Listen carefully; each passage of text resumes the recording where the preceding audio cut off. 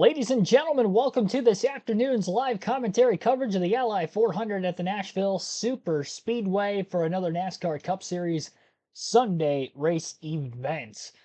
It's going to be a fun one. 400 miles, 300 laps around this 1 1/3 mile oval in Lebanon, Tennessee, just a little bit outside of downtown Nashville, Tennessee, about 50 minutes or so. We are not too far away from the drop of the green flag for today's race, but as usual, we go live early, about a half hour. Some fantasy advice for anybody playing in the NASCAR Live Fantasy League, whether you're in our league or other leagues, whatever. Take my advice maybe on some drivers not to put in your lineups if you may already have in there, and vice versa. Appreciate everybody tuning in, though, here today. I do want to say that we have a chance to set a new stream record for the third consecutive week. Now, with that being said, and me going in further detail of that, 2 weeks ago, we had the most viewed stream on the channel this season at Iowa for the NASCAR Cup Series race. First race at the Iowa Speedway. Then we set that record last week. So now trying to go for 3 weeks in a row. We'll see if we can get it done. There is some potential thunderstorm showers coming in the Nashville area over the next half hour or so. Hopefully they either A, don't pop up at all, or B, if they do, that they miss the racetrack, there's no lightning hold, and we can get this race in uninterrupted. Needless to say, the chance of rain goes down exponentially after 6 p.m. local time, so they will get this race in today. It's just going to be a matter of whether it will be a delayed start or if they're going to get things going right on time. But we're going to be live all the way through it, even if we have a rain delay as well. Appreciate everybody tuning in here for this one. Some quick shout outs in the comments section or in the chats live right now. That are the first viewers that I can at least see on the channel. Jackson Thomas, Cars One Boy, Bronny 20 Forever, Richard Carr Sr., Hopeful, BS Country Favorites. Thanks for tuning in also. Wade Selensky, Dan Bowers, Henrique Ruda, Lloyd Barnes, and others. Welcome in. I do have the chat poll open already. I've had that open even since last night after the Xfinity Series race. You can vote for who you think is going to win today's Ally 400 at the Nashville Superspeedway. Your voting options are other than those three. I have those three on there because they're my personal three favorites to win the race. There's a few others who I think that could be contenders, but I only have a possible 4 voting options for the poll. So with that being said, I just took my 3 favorites of those. And then other, of course, if you think somebody other than those 3 would win. Monsters Eggman, John Barber, also thanks for tuning into the stream. Yep, leave a like. The goal is to get to 150 likes during these live commentary streams for the Cup Series. We're already at 33, and we're well before the start of this race yet, so greatly appreciate that. Let's get into these predictions. As far as these predictions, again, they could be used for fantasy advice, fantasy analysis. We have quite a few people watching that are in the NASCAR Fantasy League on the channel every week. I think there's 44 entries currently. You can have up to 100. So if you're not already in the league, you want to join. If you're wondering where you can join on the NASCAR mobile app or NASCAR.com website. Chance to win 2 tickets to any NASCAR race if you're choosing the following season, excluding the Daytona 500. If you win our regular season and or playoff championship, we'll have 2 separate champions, or maybe the same champion can win twice. That's what happened last year with one of the subscribers of the channel. They ended up winning both of them. So as far as this fantasy league, again, if you are on NASCAR.com, you can see on the screen right here, there will be a quick links section towards the top, and there will be a tab that says Fantasy Live. You would click on that. I'm not going to click on it because I don't want the points to disappear on screen, because we'll go through that in a little bit as well. But the Fantasy Live tab, you'll want to click on that. If you're on the NASCAR app, there will be like the 3 bars at the top left-hand corner of the screen. You'll click on that, and then there will be a Fantasy Live tab that'll open up as a possible option to click on. So yeah, you'll click on that, and you have to sign up with your email. It is free to join. And when you go to join or create a league, you'll want to join our league, which is the KRC League, KRC in all caps, space, capital L on league. I'll put the name in the chat. So that is the name of the league. Again, KRC League, KRC in all caps, space, capital L on league. Now, you obviously can't win the regular season championship this deep into the regular season, but you'll automatically be in the playoff championship. Once the points reset at the end of the regular season, everybody will qualify for the playoffs. We'll have, again, 2 separate champions. So going into the league this weekend, I'll also read off who the top 5 in points are. I know I'm kind of milking the clock here with getting through these predictions. I will get through them eventually. So let me open up the Fantasy Live on my phone. I did not forget to put my lineup in this week either. I forgot 2 weeks in a row. I actually put it in last night. I got these notes done after the Xfinity race yesterday. I was wired last night, ready to go. So Troy the Great is currently our points leader with 3,669 points. And he comes into this week leading over Hercules Harrigan with 3,632 points. So the gap between the top 2 in the standings right now is 37 points. Just behind that at 36-26 is Monster Jam X10. Frank T26 is sitting 4th with 36-18. 35-30 for Dale 30, a little bit more of a gap between 4th and 5th. But I'd say between the top 8 right now is what I think the cutoff is for who can win this championship. After today, we'll have just 7 weeks to go. So 7 more races left in the regular season to crowning a champion here. And I do know the person who's actually leading in points, and they have a few drivers that they either have can't use anymore or only have 1 usage for left, like a Larson, like a Hamlin. So that is, you'll see the people that are up in points right now, probably because they've used a lot of the better drivers. You can only use the same driver 10 times in a season. These final 8 weeks, you're going to have to start finding different drivers to use, and you're going to see those point standings probably start to tighten up quite a bit as we get down the home stretch of the regular season. But that is what we have right now. As far as my predictions for who's going to run well, who's not going to run well on the season, only 5 times when I've stated that a driver will not finish in the top 10, as I list them on my Don't Have picks this weekend, that they have not finished in the top 10. And you might be saying, well, that is a pretty good record, but how many of these do you pick a week? I pick 3. 3 drivers every week to finish outside the top 10, and 5 times total, the entire Cup Series season, that driver had actually gotten the top 10.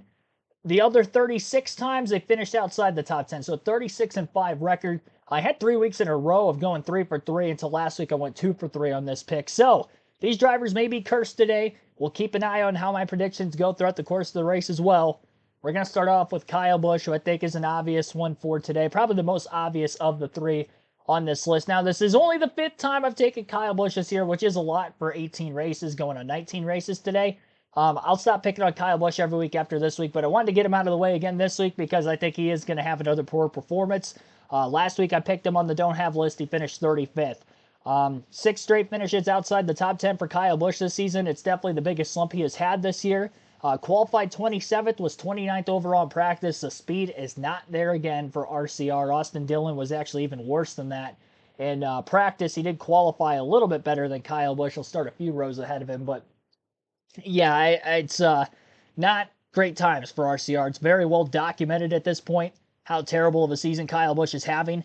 I was asked earlier in the weekend, I think it was Friday night during the truck race, I saw somebody in the comment section ask me if I think Kyle Busch is going to get a win this season and keep their streak alive. I think somebody at work came up to me a couple days ago too and asked that watches NASCAR. He knows I'm into NASCAR. He's like, hey, do you think Kyle Busch is actually going to win this year?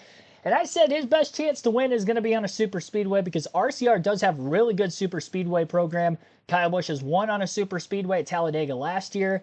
And if you look back to even the few that we've had this season, he finished in that 3-wide finish at Atlanta. He was leading laps late in the Daytona 500 for the second consecutive year. At Talladega, he led some laps more in the first 2 stages. Final stage, he lost track position, and the way the grid locking was, he never got back through the field that day. But I think that's going to be his best chance to win. Now, to bank on a super speedway to get a win the rest of the season, we still have 18 races left, so there is time to turn this ship around. I just don't think it'll be this weekend. The short track program has been not good at all. That's part of the reason why I had him not having a good run last week. The 1 mile racetracks and less in length. RCR is like a 30th place team most weeks on those types of racetracks, and that was no different last week before Kyle Busch ultimately obviously got in that incident under caution nonetheless. That was about as bad as it can get for that 8 team. His finishes at Nashville are 9th, 21st, and 11th, so average finish is a little bit outside the top 15. And I don't know. I don't know what this is going to do for him today. I don't have him finishing in the top 10. I think he can definitely have a better run on speed than what he had last week because the intermediate program is a little bit better than the short track program for RCR this year. I'd say Busch on the road courses and the super speedways are probably his best chance to win.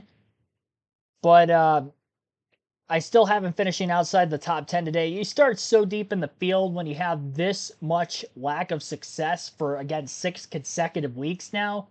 The odds are stacked against you just showing up at the racetrack, let alone by the time you actually get on the track and try to work on the car, the speed's just not there.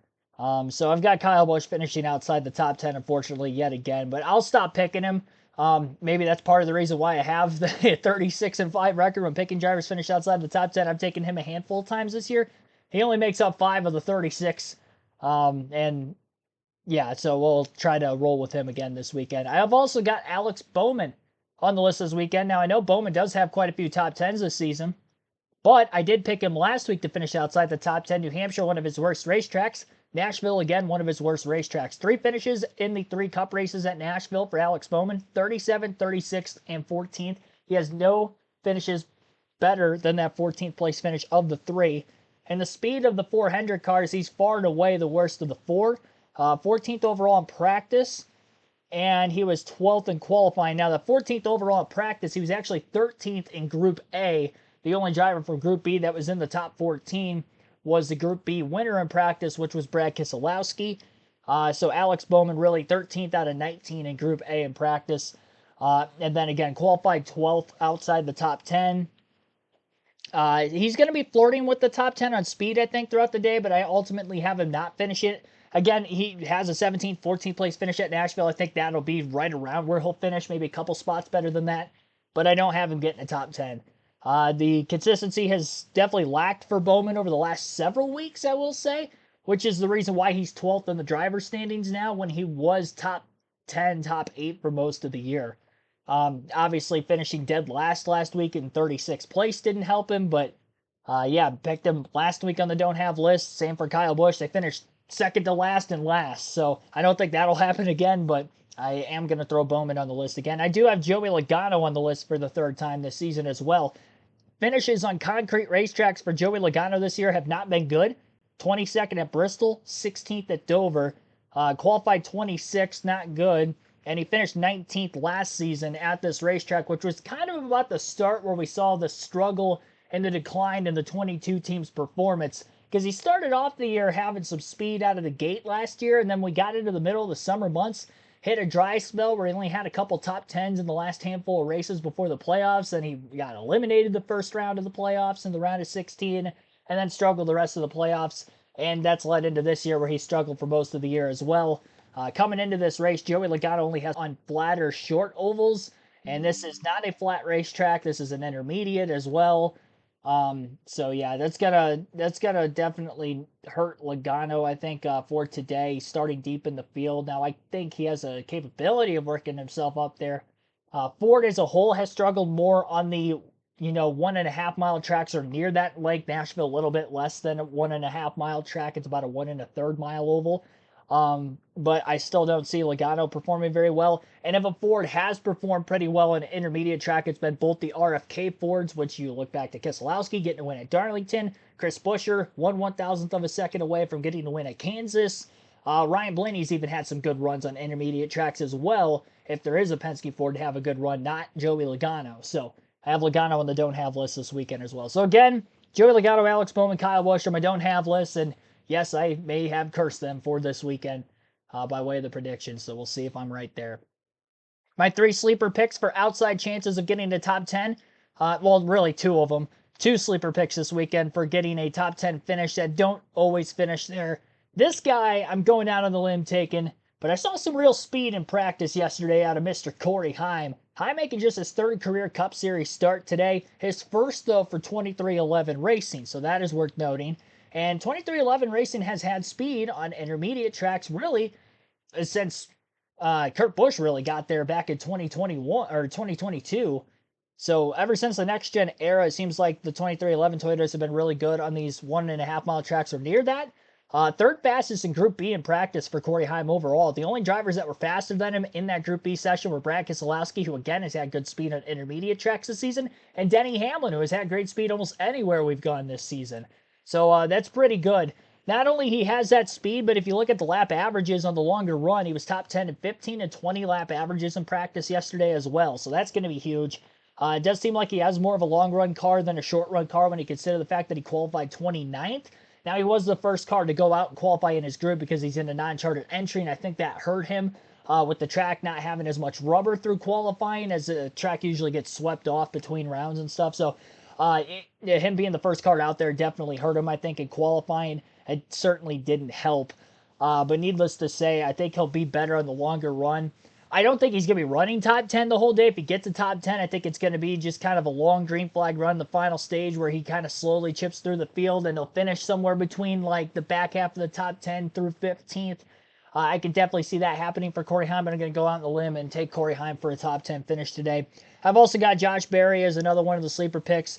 Hometown hero for this weekend. Josh Berry qualified second.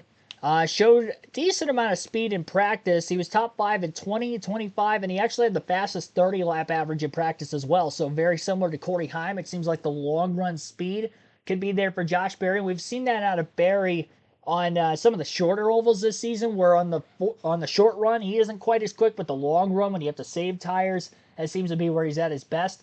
Again, this isn't necessarily a short track, but again, it does seem like his car is built more for the long run this weekend. But when your car's built for the long run and you have good track position off the start, which again, he qualified second, I think that could lead into something special today for Josh Berry. I think he could have a really solid run, and he's been hot as of late.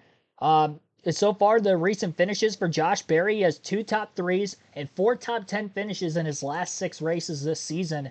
So definitely starting to click on all cylinders here for Berry. And one of those top 3s was just a week ago at New Hampshire. He finished 3rd. So I'd look out for Josh Berry. Also finished 3rd at Darlington earlier this season as well. And then a couple top 10s, obviously, in recent weeks. He has back-to-back top 10s coming into this weekend, as he had a top 10 the week before last week as well. So, yeah, that's my sleeper picks, I guess. Corey Heim, Josh Berry. Again, the don't-haves, Joey Logano, Alex Bowman, Kyle Busch. My must-haves, my 4 favorites for the race win today, and I'll go in descending order of who I think is least favorite of these 4 to win to my most favorite and my eventual win pick. So my 4th guy that I have pegged to win this race today is Ross Chastain. He won this race a season ago. All 3 career races that he has had at Nashville, he has finished 2nd, 5th, and 1st. In that order. 2nd with Chip Ganassi Racing in 2021. 2022, he finished 5th with Trackhouse, and last year he won the race with Trackhouse. So he's had a lot of speed every time we go to Nashville, whether it's been for CGR or now for Trackhouse Racing, and whether that's a Gen 6 or the last 2 years in the next gen car. Now, he qualified 20th, but he was 4th overall in practice, and he had good short run pace in the practice session on the lap average charts as well. So Ross Chastain, I think, is going to have speed. He just didn't qualify particularly well, so maybe he's not going to get as many stage points in the first stage of the race. But I do think he can be a competitor that could compete for the win here today. I would not be shocked if that is the case. Next driver on my list, my number 3 pick to potentially win today's race is Christopher Bell. Christopher Bell has had a 7th, 8th, and 9th place finish at Nashville in his last 3 starts. In fact, Bell and Chastain are the only 2 drivers to finish in the top 10 in all 3 races at Nashville Superspeedway. As far as Bell in those races, he finished outside the top 5 in all those, and he didn't lead a lot of laps, so I don't have him necessarily winning this race for that reason alone. But he has had great speed this season. He's actually won 2 of the last 5 races, and he has 5 straight top 10 finishes coming into today on the season as well. 3 top 5 with the Coke 600 at Charlotte being the 5th race, which started this top 10 streak, and then, of course, one last week at New Hampshire. Has great runs at this racetrack. I think he'll at least keep that top 10 streak alive today, make it 6 in a row. Qualified 3rd, so he's starting up towards the front. A little bit slower in practice than what I would have liked to see out of Christopher Bell, but I think right here on race day, he should be fairly decent. Again, my 3rd favorite to win. My 2nd favorite to win the race today is going to be Mr. Kyle Larson. Larson also top 5s in all 3 Nashville starts. Fifth, fourth, and first in the 3 Nashville starts that first came back in 2021 with the Gen 6 car. So his next gen finishes here are fourth and fifth. Larson's been very hot or cold. He's had speed most tracks we go to on a weekly basis, but as to whether or not he'll finish the race, if he finishes, he'll probably finish in the top 5 or compete for the win. If he doesn't finish, it's going to be because he's going to wreck it in an incident because he overdrives the car, oversteps his boundaries when he's going for the lead at a particular point or going. As long as he takes care of his equipment, he will be up there in contention for the race today. Mark my words. But he's my second favorite to win because the guy that I have pegged to win this race as the favorite, at least in my eyes, is Denny Hamlin. And he is, remember when Carl Edwards used to win on concrete tracks a lot in the, at the time, Busch Series and then the Cup Series? He would win on a lot of concrete tracks. Concrete Denny is real. He's won the last 3 races on concrete racetracks. That'd be the last 2 races at Bristol, the night race last year, the spring race this season. He also won at Dover this year. So 3 concrete racetracks in a row he has won at. He's had good finishes with the next-gen car, specifically at Nashville, 3rd and 6th in those races, and he's actually led the most laps of anybody at Nashville in the next-gen era. He's led 195 combined laps out of the 600 we've ran. So almost a third of the laps over the last 2 races combined he has led. That's why I'm taking Denny Hamlin to win today, is because he's one of the few drivers of the 4 that I have on my list to compete for the win that is actually one that was in the Gen 6 car 2021. The last 2 races here for Larson, finishing top 5 and 4th and 5th, he isn't leading a lot of laps. Chastain last year, even though he won that race, he led a lot of laps in the final stage, but didn't lead a lot of laps in the first couple stages. That was, again, dominated by Hamlin. Hamlin fell behind on pit stop sequencing in the final stage. Chastain kept the track position, and he had speed in the race car and was able to get the win. Hamlin starts on the pole today. That's huge, and he was the second fastest overall in his group in practice in Group B. Again, only behind Keselowski, and that's for short run speed. Long run speed definitely seemed to be there in the lap averages in practice as well. So I've got Denny Hamlin winning this race here today. And to go back through how Denny Hamlin has performed when I have picked him, because I've actually picked him to win more races than any other driver this season. Took him to win the Clash. He won the Clash. Took him to win the Daytona 500. He finished 19th. Not a great run there. Took him to win at Phoenix. He finished 11th. Took him at Kansas. He finished 5th. And I took him in the All-Star race. He finished 2nd. So those are the 5 times I have taken Denny Hamlin to win a race this season. Well, 4 times technically. This will be the 5th. So hopefully he gets the job done and he is able to win this race here today. It's been very hot and cold when I've taken Denny Hamlin to win, so yeah, we'll hope that he can get the job done, at least for my sake. You think will win directly, but that's all my in-depth predictions. So again, my must-haves are Denny Hamlin, Kyle Larson, Christopher Bell, Ross Chastain. Sleeper picks for outliers to get a top 10, Josh Berry, Corey Heim. And my 3 don't-haves to not get a top 10 finish today are Joey Logano, Alex Bowman, and Kyle Busch. Who you think is going to run well or win today's race down in the chat? Have to let me know. Lloyd Barnes, Delbert Wilson, thanks for tuning in also. What else do we have in the chat? NASCAR Vintage 17, Frank Powers. Random, thanks for tuning in. Sean Murphy saying the 6 will win.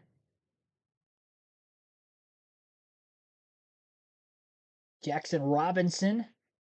Thanks for tuning in. Bubba Davis, thanks for watching as well. I think that's everybody who I didn't shout out at the very beginning of the live stream as well. Up to 77 votes in the voting poll. And again, we keep these voting polls open until the end of Stage 2 for who you think is going to win. Again, my pick is Denny Hamlin. He has only got 18% of those 77 votes so far. 34% for Kyle Larson. Only 6% of you saying Christopher Bell will go back-to-back and win this weekend. 42% say somebody other than those 3 will win. Now, it is also worth noting Chevrolet has won the first 3 races for the Cup Series here at Nashville. No other manufacturer has won. And we've seen 2 different teams. We saw Hendrick Motorsports with Larson in the Gen 6 car in 2021. 2022 was Chase Elliott, and then Trackhouse Racing last year with Chastain winning. So those are the 3 winners in the Cup Series at Nashville Superspeedway. Picks for my fantasy team today, the head-to-head, I have Christopher Bell over William Byron, with Bell being my 3rd favorite to win. Chastain over Truex, Chastain being my 4th favorite for the win. Denny Hamlin, my actual win pick, is going up against Chase Elliott, so I picked Hamlin, of course, over Chase. And I took Chris Buescher over Tyler Reddick because the RFK Fords have had a lot of speed on intermediate tracks this season. So that's how my head-to-head picks went for the fantasy team this week. Then my actual fantasy team, I had my 3 favorites for the win this weekend. Denny Hamlin, Christopher Bell, Kyle Larson. Not in that exact order, of course. I have both the RFK Fords of Keselowski and Buescher. I've got Josh Berry on the team as well for an underdog pick. See how good he runs. Saving a usage out of Ross Chastain this weekend directly. Otherwise, I would have had him in there, but got to save him for some upcoming races here.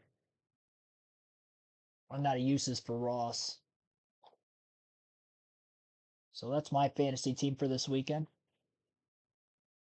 I got to get the race broadcast up on my phone. If you're wondering where you can watch the race visually today, it is on NBC. First televised race on your local NBC affiliate this season. I don't even think they're on yet.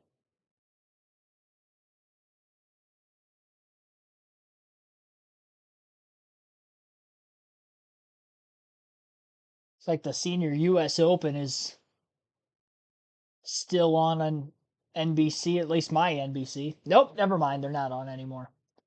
It's like they're going through the national anthem right now at Nashville. If I would have caught that at the start, I would have allowed you guys to listen to that. But I'm right in the middle of it, so for the meantime, we'll go through the point standings then before we get further into this pre-race show and take a look at how the regular season championship race is unfolding. Pretty tight, can't get any tighter in fact. And we'll take a look at the actual playoff grid right around the bubble. So coming into this race, Kyle Larson and Chase Elliott are tied for the points lead. Larson is technically the points leader overall with the tiebreaker because he has 3 wins to Chase Elliott's 1 win. So that's the tiebreaker there. He has ran, of course, 1 less race this season with missing the Coke 600 for running the Indy 500 and all the rain issues we saw on that Memorial Day Sunday. So they're tied. Denny Hamlin's 40 points back in 3rd, and Martin Truex Jr. is 48 points back in 4th. Tyler Reddick rounds out the top 5 in the driver's standings overall. He is minus 60 points. So again, you can score 60 points in a race by winning both stages and winning the race overall. And after today's race concludes, we will have 7 races remaining in the regular season. As far as the race to make it into the playoffs, again, 16 drivers qualify. A win automatically qualifies you. So the drivers that are locked in with wins, 3 for Kyle Larson, 3 for Denny Hamlin, 3 for Christopher Bell, and 3 for William Byron. Nobody has 2 wins. Several have 1. Chase Elliott has 1, Tyler Reddick with 1, Ryan Blaney with 1, Brad Keselowski with 1, Daniel Suarez with 1, and Austin Cindric with 1 as well. So with that being said, we have 10 different drivers locked into the playoffs with wins. 6 drivers as of right now can lock themselves in on points. Of the drivers in the point standings that are above the cutoff line without a win this year, that would include Martin Truex Jr., that would also include Ross Chastain, Ty Gibbs, Alex Bowman, Chris Buescher, and Joey Logano. Joey Logano comes into this race the last driver above the cutoff line on points. He's only 13 points to the good over Bubba Wallace. Those two swapped each other in the point standings after last week's race at New Hampshire. Going into that race, Bubba Wallace was a few points to the good on Logano. They have now leapfrogged. Again, the difference is 13 points. Chase Briscoe's the next driver below the cutoff line behind Wallace. Another 12 points in between those two, so a 25-point difference between Logano and Briscoe. Kyle Busch is another extra 20 points beyond that back, so Kyle Busch now 45 points below the cutoff line between himself and the 2-time champ Joey Logano. Josh Berry is the last driver below the cutoff line that is within striking distance, I think, for at least pointing their way in, and even that's going to be a big hill to climb. He's over 1 full race worth of points out from Logano for that 16th and final playoff spot. Berry gained 2 spots in points after another top 10 last week, a 3rd place finish at New Hampshire, and We'll see what he can do. Again, he's 20th in the actual playoff standings. You got two drivers who are actually outside the top 16 in driver points, which would include Daniel Suarez and Austin Cindric. So Logano, who's actually 14th in the driver standings, would be 16th on the playoff grid because a win guarantees you a spot. Now, there is mathematically a chance we can get more than 16 different winners, but that means we'd have to get a different winner in at least 7 of these last 8 regular season races to get more than 16 different winners. So it's more than likely looking like a win will lock you in at this point, but you never know what could happen here, especially with a super speedway race left at Daytona, a couple more road courses. Chicago street race next week could be a wild card. Even a race today like Nashville. Ross Chastain won this race a season ago, and he's still winless this year. Ty Gibbs has had race-winning speed on several weekends this year, still looking for his first win. Chris Buescher has come really close to winning a couple races. Same for Martin Truex Jr. So you never know. Those wins could get nabbed up pretty quickly before long. But that is the way the playoff standings are looking at the moment. So now that we've gone through that, we'll also go through the starting lineup for today's Ally 400 while we await the cars to hit the racetrack here for the first time today. And the raw feed not up on NASCAR.com quite yet as the engines have not fired. On the pole today is Denny Hamlin looking for his first career win at Nashville Superspeedway and his 4th of the season. Josh Berry from nearby Hendersonville, Tennessee, the hometown kid for this weekend, will start outside of the front row in 2nd. Row number 2 for this one, each having 3 wins apiece, looking for number 4. Brad Keselowski, Tyler Reddick, each with 1 win apiece. They'll be in row 3. Row 4 for William Byron and Ty Gibbs. Row number 5 will be Chris Buescher and Austin Cindric. Buescher, one of those drivers, just a few points to the good on the playoff grid coming into the race today. Austin Dillon and Alex Bowman will line up in row 6. Chase Elliott, former Nashville winner in 2022, on the inside of row 7 with Michael Start in the Cup Series. On the inside of row 8, but Noah Gragson to his outside. Martin Truex Jr. and Ryan Blaney will be in row number 9 for this one. Truex still in search for that first win. Blaney looking for win number 2. Chase Briscoe and Ross Chastain in row 10. Chastain, the winner of the Nashville Superspeedway race last season. Corey LaJoie and Ryan Preece will line up in row number 11. Row 12 for Ricky Stenhouse Jr. and Bubba Wallace. Wallace, first driver, as I mentioned moments ago, below the cutoff line on points. Harrison Burton and Joey Logano deep in the field. Corey High making his 3rd career Cup start on the inside of row 15. And Riley Herbst, another part-time driver. Only he is from the Xfinity Series, Heim from the Truck Series. Herbst to the outside of Heim in row 15. Row 16 will be Daniel Suarez and Todd Gilliland. Justin Haley and Eric Jones in row 17. Row 18 will be John Hunter Nemechek and Zane Smith. And row 18 rounding out row 19, rounding out the field today will be Daniel Hemrick and Chad Fincham. 2 non-chartered entries this weekend. That will be the 66 of Chad Fincham, driving the MBM Ford Mustang, and the 50 car as well.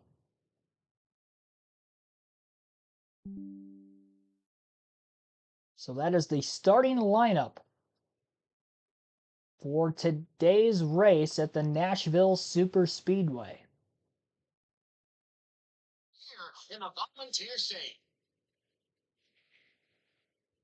And now, here to say the most famous winners in sports. 5-time ACM Award winner and 2-time CMA Award winner. God bless country music. God bless it. Greatest country in this.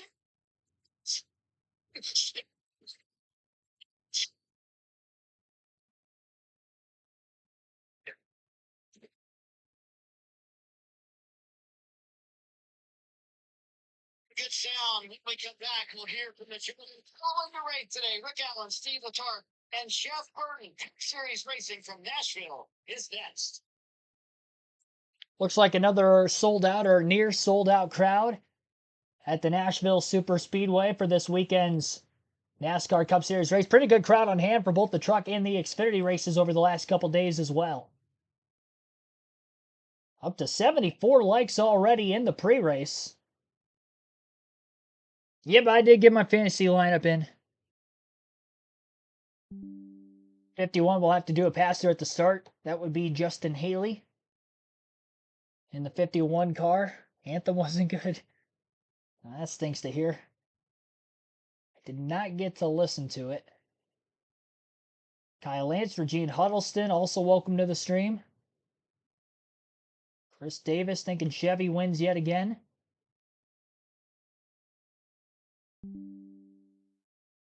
Yeah, both are your predictions for who you think is going to win before this green flag drops today. Interested to know.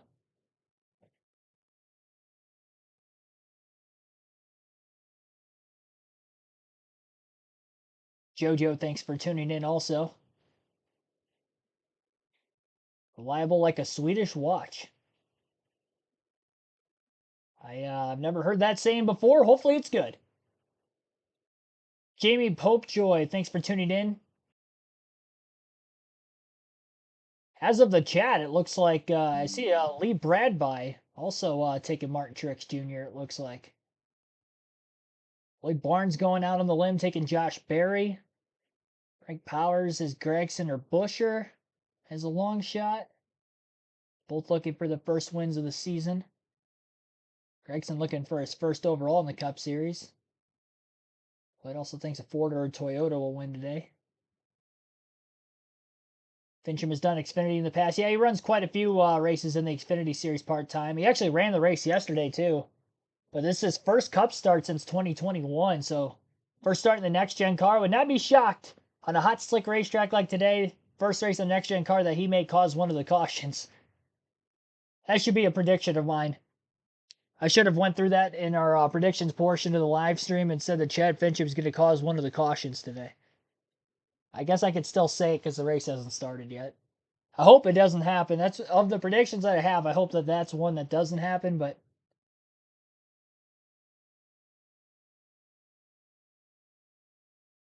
I can just sense it coming. Been out of a Cup car for 3 years. Command to fire engines. Now you'll get to hear from the NBC broadcast booth for today's race. On the call, Rick Allen, Jeff Burton, and Steve Letarte. Driver in the world, Marshall, Christopher, two races. Chat with, did you get him on the radio? Chat. Hey, it's Burton up in the booth. You with us? Nick starts the weekend with a pole. What do you think your biggest challenge for today will be, though?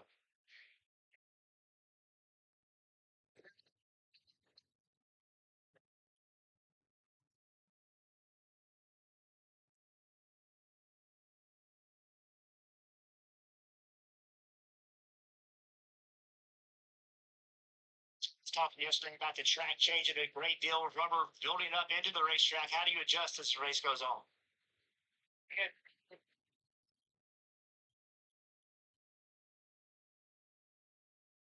Sure. Would be big with a few different teams. The 9 team in Martin. We're standing by with Alan Gustafson, the crew chief there. Yeah, I get to hang out with Alan all day long, especially in stage 2. So it would seem like this is a simple race from a strategy standpoint, Alan. Just divide the stages into half. But is it that easy? Yeah, I mean, it does on paper seem like a pretty simple strategy, but that's what's so fun about these races, and ultimately so hard. What makes it so hard to win is fence and swing one way or the other can give somebody an advantage. So I think on paper it's pretty straightforward, but yeah, there's going to be a lot of opportunity with cautions and opportunities to get track position and take care of it. It's a nice, cool, about 85 here on the pit box, but for your pit crew guys, it's about 110 what they feel down there. What was your advice to them of how to manage the heat today? Yeah, nice and cool, like you said. Just don't think about it. Control what you can control. These guys train really hard all week long and subject themselves to much worse conditions. So this is something that's easy for them. They're in great shape. Yeah, Chase too, right? I mean, this is a tough race for him, but just focus on what you can control. Try to stay positive, and good car and a good performance will make all that a lot easier. It's been a career year so far for Chase Elliott. We'll see if they can keep it going today, Kim. Well, Marty, when crew chief Matt McCall joined RFK in 2022, he didn't come alone. He brought almost an entire road crew from his previous team, the #1 Strict Ganassi racing team, over to RFK. He knew there was going to be a lot to overcome joining a new team. He did not want to tackle it alone. Which begs the question, though, let's look at the bigger picture. I wanted to know how many people does it take to put Brad Keselowski on track for a race weekend? Matt said if you take in everything, the car building, the sponsors, all of it, over 100 people contribute to getting this car on track each and every weekend, Dave. Let's talk about last year's winner, Ross Chastain. You know him as the Watermelon Man, or the man who did the Hail Melon that right around the outside of the track at Martinsville to make the playoffs. Yeah, that's this guy here. He won this race last year. They did not qualify well earlier. They will start in the 20th position, but don't count them out. They came from the back last year, and Ross Chastain and his team believe that they've got a car that is capable of winning again today. You can see the focus in his eyes. Ross Chastain would like to go back-to-back at Nashville. Smashing a watermelon. We saw it right here at the start-finish line of Nashville a year ago. All right, Steve, we're getting ready to see the cars come onto pit road. What are they going to be doing? So it's a mathematical calculation. We check pit road speed. They don't have speedometers in these cars. So basically what happens is they measure time over distance in different grids up and down pit lanes. So you get a test. All these teams will run down at a certain setting. There'll be lights on the dash, and then the speeds will be reported via computer to the crew chief. So they can say, hey, we're great in sections 1 through 9. The last 2 sections were a little too fast or a little too slow. This is kind of like your freebie. That way, when you get busted speeding, if you do get busted, you know, there's no excuses. You had a chance to check it out earlier. In other series around the world, the driver can push a button and it maximizes the RPMs that you can run on pit road so you don't speed. And this series, and it puts it on the driver to make sure he's looking at the tachometer and making sure he knows exactly what he can and cannot do.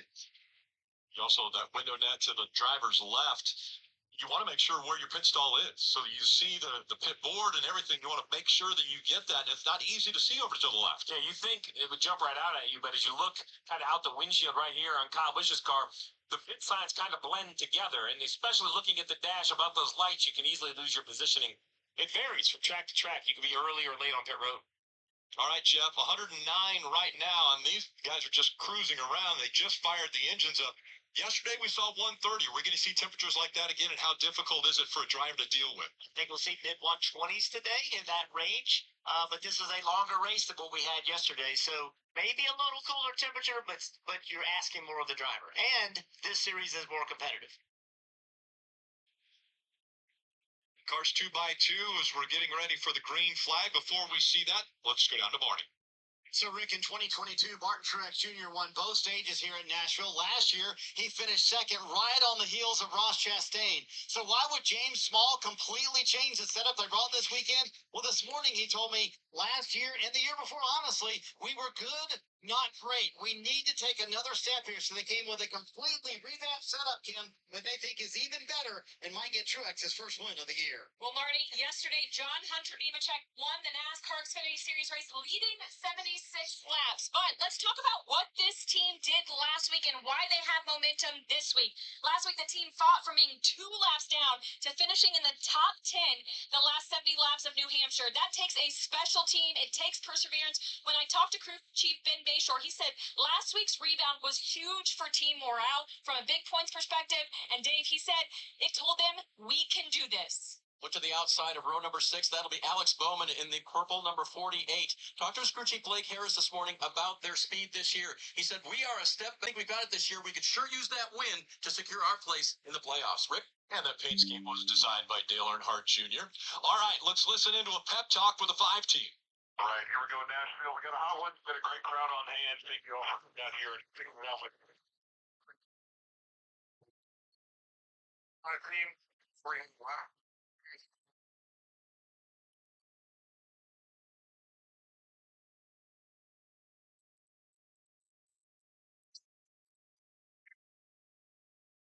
It isn't just warm, it's hot and humid.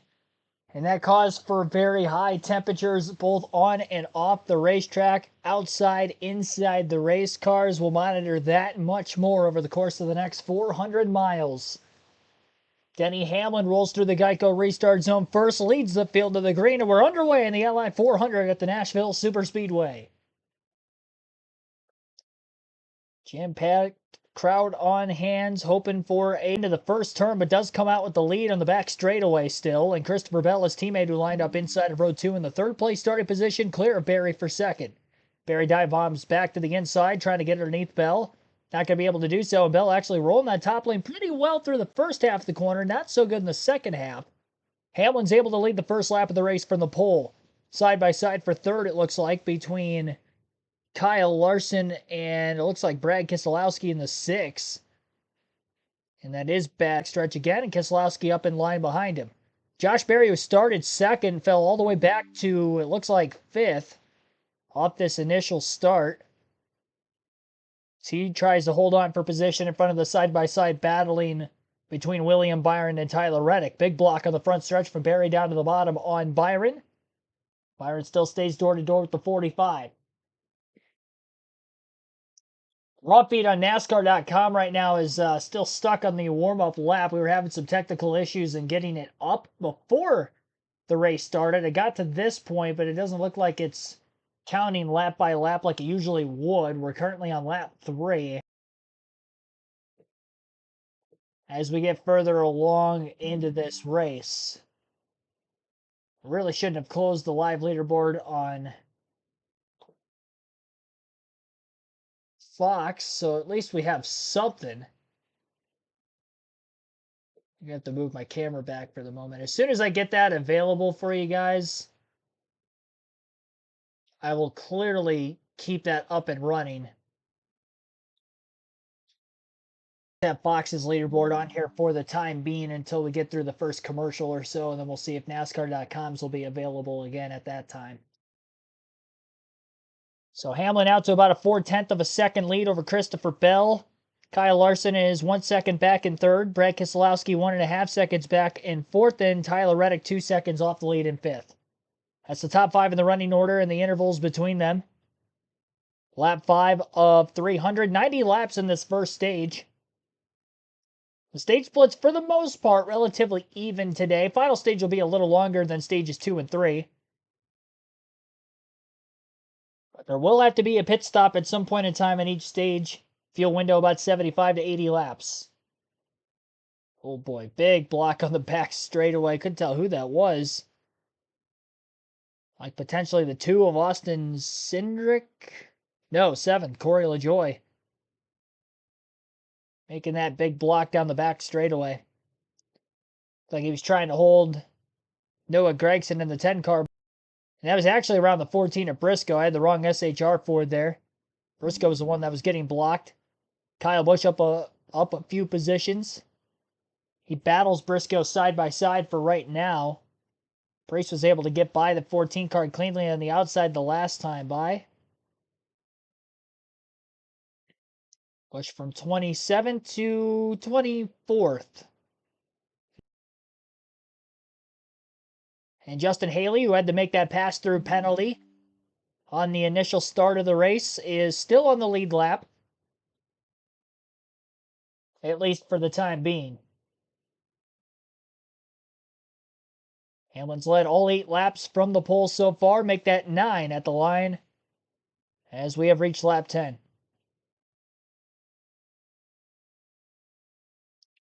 Points as they run on that playoff bubble. Only 2 points the difference between Logano and Bubba Wallace. Wallace out qualifying Logano for this race. None of them in the top 10 in the early going. Josh Berry fell from 2nd to 8th on this initial start. So he's definitely got some work to do. Try to get back up through the field. Not a great start for Josh Berry. Ty Gibbs is trying to persevere forward. He's in 7th and battling for 6th with William Byron. Runs about a full lane off the bottom, getting a little clean air. Maybe a slightly better run down the straightaway with a higher line in the center of 1 and 2. As he continues to try to gain ground on the 24, who's wrapping that yellow line on the bottom on both ends of the racetrack. So not willing to go try to step up a line and have Ty Gibbs take a chance to the bottom. Byron not looking to take that line away of Gibbs quite yet. Later in the race, the one thing we're not here in the early going, these drivers still trying to get a feel for the cars on the setups they had post-practice yesterday. These cars were on the racetrack relatively similar time to what we had now, about an hour before. Cup practice started just after 2 p.m. Eastern time. And this race obviously starting a little after 3:30 p.m. Eastern Time today. As far as the overall air and track temp, around the same as what we saw. Just hot and humid this weekend in the Nashville area. It was 87-degree air temp about an hour ago when I checked before the start of the stream, and the feel like temperature was about 97. Felt 10 degrees warmer than what it actually is. Practice. So I'd imagine it's about that again here today. And that's on a concrete surface. If it was a asphalt surface, it'd probably be even warmer than that. Very greasy. Although we haven't seen a whole lot of cautions. We saw quite a few in the truck race the other night through stage 1 and stage 2, but they only had one caution in the final stage of that race. And then in the Xfinity Series race yesterday, they only had one caution for incident, which was in stage 3. The other 2 yellows were the stage ends in that 250-mile, 188-lap race. John Hunter Nemechek went on to win there, and Christian Eckes won the truck race. We haven't seen more than 4 lead changes in any of the races we've seen this weekend. Eckes led all 150 laps from the third place starting position Friday night in the truck series. And yesterday in the Xfinity Series race, John Hunter Nemechek, who led the most laps, 79 laps led, went on to win. He led 2 different times. Only 3 drivers led laps and 4 lead changes amongst those drivers who led. Ty Gibbs, Cole Custer were the other 2 drivers other than Nemechek who were able to lead any laps yesterday. So we might not see that many lead changes here today as well. We'll have to wait and see how this race plays out. This race obviously a lot longer than both those races, so a very good chance we could see more just based off of that alone. BP Stallat, thanks for tuning into the stream as well. Some quick shout outs to some of the other people that are watching. Can appreciate you tuning in. And 78 likes on the stream. Still trying to get the raw feed on NASCAR.com up.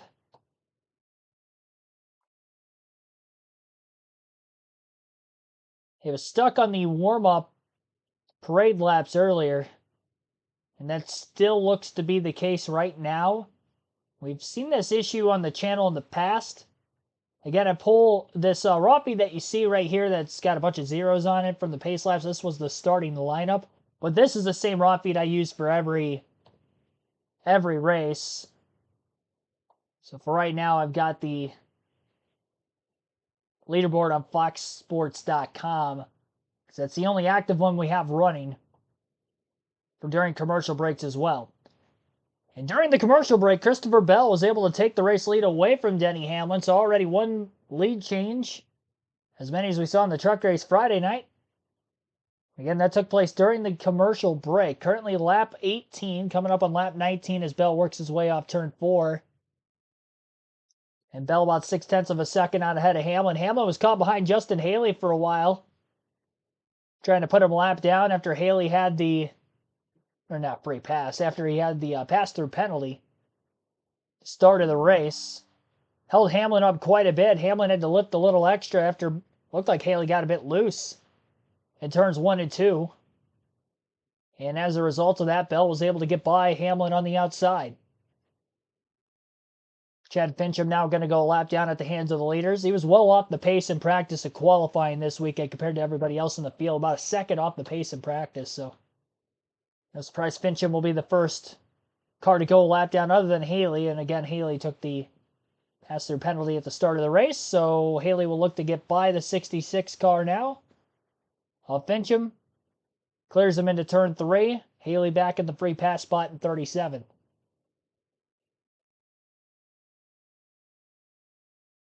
Lap 20, your top 10, has Christopher Bell leading by 0.7 of a second now over Denny Hamlin.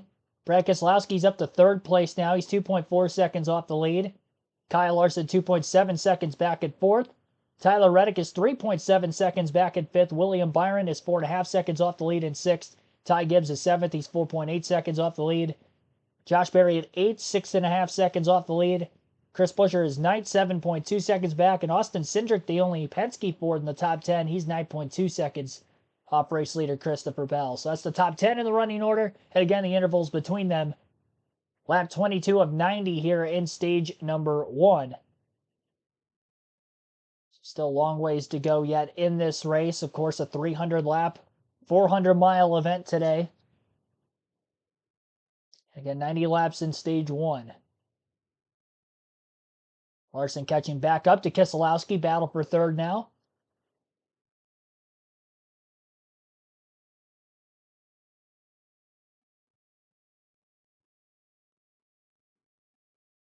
Sportsbook is authorized and take 150 in bonus bets instantly. Download the app and use promo code SPEED when you sign up. DraftKings Sportsbook, the crown is yours. An interesting new addition to the sportsbook, Rick, you see on the left-hand side live odds. So if you didn't get your bet in before the race, those are the current odds. Hamlin running second at plus 350, so 3.5 times your money. Val, the leader, 5 times your money. Apparently, they love Joe Gibbs Racing as they fill the spot. You see right there, Chase Elliott, 12-1, Reddick, and Blaney. So live, you can continue to bet just like that. You saw it. Bell instantly matches the favorite because Bell took the lead. Riding along on the consumer cellular on board, Brad Keselowski looking back at Kyle Larson, and that car getting bigger in the mirror for Keselowski. Marty, how about Ryan Blaney? Yeah, Rick, in the garage area this morning, a lot of people expected Ryan Blaney, who won 2 weeks ago at Iowa, to really march to the front. He started 18th, but he's only gained 3 spots. Ryan weighed in on an issue with the 12. Listen. Keep my brake, man. Taking the whole hell out of the car already. Hey, Steve, you know, here at Nashville, it's a place where it looks like an intermediate racetrack, but the drivers are on the brakes a lot. So when you get a report like that from your driver this early in the race, is that a little concerning if you're Jonathan Hassler's crew chief? Well, it is concerning because you pointed out it looks like a 1.5 mile track, but even from up here, they look like they overslow the car for the corner. And that's just a lack of grip. So the teams are required to run a certain brake caliper. You can run whatever pad you want, but you have options, either a light-duty brake disc or a heavy-duty. And the garage area at most tracks is very in line. Here, there is a variety. Some teams run that light-duty. They say we're not going to use many brakes. Other cars, the heavy-duty. The problem is car handling can change that. Jeff, as a driver, I don't want to take the brakes away as a tool for you. And we're going to see a little bit of cooling. There are some cars that are running some fresh air to the brakes. And yeah, and to be clear, when the brakes are shaking, it's not just an inconvenience to the driver. It hurts the handling of the race car. It does not turn as well. It does not drive as well. It does not make as much grip. And braking is a huge part of this racetrack and getting the car to do what you want to do. I would say it is really a disadvantage. So it's even more sensitive for Ryan Blaney because this track specifically is a track where they have had issues. This is back 2021, straight into the wall. You think it's a tire issue, but in the end, it was the brakes that failed. They go through the wheel, they flatten the tires. You see the heavy impact. So I'm confident this team talked about it. You don't have an issue like that without having it in your notebooks. But now when you have a driver who is already talking about the brakes, those memories come flashing back. You mentioned notebooks. This is only the 4th race for the Cup Series here at Nashville. So, Steve, how do you build your notebook up with such few visits here? Well, it is very difficult. Now, the good news is this is a track where you saw a tremendous amount of testing before it was a full-time circuit for the series of race off. But it's kind of a one-off, right? It's the biggest concrete oval we go to. It's about a third of a mile bigger than Dover. Not quite as much banking as Dover. So you see at 99, speaking of Nashville, Tootsie's on the hood of the 99 for Suarez, a local bar here on Broadway, passing the 41. So it is hard, Rick. And you know what you hope is that you have found something that worked or a feel. But you heard Chase Elliott say, you know, the race I won, we had a delay, and the lights came on. So now take those notes and throw them away. It becomes very difficult. Bell has about a second lead over Denny Hamlin. Those two are in front of Brad Keselowski by 2.5 seconds. Then it's Kyle Larson, Tyler Reddick. As you ride along with Austin Dillon and the Brestry on board. Excited to have 9 different companies helping us out as we have 9 onboards today. So Christopher Bell still out in front. He has extended his lead gradually to about 9/10 of a second over Denny Hamlin. Brad Keselowski still sits in third, 3.6 seconds back. Kyle Larson, 5.1 seconds off the lead in fourth. Tyler Reddick still fifth at 5.8 seconds back in sixth. 7 seconds off the lead is William Byron in seventh. Josh Berry, 8.4 seconds back in eighth.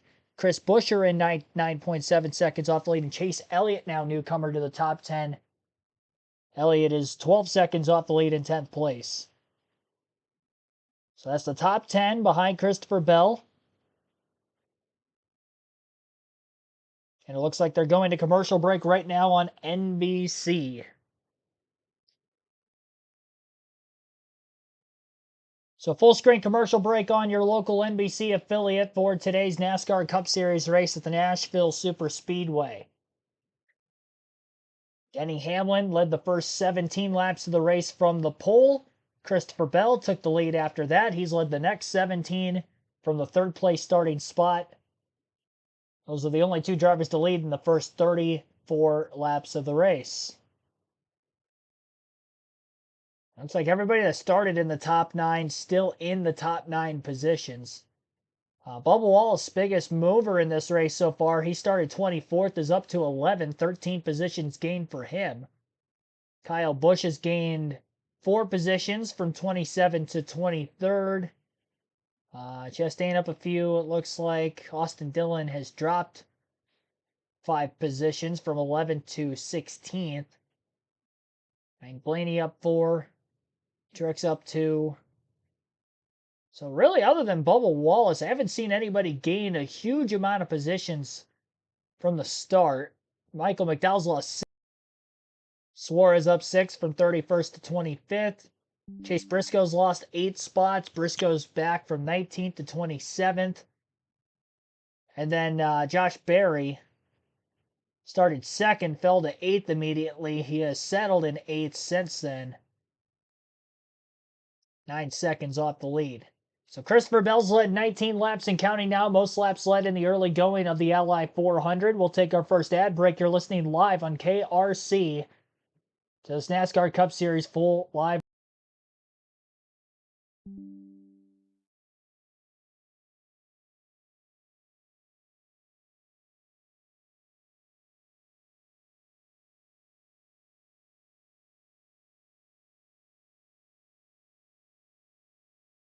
Still working on trying to get the leaderboard up on NASCAR.com. Let you listen into more of the actual NBC broadcast portion of their coverage of the race while I work on trying to get this up. They're still on a commercial break for the moment. The raw feed's been stuck on the warm-up pace laps on NASCAR.com, which is our usual weekly live leaderboard. It's been working all weekend. Cup practice and qualifying yesterday, Xfinity race and truck race Friday night. We have ran into this issue a couple times this season already.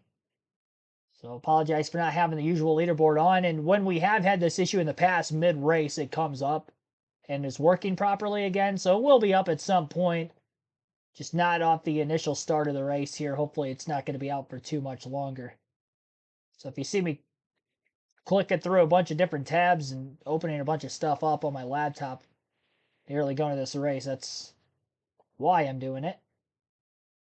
Bubba Wallace now cracking the top 10, it looks like. Maybe not.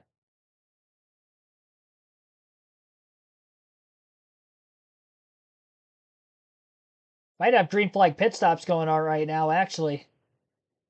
Because Bell is not on the top of our leaderboard anymore. Still under green. So I believe we have green flag pit stops going on. If I'm not mistaken, lap 40. We're about halfway through stage 1. About 5 laps before the halfway mark in the stage. So definitely in the fuel window to make it to the end of the stage from here. Yep, pit stops.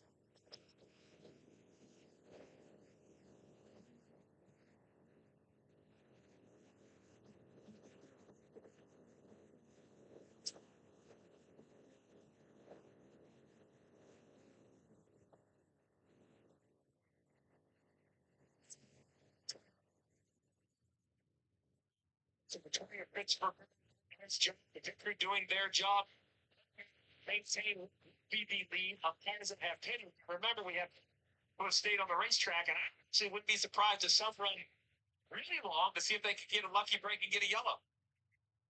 Again, before the pit stop started was about 1 second between the 20 and the 11 cars. We see 41 and the 99 making their way onto pit road. It's like Harrison Burton as well, and the 21 on pit road. Kim. Toyota Ty Gibbs has 3, 2, 1 into the box, and service will start for him. Daniel Suarez making his stop. Stuff was good. Clean out. So he did the Stand.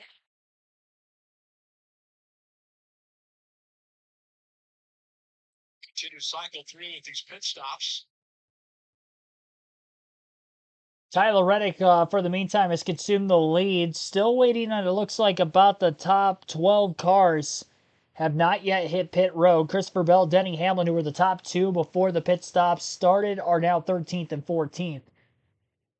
So these are the first laps of the day. Tyler Reddick is leading now. He's led for 3 during the midst of green flag stops.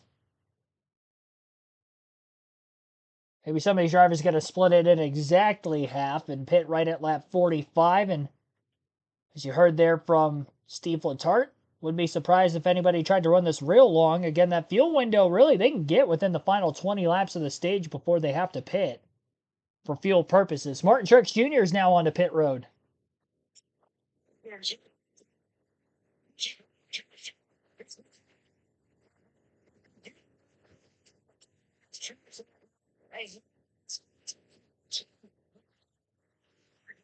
we'll see if this advantage on the like they were on the 24 a moment ago.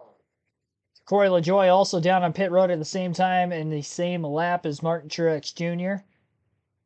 10.2 second four tire stop for Truex. Now leaving just 10 cars on the track that have not yet hit pit road. Those 10 are Reddick, Byron, McDowell, Logano, Stenhouse, Gilliland, Hemrick, Nemechek, Jones, and Smith. And Eric Jones is now in the pits. So is Tyler Reddick from the lead. Byron's in also.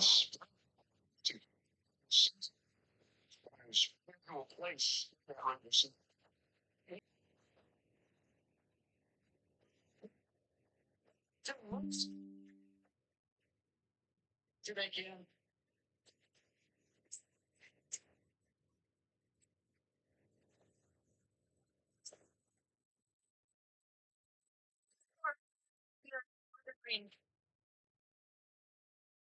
This pit road, so Jeff, you and I were out here. This access road is flat. There is zero banking to it. So still a few more cars have to hit pit road yet to cycle all the way through the green flag stops. It looks like Michael McDowell, Joey Logano, Ricky Stenhouse Jr., Todd Gilliland, Daniel Hemrick, and John Hunter Nemechek along with Zane Smith still have to pit. So 7 cars have to pit yet. Christopher Bell did cycle out ahead of Denny Hamlin. Hamlin within a second of Bell still, as it pretty much was all the way on that green flag run before the stop started. It was just under a 1 second lead for Christopher Bell. And again, he got around him because of the lap car of Justin Haley holding Hamlin up a little bit earlier in the going. But a little bit past the halfway mark at stage 1, lap 48 of 90 there. And 300 laps of scheduled distance for this race.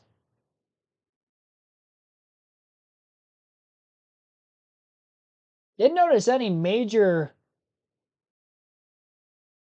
loss of position from anybody that has already pitted. Seems like for the most part, a lot of these teams were fairly smooth in making their pit stops. But yeah, a handful of them still staying out. I would imagine they're going to run this first stage out about as long as they can, maybe take fuel only, and then pit for tires at the end of the stage, gain track position there. It'll be interesting to see exactly how this all pans out for one another. Another full screen commercial break on the NBC broadcast. So again, we'll go through the full field running order now in this stage with Michael McDowell leading, Joey Logano second, Ricky Stenhouse Jr. third, Daniel Hemrick fourth, Todd Gilliland fifth. All those top 5 still have to pit. Christopher Bell is in 6th of the first of drivers who have hit pit road during green flag pit stops. Denny Hamlin is in 7th. Brad Keselowski 8th, Kyle Larson 9th, Ty Gibbs is 10th. Tyler Reddick 11th, Justin Haley 12th. Haley also has to pit yet. William Byron 13th, Josh Berry 14th, Chris Buescher 15th, Bubba Wallace 16th, 17th is Chase Elliott, Alex Bowman 18th, Martin Truex Jr. 19th, and Ross Chastain is 20th. 21st for Austin Cindric, Ryan Blaney 22nd, Noah Gragson 23rd, Austin Dillon 24th, Carson Hocevar is 25th. 26th for Corey LaJoie, Harrison Burt 27th, Ryan Preece 28th, Kyle Busch 29th, and 30th is Corey Heim. Daniel Suarez 31st, Chase Briscoe 32nd, AJ Allmendinger 33rd, Riley Herbst 34th, Zane Smith 35th, 36th for Eric Jones, John Hunter Nemechek 37th, and Chad Fincham rounds out our 38-car field. So that is the full field 38 driver leaderboard. And we are still in the first quarter of this race today. You're listening live on KRC to the Ally 400 and Nashville Superspeedway.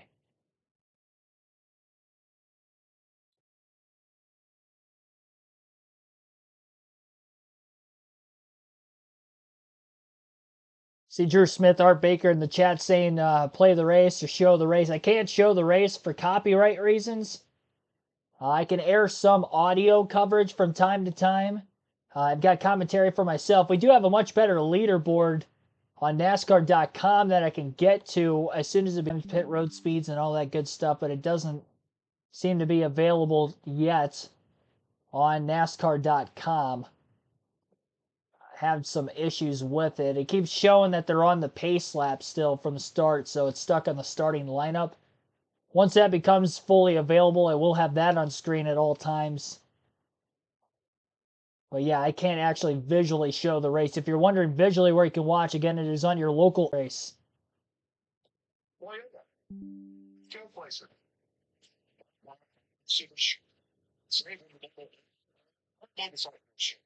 It's a progressive drop jar.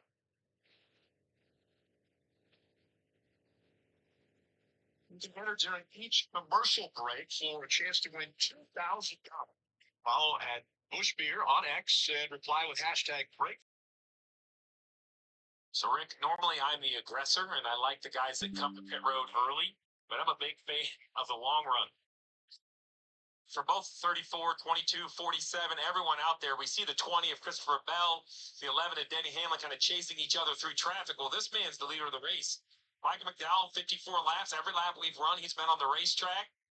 Dave currently first. They probably have, by my math, maybe 20 laps more fuel on the 34th.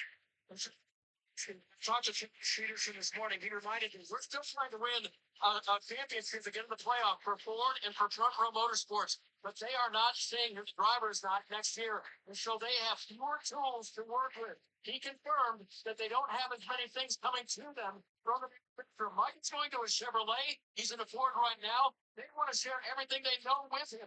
If they get into the playoffs, it might be a little bit of a different story. But right now, they're trying everything they can without all the tools, Steve. Sometimes you got to make sure.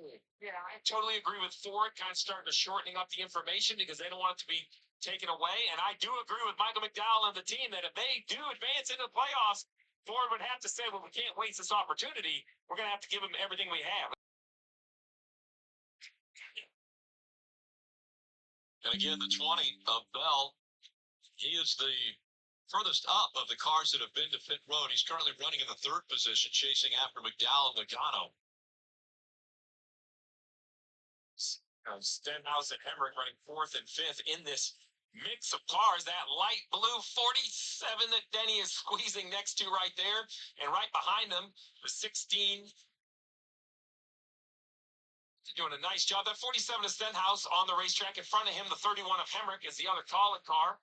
I like this call for both of these. So now their concern is, as the leader goes by, they're losing time. They just want to make sure they don't stay out long enough that they go 2 laps down, because then you wouldn't get the wave around at the end of the stage. So I like the plan, but just not lose focus on what the absolute risk is. And there's war rooms back home. There's people of engineers. There's a delta that you've got to stay within the leader so that you don't go those 2 laps down. This is why you have all these engineers, because you've assigned somebody that information.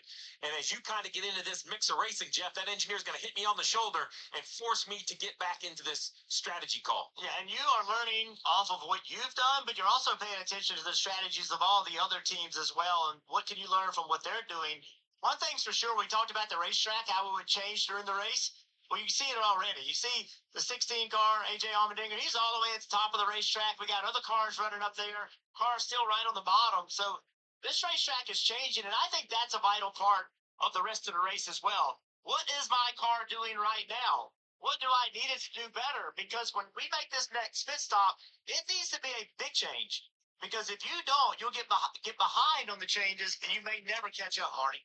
So, Jeff, with that pass, Kyle Larson passing Brad Keselowski, in essence, that's for third on the A strategy, we'll call it, Steve. And Kyle Larson started third today, but Cliff Daniels told me this morning practice for us was not very good at all. Drastic changes to this 5 car. So, Steve, have you ever had a bad practice with your race car? Surprised what your driver was able to do in qualifying, and even after a lot of changes, it came to life in a race like this. An unusual situation for Cliff Daniels and Kyle Larson today. Unusual for this duo because they're normally pretty well buttoned up every time they go on the racetrack. I had a lot of surprise in my career. Cars that were good when I didn't expect it, bad when we didn't. And Jeff, that goes back to the track conditions that you talked about, right? Even from yesterday to today, it's a bit of a different racetrack.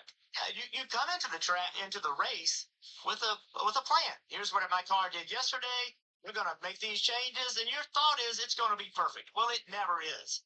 And now you have to decide, what am I needing the most, right? That is the most. You're not going to fix the car and make it perfect. But what do I need to give my driver so he can do the most important thing? And what is that? Going entry speed, going back to the throttle. And that's really important for the crew chief and the driver to be aligned to make sure that you're giving the changes that you need. See the average finish on active tracks in Nashville, one of the best for Kyle Larson. So it was a little bit of a surprise when they said that they didn't think they had hit it in practice when they got here, but he averages a finishing position of 3.3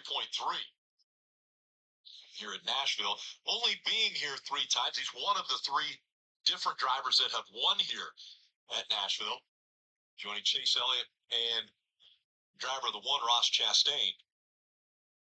McDowell's still out front. Logano has decided to come to pit road. So he brings that Hunt Brothers Pizza onboard camera on a pit road and to the attention of his crew. Kim?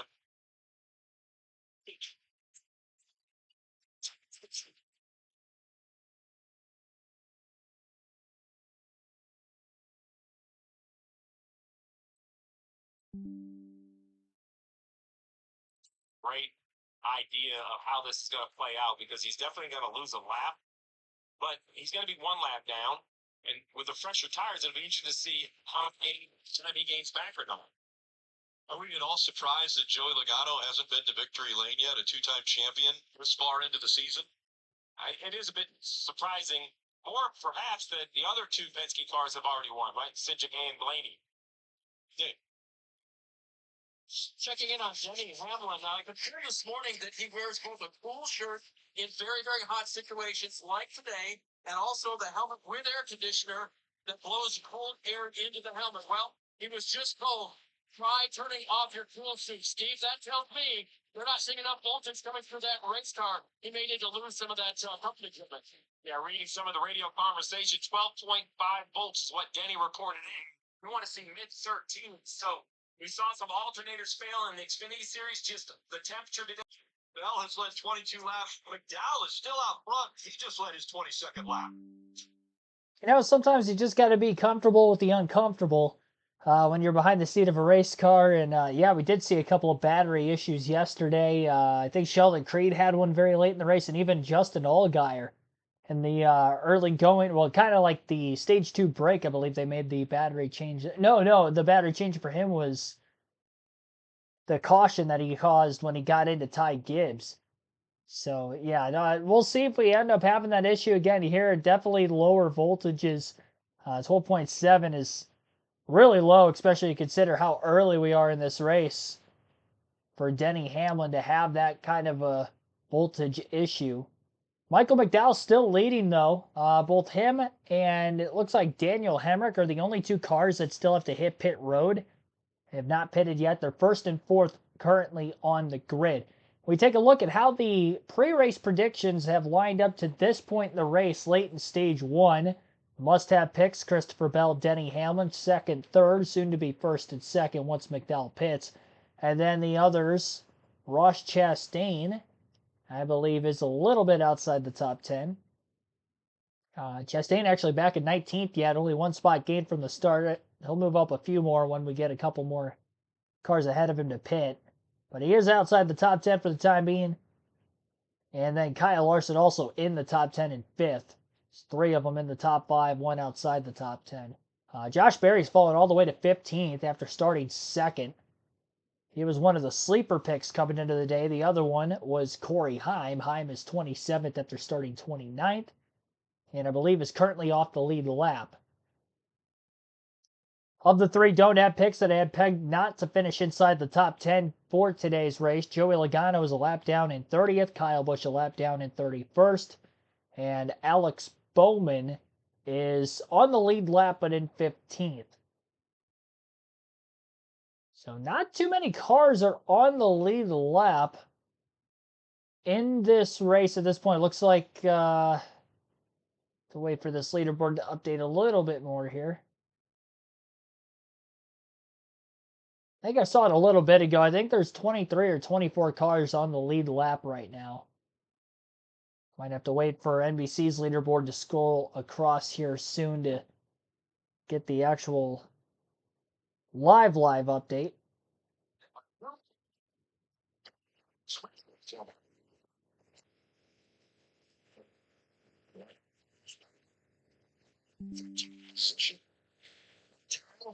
Still on the racetrack, Stenhouse Jr. hasn't come to pit road. Stenhouse Jr.'s running in the 11th spot. Gilliland, another one who hasn't come to pit road, as well as Justin Haley in the 51. So we'll see what this cycle looks like. McDowell absolutely has to pit. That will give the bell, two bells, and has it a little over 1 second to Hamlin, then Larson, Reddick, and Keselowski at the end of the stage. We're on board with Stenhouse right here. Does a nice job coming to pit road, really controlled. Yet he was running just outside the top 10 on this strategy. Talk about what? Oh, Marty. Mike Kelly always willing to roll the dice on some strategy. He's a true chief for Ricky Stenhouse Jr. They ran very long here, so eventually, Steve, you're going to see everyone on the V strategy, if you will. They're going to have to skip the pit road, and this is the penalty, right? They have to wait a long time there on fuel. Yeah, you can. You don't have to wait on fuel. They chose to, and that will leave them the option right at the end of the stage. They duplicated. Just got to follow along to see how your drivers do. I like that Stenhouse is trying something different. This is a team that are looking to try to shake something up to make the playoffs, and I think the off strategy is a good call. Artisano Hawaiian Red on board with Ricky Stenhouse Jr., giving us those onboard looks of his car today.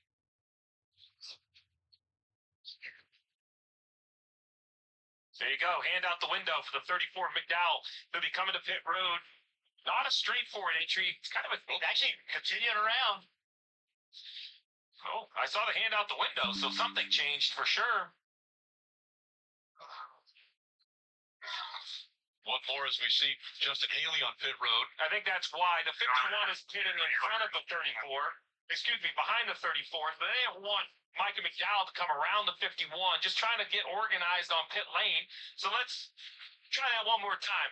34 coming to pit lane right here. Hopefully the 22 knows that he's going to catch it fast on the brakes. 51 will get out of the stall. There you go.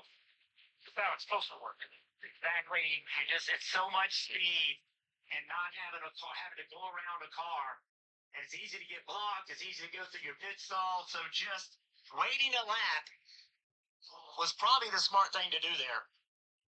That was the reboot indeed. He had his hand out the window. He was coming, and they said 51 is going to be on and off of pit road. So we need you to go one more. The car started on the race. It's safe throughout the run for Michael McDowell, but not terrible. 4 tires up fuel in here. His teammate also in Todd Gilliland. He was on the same lane. You're waiting on fuel there. Yeah, pretty standard. You can only get about 14 gallons in 4 tires, but these hold 20. So when you run a full fuel run, you have to wait on the fuel. This really is the conversation now. A lot of strategy conversation while closing in on 10 to go. It's Bell versus Hamlin to win the stage. Hamlin has closed down to just a couple car lengths on Bell, making a run here, Rick. Big run. Now look to the outside. Tires coming from behind. We just saw the 51 car on pit road. He's got a little bit newer tires, so that's going to complicate this battle. And Denny probably isn't feeling so good about the 51 anyway, because he was the one who was in front of him when the 20 took the lead away from him. You see how hard it is to pass. What did Denny Hamlin say when I asked him what his biggest challenge was today? He said passing cars, getting by them. You see Christopher Bell having a tough time getting by the 41 of Priest. Just cannot clear him with 10 to go in stage. And Justin Haley on the 51 is 2 laps down. So this is kind of his race. He has got to get back to 1 lap down to have a chance to kind of make things happen. And to do that, you've got to get in front of the 20. But he's going to have to get by the 11 of Denny Hamlin, and Denny Hamlin obviously is working to get by the 20 as well. At the bottom is the ninth, the battle for ninth between Truex and Bubba Wallace. We're hearing from the 23, something in the right rear just doesn't feel great. We're not sure if it's a wheel or a tire, but Bubba definitely losing a little time with those complaints. And on the top of the screen, this is getting very interesting. Ryan Preece in that 41 is racing right now very hard against Christopher Bell. Preece does not want to go a lap down to Bell, but Bell is trying to get past him to put him a lap down. And while all of that is happening between Bell and Preece, Denny Hamlin is trying to catch up to Bell to pass him for potentially the lead, maybe the win of stage 1. But he has Justin Haley on fresher tires that's trying to get by both of them. All off the racetrack for Bell. It's frustrating when you're the leader. You're trying to put a guy a lap down. You're like, hey, buddy, man, I'm let me go here. But that's just not going to happen. And I don't blame Preece. You gotta go for all you have right here. That's why we make so much of the strategy. The leaders just don't drive by cars. Track position matters. Watch Christopher Bell. He drives in the corner. And instead of just staying on the bottom, he's up the racetrack trying to get Preece to give up the spot. Ryan's like, no, I'll stay right here. Stay right in front of him. Look, Preece is a hard racer. He is used to tight battles, races modifieds, grew up racing them, and he doesn't mind a little door banging. He's accustomed to it. So again, the 41 of Preece and the 51 of Haley, they're kind of in the mix of the battle for the lead here, but they're not battling for the lead. And on a hot day with a full grandstand here at Nashville, these fans that came out and bared the heat, they are in for a treat. There's battles like this all around the racetrack. I mean, this is for the race lead, and a big tight squeeze for the 41 to try to get underneath the 66 of Fincham. Yeah, so Chad Fincham comes into the mix here as Denny Hamlin's going to go by him. But here comes that 51 of Haley. He's going to try to unlap at least 1 lap down if he can get by the 20. And way in the front of this group, right there, that purple car, that's Daniel Suarez. He has loved this battle that was behind him. That's allowed him to gap the 20 car a little bit, trying to stay in the lead lap. It was a tough start for that 51 with the infraction after inspection that caused them to give up their starting position, but we've seen Rick Ware Racing building this organization. They've really committed not just to drivers like Justin Haley, but Jeff, you and I talk about the engines, chassis, aero, and you're seeing good speed, pit crews, all the stuff it takes to compete at a high level. Rick has been willing to make the investment. It was a year ago when we heard Justin Haley was going to make the move from Colleague Racing to Rick Ware Racing. A lot of people are scratching their head thinking, we're seeing that Rick Ware Racing has really invested in this team and made a great opportunity for Justin Haley. Yeah, and Preece, we've been talking about him trying to stay in the lead lap. He's not going to do it, but Haley getting in front of Bell, now that puts him the first car lap down, so he'll be able to take the wave around when this caution comes out and get back in the lead lap. If he can hold Bell off, Bell kind of making a charge. Sometimes, I wonder if whatever Bell's balance is, once he got behind the 51, the car almost looks like it drives a little better, like the shift has helped him. Remember, he just gained 1 of the laps back. He was 1 lap back. Tito, can't be 2 down. You have to get back to only 1 down. And now Bell right in his tire tracks again. As Hamlin, with under 2 laps to go, trying to clear the 41 of Ryan Preece to get up there and contend for this stage win. And you saw the low grip of the back of the 11. He chased it up the racetrack. Had to kind of get out of the gas. Final lap of stage 1. Differing strategies all up and down the field. Bell and Hamlin running 1-2. Larson and Reddick 3-4. Brad Keselowski is 5th. Ty Gibbs 6th. William Byron, Buescher, Truex Jr., and Bubba Wallace all inside the top 10 right now, hoping to get stage points. And off of 4, it's going to be Christopher Bell. He won the Xfinity race and the Cup race in Iowa. Stage 1 here in Nashville. That's the 8th stage win already this season.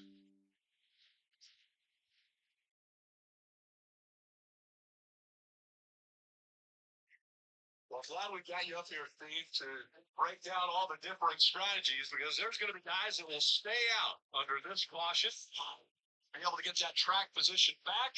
But it's Bell that wins stage 1 in Nashville. Yes, so there you have it. Christopher Bell wins stage 1. Led over half the stage in doing so, or most laps, I guess, in the stage. 37 laps led for Bell so far from the 3rd place starting position today. Hamlin, who was the pole sitter, finishes 2nd in stage 1. Tyler Reddick 3rd. Kyle Larson 4th, and Brad Keselowski 5th. Ty Gibbs 6th. William Byron 7th. Chris Buescher 8th. Martin Truex Jr. 9th. And 10th place was Bubba Wallace. Those are the 10 drivers that get stage points, 1 point per position. And as you heard from Rick Allen, that is the 8th stage win of the year for Christopher Bell. Ties him with Kyle Larson for the most in the series. So 3 race wins and 8 stage wins apiece now for Larson and Bell this season. That's 23 playoff points, so they are tied for the most now in the series. Solid performance so far for Bell as he tries to win back-to-back races. In the next-gen era, we haven't seen too many drivers win back-to-back races.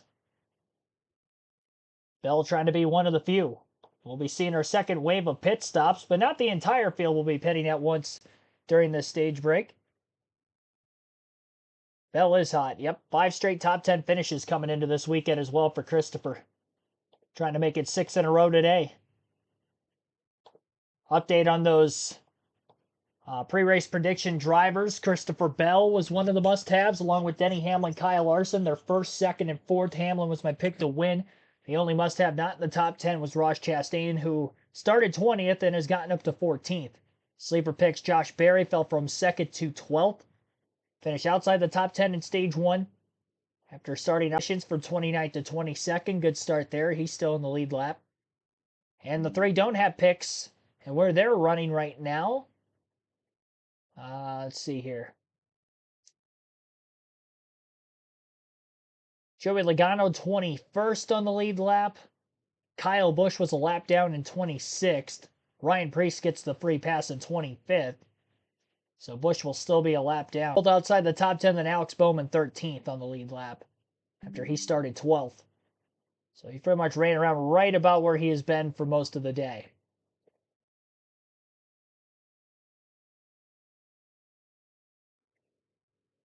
Sports coverage in NASCAR. Brought to you by Butcher Mutual Insurance. Arkin County. Cool experience. And by Credit One Bank.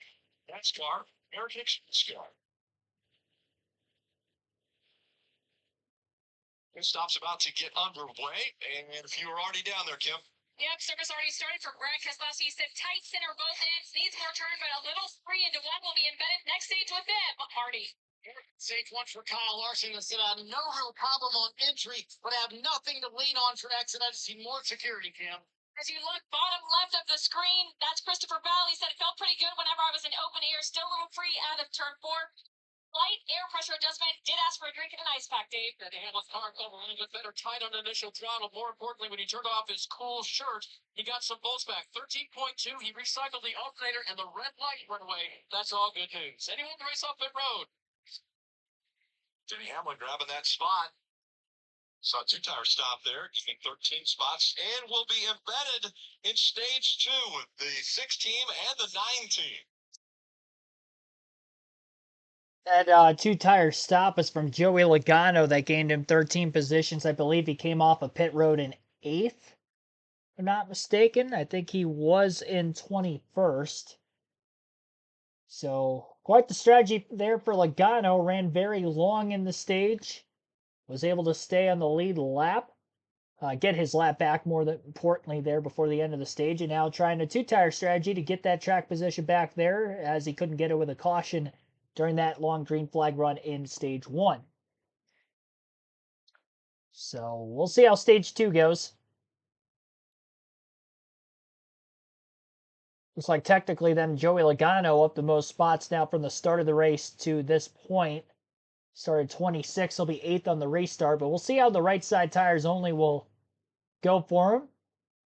And can he keep up with everybody around him on 4 tires for this restart? Again, Ryan Preece at 25th place got the free pass to get his lap back. No cautions for incident in stage 1. We went all 90 laps caution free, just as we went all 45 laps caution free in yesterday's Xfinity race. Back, the first 2 stages went caution free through 90, 45 laps in each of those stages.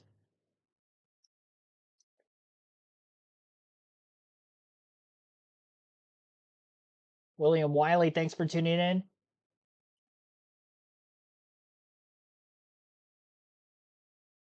Sign on in a different... Yeah, I apologize for that. There's nothing really I could do. We've had this issue in the past a few times already this year where NASCAR.com's raw feed is not available at the moment. The only live leaderboard I have is on the right side of the screen currently on foxsports.com. So as soon as we get the typical live time and it's scoring up from NASCAR.com, obviously I will keep it up for you, but that's what it looks like right now, which again is still stuck on those warm-up pace laps from the beginning of the day. Stage 1, you know, Chase Elliott and also Brad Keselowski here in this stage.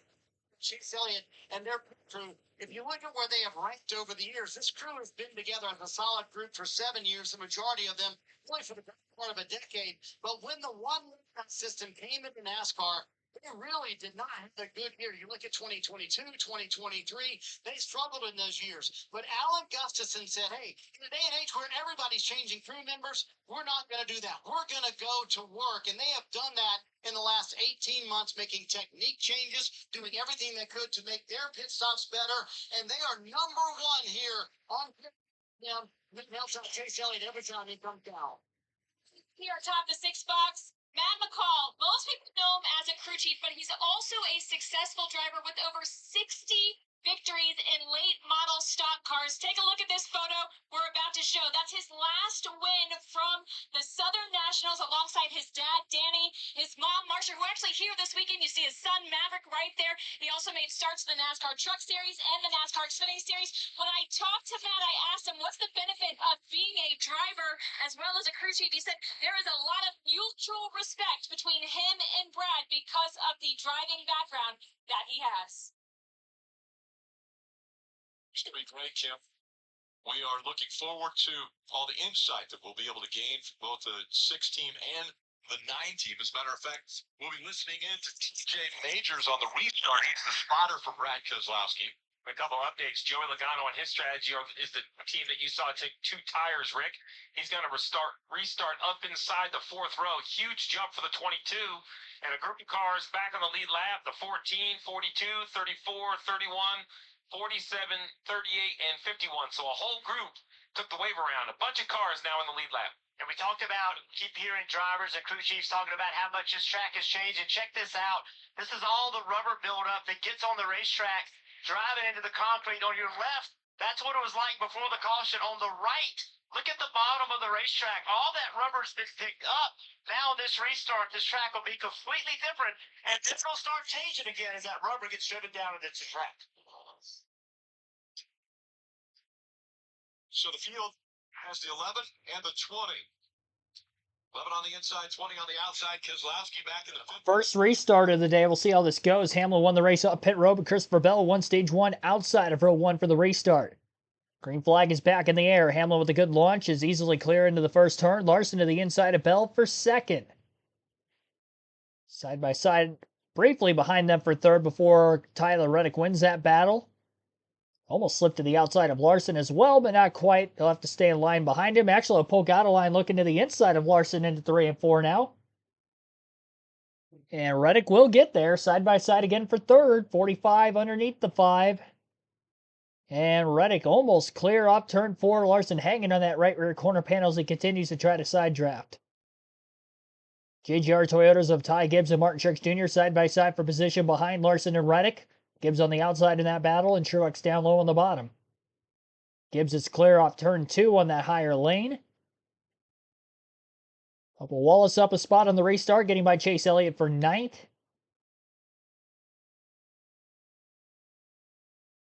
Not a lot of Fords up inside the top 10 right now. The only one, in fact, is Brad Keselowski. All the rest of the manufacturers in the top 10 are Chevys and Toyotas. Logano, who restarted 8th on right side tires only for this race start, has already fallen to 13th, 5 positions lost. We'll see if he'll settle in or if he'll continue to fade back. 31 cars on the lead lap with, looks like 5 of them, rather 6. 6 cars took the wave around.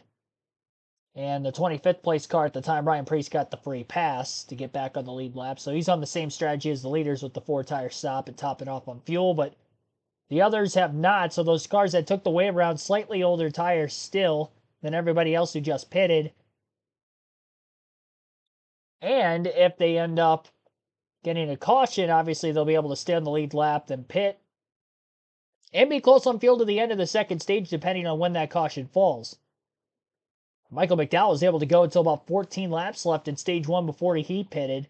Second stage, 5 laps longer, like 95 versus the first stage, 90, though a lot of these early laps in stage 2, of course, ran under the stage yellow.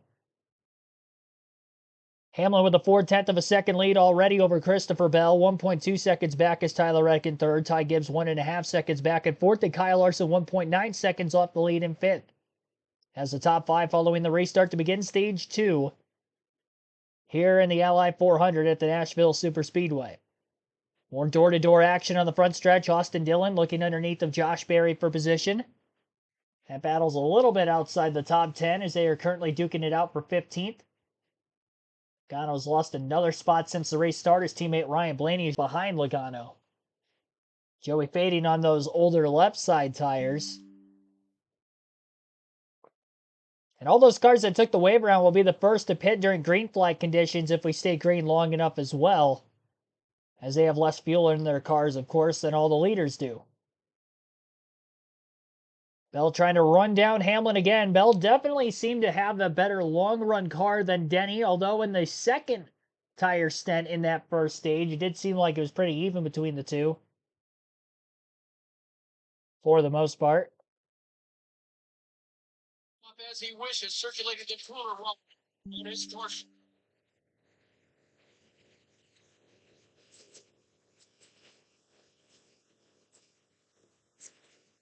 Seems talking about the possibility of incoming winter.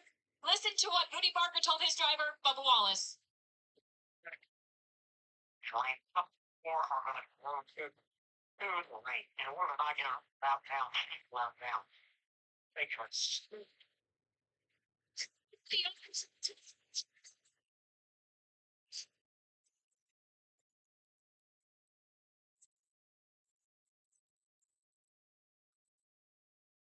always say, tell us when the yellows will come out, and I'll tell you exactly when you should hit. What Moody Barker's saying when we're going to go to the rain is we saw McDowell, Logano, Gilliland run long. Well, you can't hit early because if the rain brings the yellow out, you could be trapped a lap down. You almost, maybe not exactly know when the yellow's coming out, but with the impediment dead on, now the challenge is most of the field will jump onto that same strategy.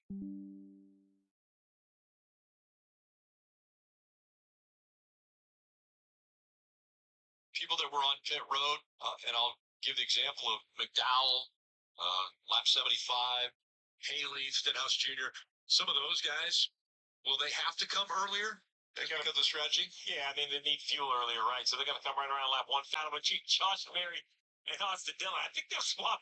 Oh, right there, little hand signal. Go. Bottom or head through. Yeah, Josh Berry's like, Right, this has gotten a little too aggressive. Let's Let's work together on this thing. A lot of racing left.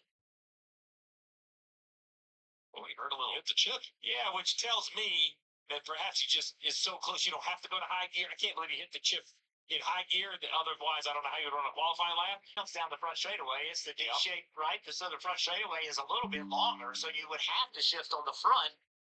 The back's a little bit shorter, so maybe you run it right to the ref chip. See what he does this time. He went ahead and shifted. Maybe the chip was a test lap. So, oh, that doesn't work.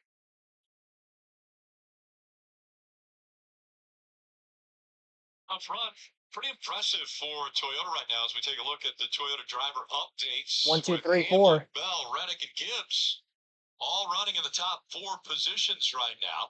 Mark Truex Jr. back there in 7th. Corey Hive has the Toyota onboard camera. Corey Hahn running in 20th. Good run for Corey.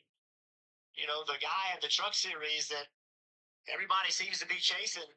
Seems like this team has the most speed over there, and Corey Hahn getting a shot here today. Yeah, he ran a couple races helping out Eric Jones when he was hurt.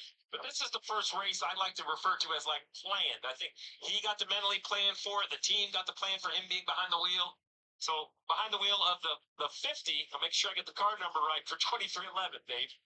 A celebration of Volvo won in their 50th anniversary. Yeah, he's a reserve driver for both Legacy and for 2311. So he got the call earlier in the here.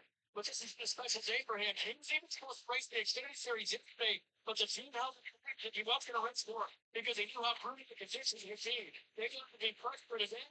It's the good run, Marty. Very interesting to see that long run speed that Martin Truex Jr. thought he had in the car. He started 17th today. He finished top 10 in that stage and now running 7th, but he's having trouble getting both ends of the racetrack where he wants it. Listen in. Really far ahead of one throttle, so we can't get through the wall, right? What I'm running the hammer at the bottom.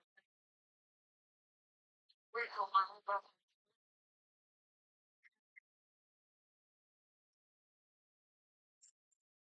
To check into that for Martin Truex Jr. Could there be a bigger issue on the 19? But they clearly have some good speed. His teammate Denny Hamlin leading right now here in Nashville. All right, so it looks like another commercial break on NBC as of right now. Again, Denny Hamlin leads this race. Christopher Bell is second. Tyler Reddick third. Ty Gibbs fourth. Kyle Larson fifth. We'll go through the rest of the leaderboard here. 6th place is Brad Keselowski. Martin Truex Jr. 7th. William Byron 8th. Chase Elliott 9th. And Chris Buescher 10th. Bubba Wallace in 11th. Ryan Blaney 12th. Ross Chastain 13th. Joey Logano 14th. And Austin Dillon 15th. 16th is Josh Berry. Corey LaJoie 17th. Austin Cindric 18th. 19th is Noah Gragson and Corey Heim 20th. Alex Bowman 21st. Ryan Preece 22nd. Carson Hocevar 23rd. Daniel Suarez 24th. And Harrison Burton 25th. 26th is Michael McDowell. Justin Haley 27th. Ricky Stenhouse Jr. 28th. Todd Gilliland 29th. And Daniel Hemrick 30th. 31st is Chase Briscoe. AJ Allmendinger 32nd. Eric Jones 33rd. Kyle Busch 34th. Zane Smith 35th. Riley Herbst, 36. John Hunter Nemechek 37. Chad Fincham rounds out the 38 car field. All 38 cars still on the racetrack. Nobody has DNF'd. And we currently have 31 cars on the lead lap, after 6 of which took the wave around during the Stage 1 yellow, which was at lap 90. That is the only caution we've seen today. Again, as you heard there during that race coverage briefly, it does sound like there are some pop-up thunderstorm showers headed towards the Lebanon, Tennessee area. I did state that in the pre-race that they do have a 50% chance of rain between that time, about 3 p.m. Eastern and about 6 p.m. Eastern or 6 p.m. local time. So after 6 p.m. local time, which would be about 2 hours from now, there is no more rain in the forecast. So it's just a matter of the humidity and the pop-up storms that most of us here in the U.S. tend to see in the summertime, sequence, especially maybe even more down south, like in Nashville, Tennessee area, compared to what I would have here in the Midwest. But even here we get them too, and we've obviously seen them quite a bit over the last several weeks. So if we do end up getting a caution for that, then that's what would end up happening. Yep, yellow is out. Looks like John Hunter Nemechek has an issue.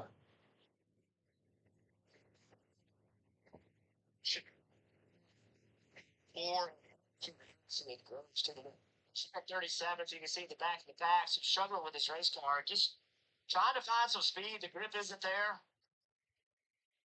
Car goes around. I thought he was going to get stuck in the grass, but just stayed in it and kept rolling just enough to get him back on the asphalt and the concrete. And now this is a big intersection because I think the rain is going to come here in the next 20 minutes or so, but this is a window to make it to the end of the stage. So the leaders are forced to pit, but will anybody gamble and stay out? Doesn't look like it. Looks like it's a busy pit road, Marty. And see, that's exactly what Cliff Daniels said. He said, man, this caution comes out at an interesting time, doesn't it? Kyle Larson said the car, honestly, not much different than that first run. They're going to take another swing at it for security exit on exit, Tim. Marty, the call for Christopher Bell, Kansas City Chiefs, which means right side tires only. As you look, Tyler Reddick down, bottom left at tight middle, loose on throttle, off the turn. Dave needed a little help there. That stopped looking a little bit slow because maybe just because they took 4 tires, Dave. No handling complaints from leader Denny Hamlin. He will not be the first one off pit road this time.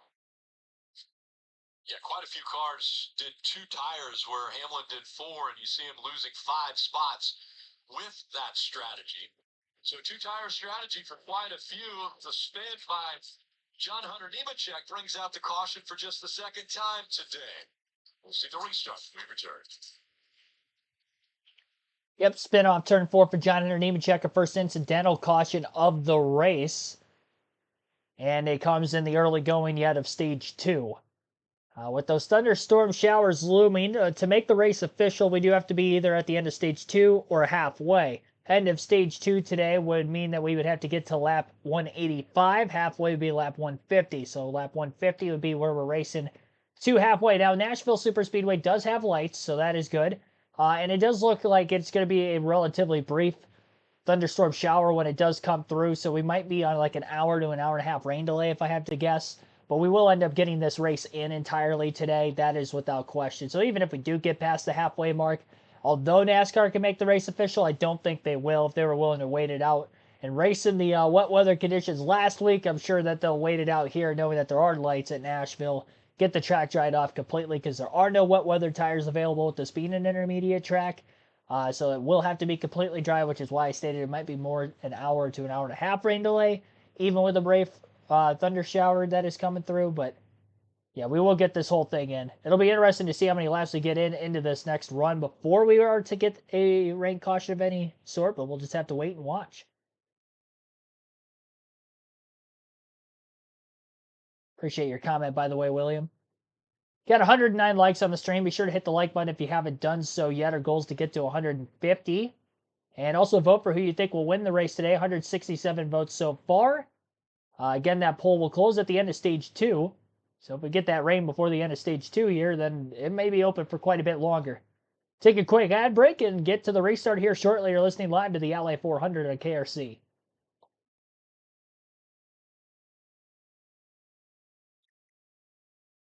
Race update as of right now. Denny Hamlin has led the most laps. 41 laps led from the pole. Christopher Bell has led 40. He is now back in the lead with his 2-tire stop. Top 5 who came off a pit road under the last set of pit stops we saw under caution took right sides only. And then 4 tires for Hamlin. Few others just behind him took 2 as well. In the top 10, some with 4. So split strategies here in stage 2.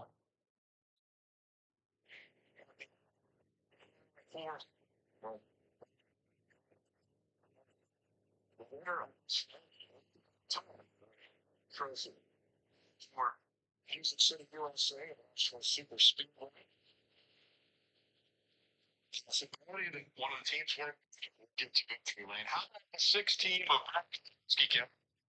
Yeah, Rick. Well, their pit crew deserves a little praise. It's the 3rd year they've been together, and they've built consistency. Last year, this crew was named the 2023 Mechanics Wear Most Valuable Crew. There's a picture of them last year celebrating with the hardware there. Factors that determine this award include average 4-tire stop times, net passes for position under yellow flag stop. This team routinely cracks the 9-second barrier for a 4-tire stop, and they're hoping their hard work pays off again this year. So, Marty, you talked about how strong that 9 pit crew is. Well, the 6 team wants to give them a run for their money. Well, Kim, here's a pop quiz for you. Who's the most decorated member of the 9 team? Chase Elliott. He's won a championship, and he's been the most popular driver 6 straight years. Alan Gustafson, he's won races with Hall of Famers Terry Labonte, Mark Martin, and, of course, Chase Elliott. But they're nowhere close to Nick Odell, the front tire changer. It's year 22 for Nick Odell. He has 156 NASCAR wins between Cup, Xfinity, and trucks, and 2 championships. Catching up to Kyle Busch. Playing owner and crew chief to his son Wyatt, who races at Millbridge Speedway just outside of Charlotte. Nick is one of the many crew members here on pit road who are happy to go racing with their kids during the week. And Jeff, you know it better than anyone. When you're a racing family, nothing better than spending time at the track. Yeah, it's great. You know, Nick and his son spending time at the racetrack, and it brings the whole family in there too. You know, and I think that's what is really special is it connects everybody. And you're gone so much, and it takes so much commitment to be part of these race teams. The hours are crazy, the commitment's crazy, and when you can go do something together as a family, especially something you all enjoy, it just makes it that much more special. It's got to be pretty cool for Wyatt to have his hero and such success working on these crews. All right, Steve, we want to remind people, even though the weather is imminent, it is just outside of the loop here. They don't have wet weather tires for this racetrack, so that's not even an option. No wet weather tires, and the official race would be at lap 150. It's halfway or the end of stage 2, halfway in this situation. And as we see the cars continuing on the track, one of Rouse Chastain goes to pit road. He had changed 2 tires, but then called for equipment interference. Oh. So I assume he's going to come down here and probably get a full load of fuel and fresh left side tires. So much for being fifth.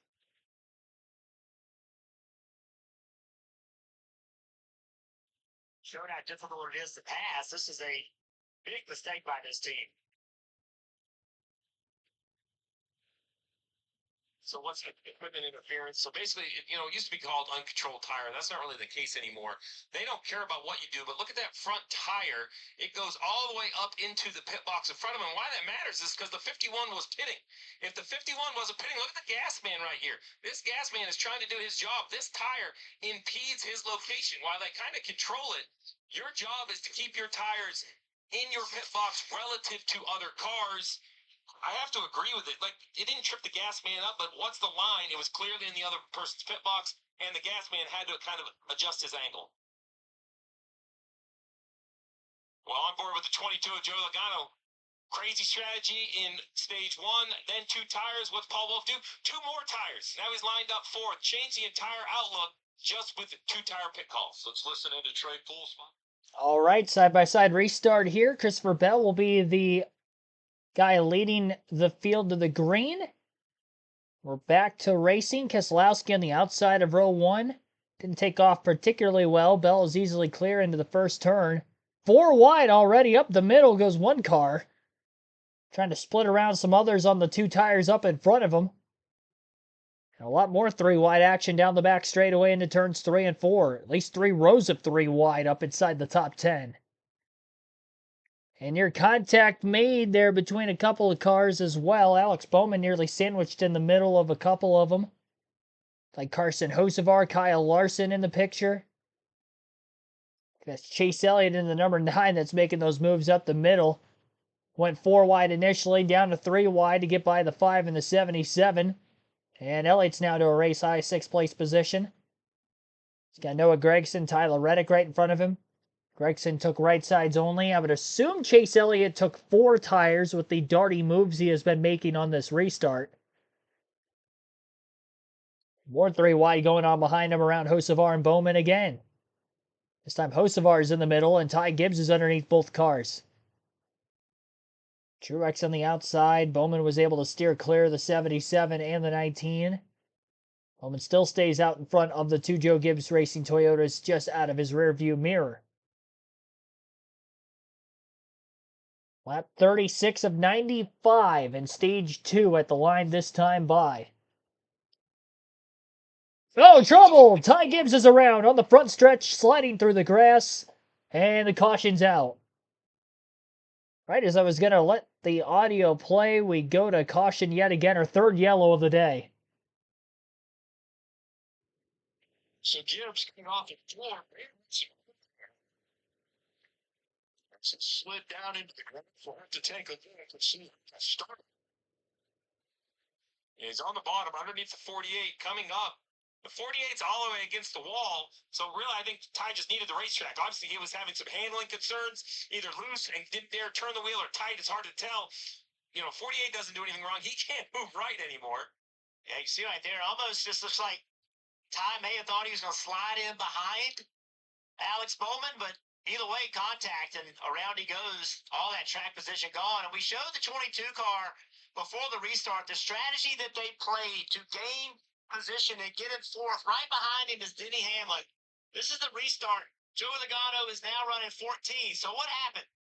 You drive into turn one, the 22 car never takes a set in the racetrack, and you wonder, back to back, 2 tires. Back to back, they put 2 tires on. So all left side tires just not the grip. And that could have been it too. They could have stacked up, and the 5 gets into the back of the 11. Yeah, they're all stacked up on top of each other. That's why the rear tires don't make grip when they're not on the ground. That's what I was going to say. That is the key. They got to be on the ground. I was going to give you the 2-tire call, but I also think the 11 and the 5 helped the 22 not make the corner. And unfortunately for the 11, it cost him spots because he got parked behind the 22. He's all the way back in 13th. A quick caution means another restart. Let's listen in to Logano's radio. Yeah, one comment. Mother man. Freaking right through me into one. Where are you going? And he doesn't know that he was getting pushed from behind by the 5. I'm not sure he cares. Now let's look. Busy's picking up here in the corner. So I think that matters, and here's why. I'm not going to tell, if Joe Logano's my driver, I'm not going to say, don't do this, don't do this, don't do that. But I want to make sure he at least has this anger or disappointment with the correct driver. I don't want him thinking Denny Hamlin did it and start some sort of feud on the racetrack that poor Denny didn't think he was a part of. Get him the whole story so he can make his determination. Russia came out with the 54 of Ty Gibbs going around. You're watching the Ally 400 Nashville Superspeedway. Couple of yellows back to back here now. This is about the second lap into that restart. Ty Gibbs goes for a spin after contact with Alex Bowman off turn 4. And the caution before that was for John Hunter Nemechek spinning off turn 4. Eventually had his right front tire blow out. That was after the mid-slide, locking the brakes down, and that definitely put some damage on the right front fender of the 42 Legacy Motor Club Toyota for Nemechek. Free pass with the last couple of cautions that we saw. Justin Haley, Harrison Burton were able to get back on the lead lap. So there is that. And actually, it might have been Zane Smith, AJ Allmendinger, or Riley Herbst who have gotten their laps back with these cautions. Eric Jones, Kyle Busch, John Hunter Nemechek still off the lead lap, and Chad Fincham's multiple laps down where he's at as well. See if we get back to racing here soon. Again, thunder showers are looming in the Lebanon, Tennessee area. I would imagine once that passes through, we'll get back to racing after the fact. It doesn't look like it is going to linger all night by any means. And honestly, we'll probably get back to racing right at the dusk time before complete darkness.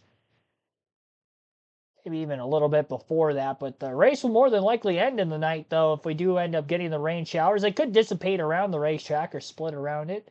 We may not get any rain at all, but you can definitely tell if you're watching on NBC that the dark clouds are looming over the speedway in the turns 3 and 4 area of the racetrack currently.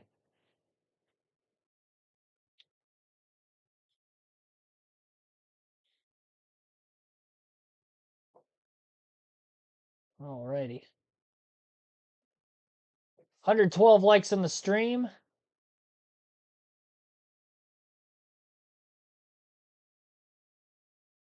Our goal is to get to 150, so be sure to hit that like button if you haven't done so yet.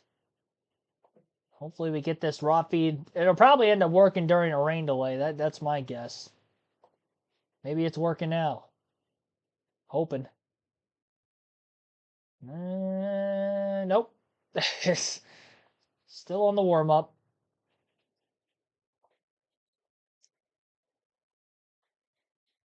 Give it a brief rain shower, and maybe we'll end up getting it to work after the fact. Christopher Bell's now led 50 laps in this race. Okay, rain is coming. Weather is coming. Your driver has track position How aggressive does he need to be on this restart? Yeah, I mean, obviously, get all he can, but I think we're going to get some lightning and some rain, and then get back going again, most likely, unless the lightning goes the other way. I don't believe it's going to that. How good is the car today?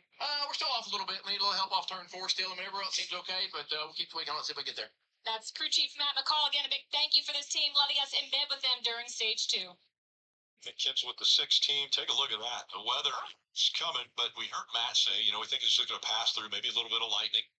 It's a very narrow band, so we saw last week, right? The weather went through, they got the track dry. Actually, rain tires last week, but they can get the track dry and we can get rolling again. All right, green flag back in the air for the meantime, though. Christopher Bell, Brad Keselowski again on the front row for another restart. Keselowski looking to block high on Tyler Reddick, who had a big run to his outside into the first turn. 3 wide for second behind the race leader. Bell near contact. Keselowski losing a lot more positions in that middle lane after getting split 3 wide. And into the darkness towards turn 3 they go. Reddick was able to get to second, Larson to third, and Buescher now battling in the top 5 with his teammate. Teammate and team owner Chase Elliott right behind both RFK Fords, who are door-to-door with each other off of turn 4. Lap number 42 of 95 in stage 2 and lap 132 of 300 overall. All the cautions we've seen so far. 2 of them for incident now and 1 for the stage 1 break at lap 90. So 3 yellows after those first 90 laps of the race went caution free all the way through stage 1. 2 yellows now in stage 2. Chase Elliott around the outside, able to get by Chris Buescher for 5th. Elliott now in the top 5. And right behind Keselowski, bigger gap between the 3rd and 4th place cars on the racetrack.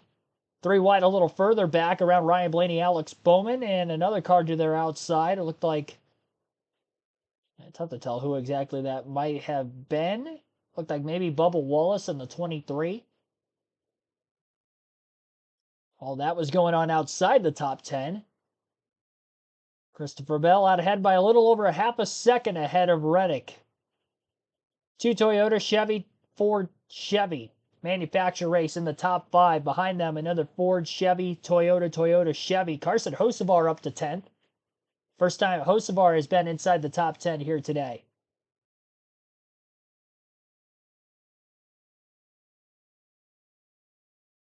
If we get any lightning within an 8-mile radius of the racetrack, that would cause a caution before the rain would actually start dropping at the track. But if we don't get any lightning in that 8-mile radius, then as soon as that first drop hits the racetrack and NASCAR determines that it is raining, then that's where a caution flag would wave. You're still about 15 laps away from the halfway mark as we run right now. But again, more than likely it should blow through.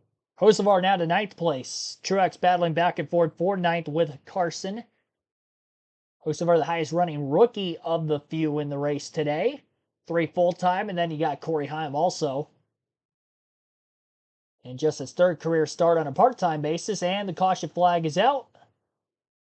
And I think it is for lightning. Scaffolding. Yep. Caution for lightning. Seeing now. She's coming.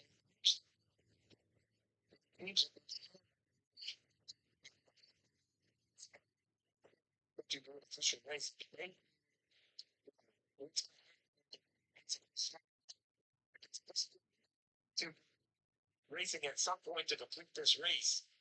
As a crew chief, I'm almost. Yeah, there are raindrops. I think this should be ended. But if it. It's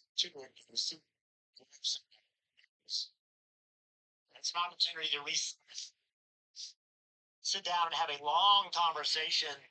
Engineers, crew chief, driver, and really dissect the race car, and also have a chance to look at what other people are doing. What are they struggling with? Where am I slow? Where do I really need to be better? Because there's times, Rick, where the driver's saying, "Hey, I'm loose. I need more rear grip on corner exit." But when you look, that's really not where you're losing time. That's where you're uncomfortable, but that's not what's hurting your performance. Sometimes that's just an honest conversation with a crew chief and a driver, but it takes a minute to sit down and have it. No driver in Nashville needs this more than this man, Kyle Busch. Yeah. 36, 1 lap down, he will get the free pass, so he's going to be put back on the lead lap. This is that moment where everybody's going to have to go in the truck, have to have some tough conversations, and at some point it needs to be this team's too good to be running 36. Yeah. Right. I think there's been a few mistakes on the racetrack, some on pit roads, some with some strategy for some wave buys. This team kind of needs to regroup. I believe they can do it.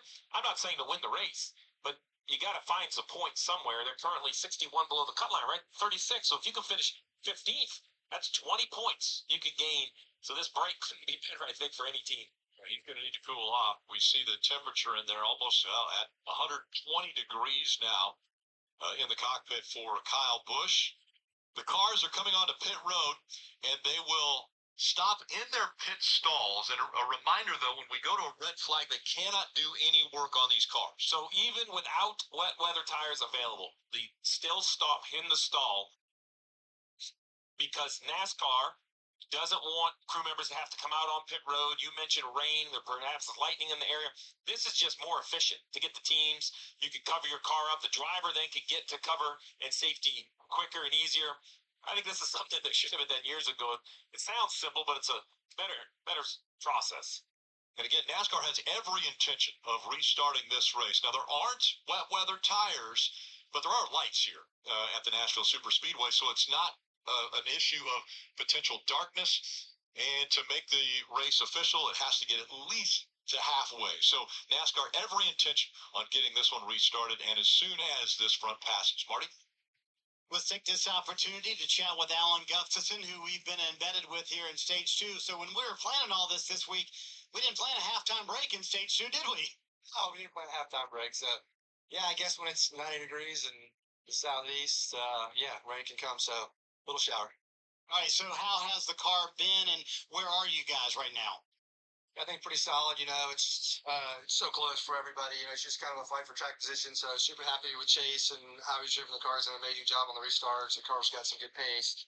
Pit stops have been good, so we kind of clawed our way up there. You know, to fifth spot. So like where we're sitting with a couple guys with two in front of us, and yeah, see where it goes. I mean, you got to get up here and with a little better air on the nose and a little better track position to really see where you stack up. So we'll see when we run here how we are, and then adjust from there. How will you take advantage of this delay to maybe spend some time with Chase to go, you know, hey, what can we do to make you better? Exactly. I mean, it's, you know, communication is good, but it's just hard on a two-way radio to go into great depth. And we have some tools here we can show them, and the guys back at the shop will supply us some great information. So I don't know that there's a whole lot of information we need to go over with him, but I think every little bit can make a difference. And yeah, like I said, it's just so close. You know, the cars are so close, so any little thing you can do is an advantage is huge. You mentioned the guys back at the shop. So we see the four guys up here, the engineers. We see the 5 pit crew guys. How many people are involved in what's going on today for the 9 team at Hendrick Motorsports? Well, I mean, I think it goes much further beyond the people that are back in the team operations center helping us out on strategy. I mean, I've got 2 great guys back there, Luke and Caden, who do an amazing job, and you know, they keep us really up to speed and help us out a ton. It's incredible the information they deliver us, but you know, all the men and women at Hendrick Motorsports that, you know, build these cars and the engines, and yeah, from PR to marketing to all the above, we've got just an amazing family there that we love to go race with every weekend. So it's a huge amount of people that make this happen. I want to go back to one thing we talked about earlier, and you and I have been talking about it all week long. This pit crew, they've been together as a group for 7 years. Most of the group's been together for the better part of a decade, but you made that decision a couple years ago when things were not going well. Nope, we're going to keep everybody together. Why did you make that decision? Well, I mean, it's all about loyalty. You know, that's a key thing, right? And I've been through a lot with these guys, and they've supported me when we've not had great races. And you know, when I made a call that didn't work out or didn't go our way, and you know, none of us are perfect, but I think collectively we're all better together, and we all stick together and you know, try to bring each other up. And when you have that kind of relationship and you go through enough, you know, it's one thing to go have a relationship with somebody that, you know, the honeymoon phase where you go and win a race, everything's good. But when you go through it together and you stand by each other, I think that builds a lot of equity and a lot of trust and a lot of belief in each other. And through the years, that just got stronger and stronger and stronger and stronger. So no matter what happens, I think to this team, we're just focused on improving and moving forward, and can't get out about anything. All right, we appreciate the access so far this week. We're going to let Alan find some shelter, but that's such a cool story with a 9 pit crew, Rick. They've been together for so long, and when everybody's been changing crew members here on pit road, I mean, week to week, really, they've stuck with the same group for almost 10 years. Yeah, Marty, consistency key there. Steve, you were part of the organization for quite a number of years. Well, I'm sure that, you know, there are others, but I don't know if there are others that can speak to loyalty better than Alan Gustafson. I've known him since I was a teenager. We started at Hendrick Motorsports roughly the same time. We became crew chiefs around the same time. So for over 25 years of my life, I've known Alan. His work ethic is absolutely the epitome of what it takes to win at this level. 39 wins with a Hall of Fame list, right? We're talking Chase, obviously. Let's add Jeff Gordon. Let's ask Mark Martin. Let's put Kyle Busch. I mean, Alan has found a way to win with the biggest names, and you can kind of tell in that interview, very informative, but very low key. Very calm in the situation. I looked up to him dramatically when we crew chiefed against one another. Him and Chad. It was a tough group to race against, but a lot of respect in the garage for Alan and what he's able to do. And when you crew chief with those big names that you just talked about, and you don't win every race, everybody points the finger and says, "What's wrong with that guy?" Well, I can promise you, 95% of the teams would love to have him lead them, because that guy is an unbelievable talent. He knows what he's doing, and no, he doesn't ever do everything perfect. But his work ethic that you mentioned, but also he's just smart. He's just smart, and he does a great job. But look, it's a high pressure business, right? And it's a high profile business. And if you're a Chase Elliott fan and you don't win, it's got to be somebody's fault. So they point in his direction. So you see the red on the upper left corner of your screen. The red flag has come out. It is for weather in the area. There had been lightning strikes. There was a little bit of precipitation. The cars are on pit road now. The car covers are on. The drivers are out. And a lot of people will say, well, wait a minute. Last week we saw these drivers get behind the wheel when the racetrack was wet. Well, last week was different at New Hampshire. Explain a little bit of why we could do it at New Hampshire, but not here. Well, remember, this is the first time we've done this at an oval with this much pace and this much speed. There was a lot of concern about putting rain tires on at a racetrack that has this long of a straightaway. It's a 1 mile racetrack in New Hampshire. So this was the very first time it had been done. We've not even tested rain tires on a track this size. So we're not there yet, Steve. I think there's a possibility one day we could get there where we could run in damp conditions at this racetrack or this size racetrack, but we're not close to that just yet. But this is an evolution of tire technology. Goodyear, NASCAR, the teams are working together to create it to be able to go back to racing quicker, to give the fans at the racetrack and at home the show that they came to see. And it's worked very well. There's been some mistakes along the way, and we've been trying to learn it. But what you don't want to do is make a mistake at these speeds. We've got to test it more before we come to a track like this. Yeah, we don't want to have not having wet weather tires this week take away from what we saw last week. It was amazing, right? We got to see the finish of a race. And fortunately for this racetrack, you mentioned it, Rick, they have lights. This storm doesn't look like it's too lengthy in time. So actually, if you see it just sprinkled a little bit, it's very, very dark off 3 and 4. So if it misses us by like 1 mile, right? You can see it's kind of trying to go north, but this is old school. This is what Jeff and I are used to, right? We take a little break. We kind of circle up the wagons, figure out what we need to do, and then get to work. Now, the instant thing I'll be talking about is, remember we talked to Chase Elliott at the beginning of this, and he said, well, the race I won had a rain delay, and we came into the lights, and I thought the track would do this, and it did that. So if I'm a crew chief, I'm going back to those notes. We've seen this once before. All right, let's remind ourselves, when we had that weather and the lights came on, how was the track with less Goodyear rubber on it? Well, what kind of adjustments do I need to make? You have to continue to be in the moment. You can't really relax. Yeah, not only the rain on the racetrack, but then the air tundras blowing across the racetrack and blowing that rubber out of the racetrack. It is going to change it, but eventually it's probably going to get back to where it just ended. You got to recognize, how did you start the race versus how you are right now, and make adjustments so you can get this restart when we do get back going. 136 laps are complete. We're under a red flag condition. Weather in the area. 5 different drivers have been out front. Christopher Bell currently scored number 1. He's led 57 laps already. Those winds are a gustin', bending those flags up on top of some of the campers in the infield. Well, typical on the channel. We got 2 things we can do during rain delay. We got NASCAR 07, continuing our season there, or we have this. Because it's going to be more of a brief rain shower, it appears, I would expect us to be under red flag for probably anywhere between an hour and a half or less, if I had to guess. We'll start to do some trivia, because I'm not going to be able to get through my next race on NASCAR 07. It's probably going to be a couple hours, so I would assume that this red flag will be for less than that. The good news is, the raw feed, the live leaderboard is back up. Sure enough, it took until a red flag for it to happen. But when the race does resume, we'll have our usual timing and scoring up on screen at all times. as the race progresses. And because the race is not halfway, again, this race cannot be official, so we will end up finishing this race later tonight as soon as this race passes. We'll stay live all the way through this red flag rain delay, so don't go anywhere.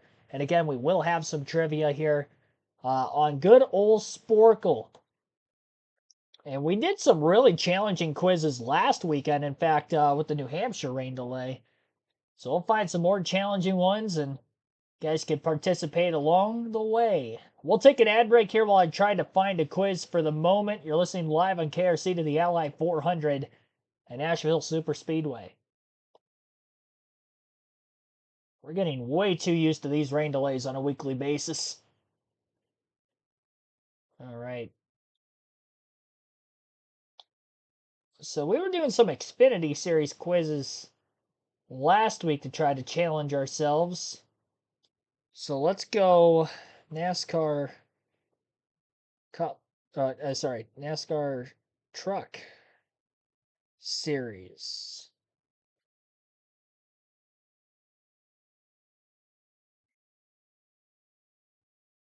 (2010) winners.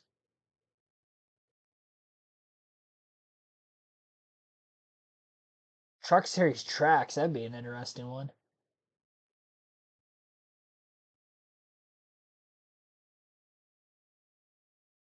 Winners of the 2010s, Texas.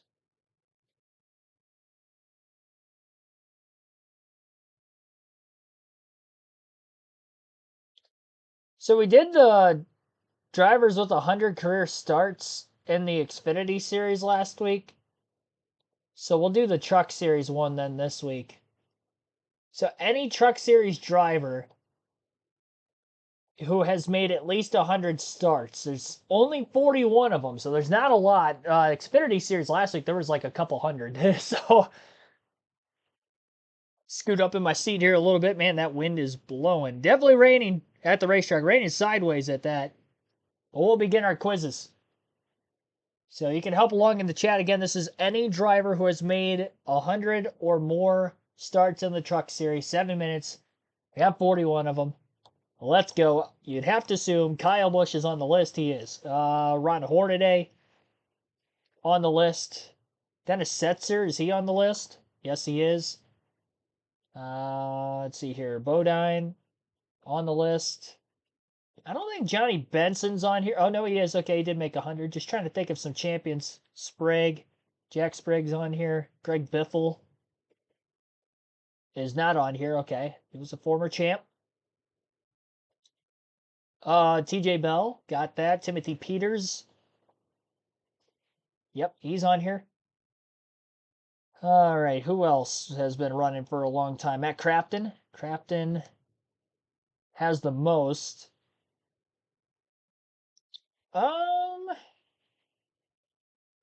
Who else do we have on here? I'm trying to think of Grant Enfinger might be on here. No, Enfinger's not on the list. Ben Rhodes, he's been there for a while. No. They only have like 20-something races a season now, so I guess they have for a while. Who else we have here? Bobby Hamilton. Yeah, he's on here. Wow, 102, barely got it. Bill Lester? Yep. What about Eric Darnell? Nope. Edwards, probably not. Mark Martin, probably not.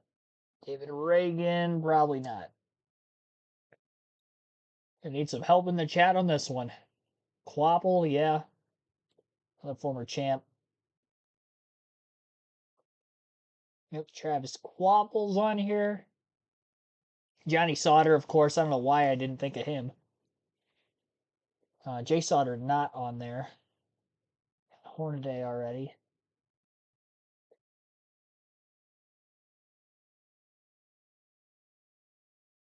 Trying to think if there's any more active drivers. Stuart Friesen's been around a minute. Oh man, he's not on here either. Surprised. is him and Enfinger on here?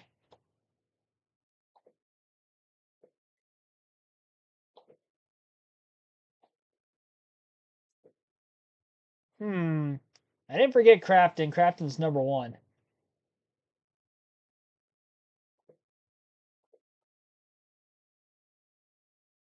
Keselowski not on here. Yeah, Morgan Shepherd's not on there. Newman, no. I'm trying to think of some Cup guys.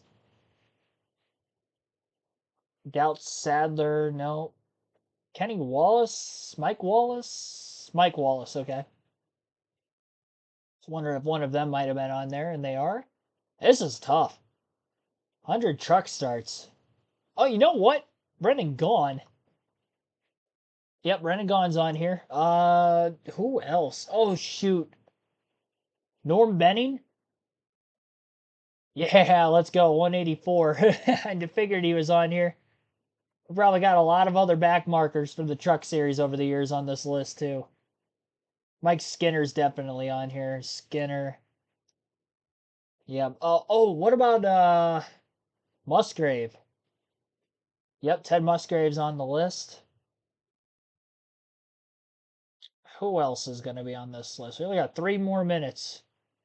Kevin Harvick. He might be. Harvick. Yeah, Kevin Harvick's on here. That's a good one. Dylan? I doubt it. Yeah, he's only there for a couple seasons. Busher? James Busher. Okay. Yeah, he's a former champion. I was wondering how long he was there for. Not like John King, like some of those other Red Horse racing guys. Like, how long were they there for? I do have Mike Skinner already. Somebody said Skinner in the chat. Oh, yeah, it was you. I saw your comment. I do have Mike Wallace. Byron was only there for a season. Chastain, how many does he have? Nope. Yeah, he was like one of the Cup guys that I was thinking, like maybe of the ones today. Reddick had quite a few, but I don't think. No. Same for Briscoe, but they didn't make 100 starts. 100's a lot. I mean, that's like 5 seasons in the Truck Series. They only have barely over 20 races, so that's like 4 to 5 seasons. Which I'm surprised, again, why Ben Rhodes is not on this list. I guess he hasn't been there for 5 full seasons. He's won 2 championships, I'd imagine. I also don't know when the last time this list was updated, so that could be part of the problem, too.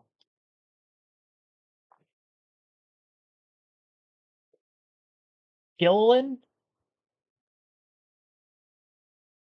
No. Dang it. I was thinking maybe like David Gilliland might have been on there. Waltrip, probably not. No, he's only rated a select few. Jeez Louise. Stacy Compton, maybe. I do have the Youngin. I do have Todd Bodine on here. Stacy Compton, yeah, he's on here. I wouldn't have assumed. I think of his name and I just think like more Xfinity or Cup Series and not trucks for some reason. About like a Buckshot Jones. No, none of the Joneses are on here. Try Chastain. I really don't think any of those Cup guys are going to be on here. Tyler Ranker's been around for a minute. Oh, dang it.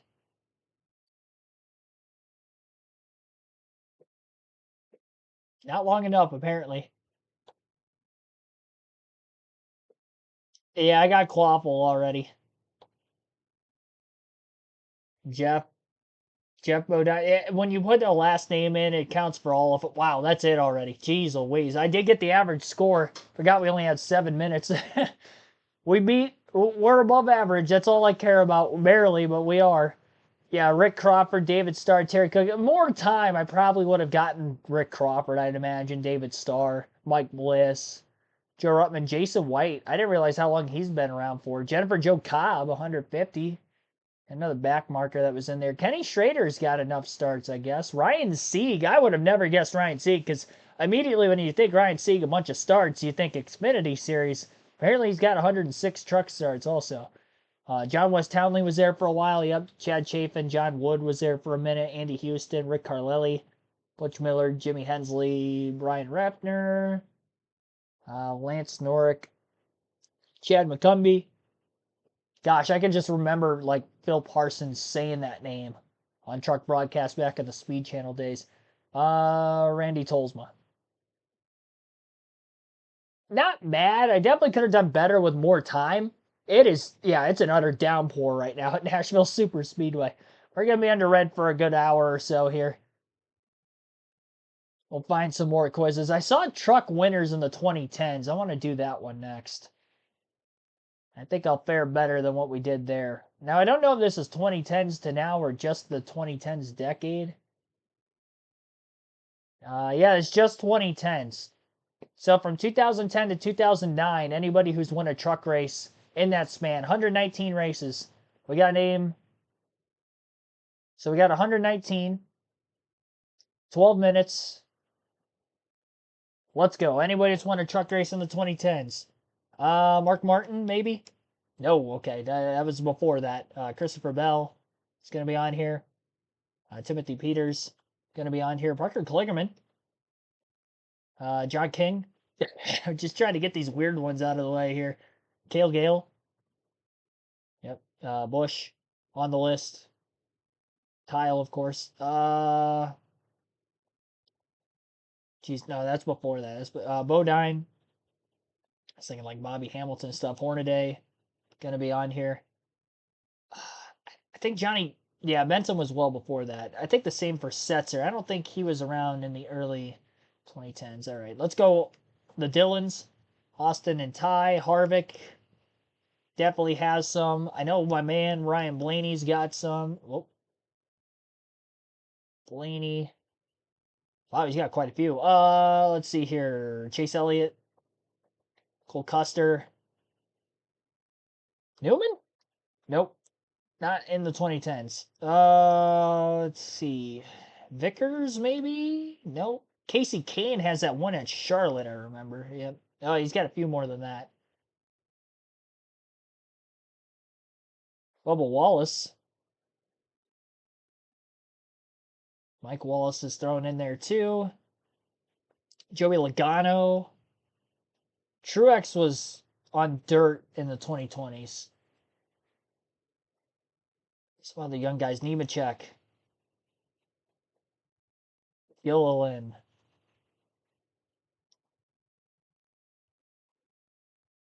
Ankrum.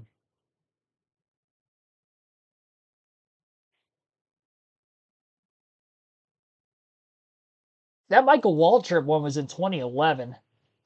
So Waltrip at Daytona.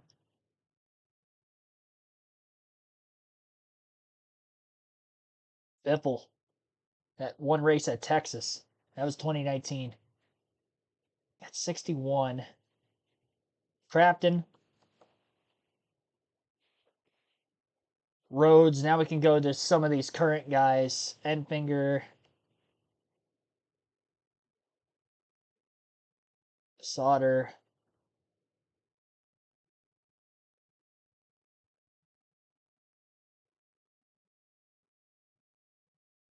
Byron had that big season. That was 2016. He won 7 races. Larson. Chastain.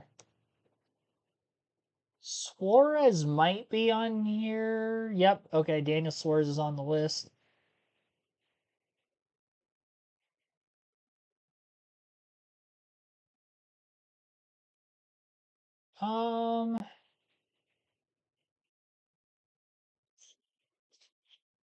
Hamlin's not on here.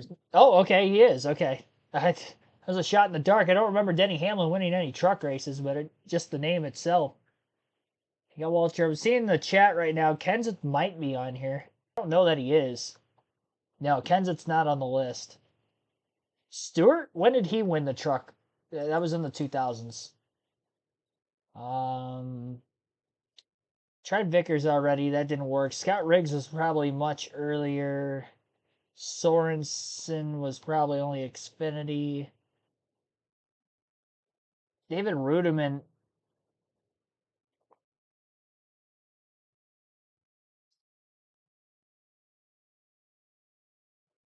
If I can spell his name right.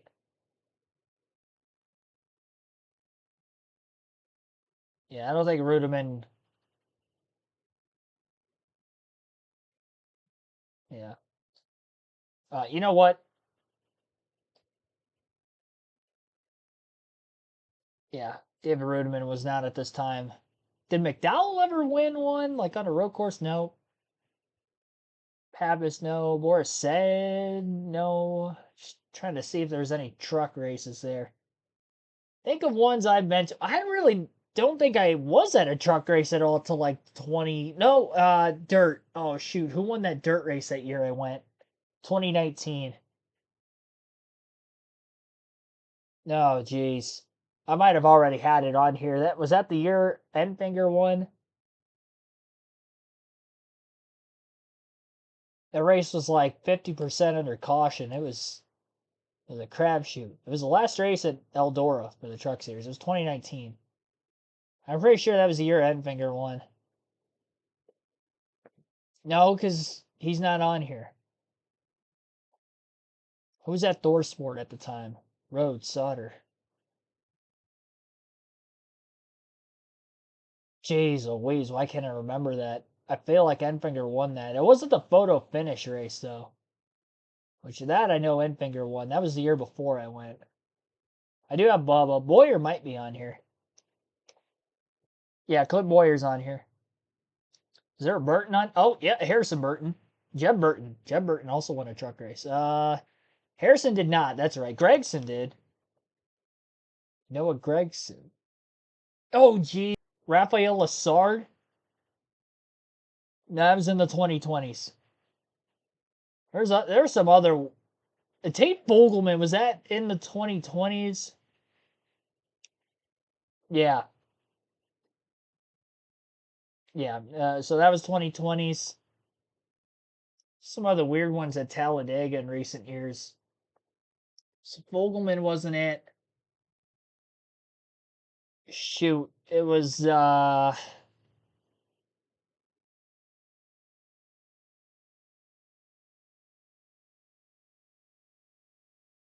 got him already. We got 5.5 minutes. We're at 92 of 119 currently. The Chad have. Bubba won it. Yeah, it wasn't the year I won. I do have Bubba though. Brett Moffitt. Oh my gosh, how do I not have him yet? Yep, got Moffitt. Thank you for that. That's one I probably would have forgotten for some reason. I do have Nemechek. Joey Coulter. Yeah, it's a good pull. Joey Coulter. Yeah.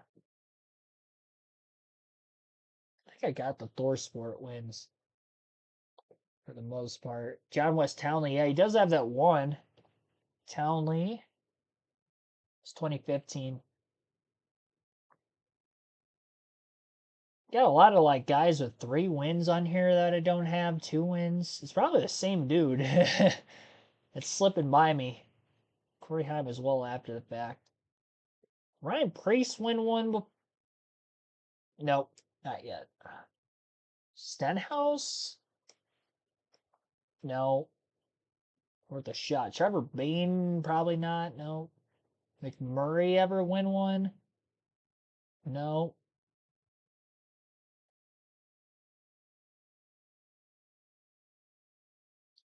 Oh. Yeah, Ben Kennedy does have one. Reddick. Yeah, Tyler Reddick. Briscoe. Keselowski. Oh my gosh. How did I not get Brad yet? Got Logano.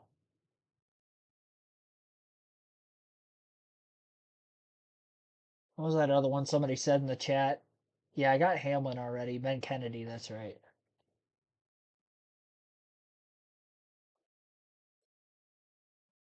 Ben Kennedy. 1 win in 2017. Like, the years are kind of a blur for me with Truck Series, I feel like. 3 wins in 2018. Had to be a championship 4 driver, you would think. Had the playoffs since 2017 in the trucks. 6 for Sauter, 6 for Moffitt. Eckes have one yet? No, not yet. I know he had early ones at Thorsport, but Justin Haley on here? Yeah, Justin Haley had 3 wins in 2018. That's who we were missing there. 3 wins in 2015. He's second most wins in 2015 behind 4 wins in 2019. Like, how do I not have that yet? Who do we not have? It's probably some active guys still. Oh, Stuart Friesen's probably on here. Yep, Friesen's got 2. That was 19. You know what? I think that's when he won the truck race at Eldora. I think Friesen won that day I went. Now that I think about it. A little bit more. Busher. Do I have Busher yet? Yeah, I did put Busher. All right. Let's see. Kind of cheating looking at our live leaderboard here. Active drivers. I got Gregson. Hocevar is already. Barry, no. Bowman never won one. I think I got everybody active. Eric Jones. Oh my gosh, I didn't have Eric Jones yet. That was the 3 wins in 2015. Man, we might be able to. We only got a minute and a half. We're definitely not sweeping. Purvis? No, that was before this. Yeah, it wasn't 2010. This is only 2010s. You got John Hunter. You got Bodine. I don't think Bowman's on here. I'll put his name, but yeah, he's not on here. I don't think he's ever won a truck race. At least not in the 2010s. Dang, that 4 wins in 2019's bothering me. I'm not going to lie.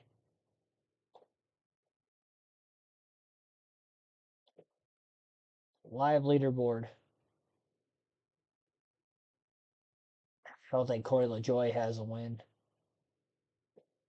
Zane Smith. But that I don't think that's. Yeah, that was 2020s. I thought I put James Busher on here already. That must have been the last list. And I think I spelled it wrong the second time. I thought I had James Busher.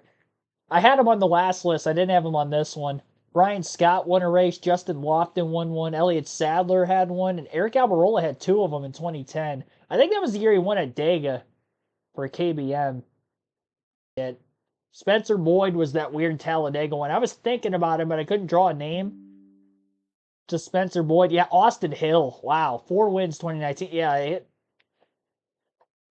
that I should have gotten for sure. And I thought I had James Busher. Then 2 wins for Nelson Piquet Jr. Thinking of some of those road course ringers and forgot about him. Not bad. 91%. Average score is 91. We're like barely getting average scores on these quizzes, though. By we, I mean me. Because I am the one ultimately that has to put the typing to this. So if I lose, it's my fault. But if I win, it's all of us. I'll be fair about it. See what other kind of quizzes we've got then for that. These are tough. These are tough. I would have thought we were like well above the average score. Average score, though, 91%. That's something. I want to see what this is. Tracks. 50. They have all the truck series tracks. So 10 minutes. Any race that's been had in the truck series anywhere. There's 50 different racetracks the truck series is raced on. We have to name them all. Hopefully abbreviated names counts. I don't feel like spelling Circuit of the Americas out all the way. So we'll put COTA. Dang it, I gotta. I gotta spell the whole thing, don't I? Circuits of the Americas. Okay, maybe it's not updated. It's the last time this was updated. 2018. Okay, well, it includes 2015 schedule. So this isn't like up to date. Eldora. Okay.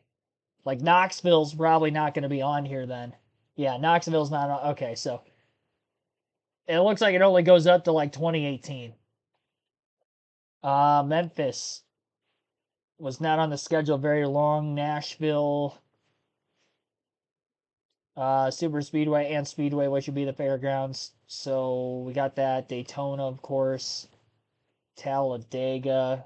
Our Super Speedways, Atlanta now. Okay, so we got Super Speedways out of the way. Let's go intermediate tracks. Let's go Charlotte. Let's go Homestead. Let's go Kansas. Las Vegas. Some other 1.5 mile tracks, ladies and gents. Michigan's an intermediate. Pocono's an intermediate. IRP, although that's a short track. I just thought of like Indy, and then, yeah, that's how I came across that. Chicagoland. Chicago just came up.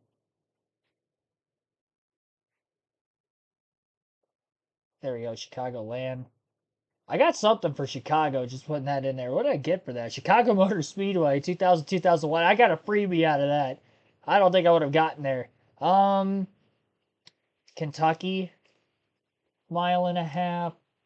Some other intermediate tracks that I would not have named yet. Rockingham.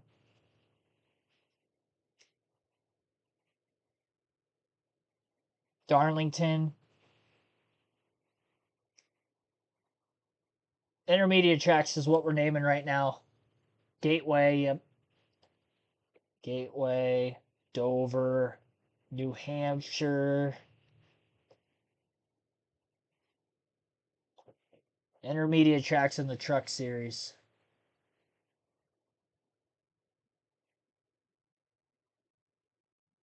Mansfield was a short track in Ohio. Mansfield.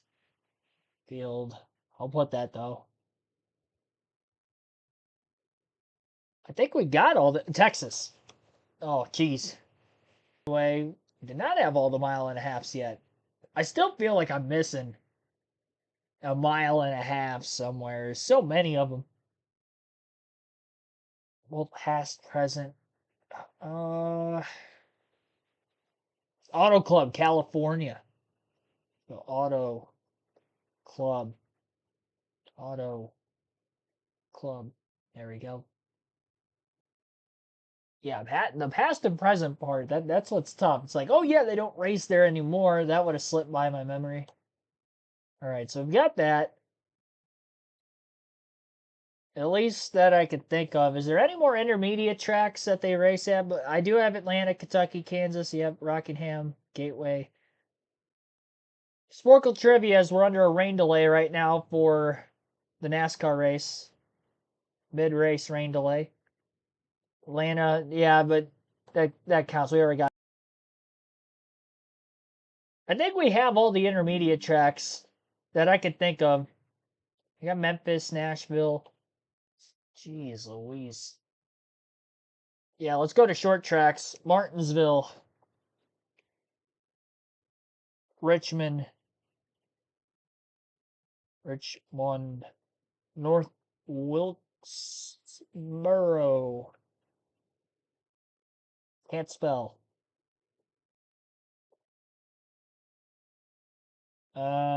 Bristol. Some road courses. They raced at Portland back in the day. Speedway and road course. Sonoma. Watkins Glen. Tried Coda already. It's not up to date that soon. Mid-Ohio. And this is more recent, so yeah, that's not going to be on here either. That was one time in the 2020s. Twice, actually.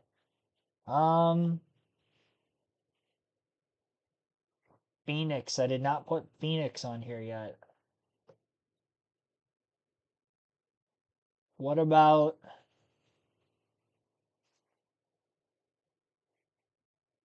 Iowa Speedway?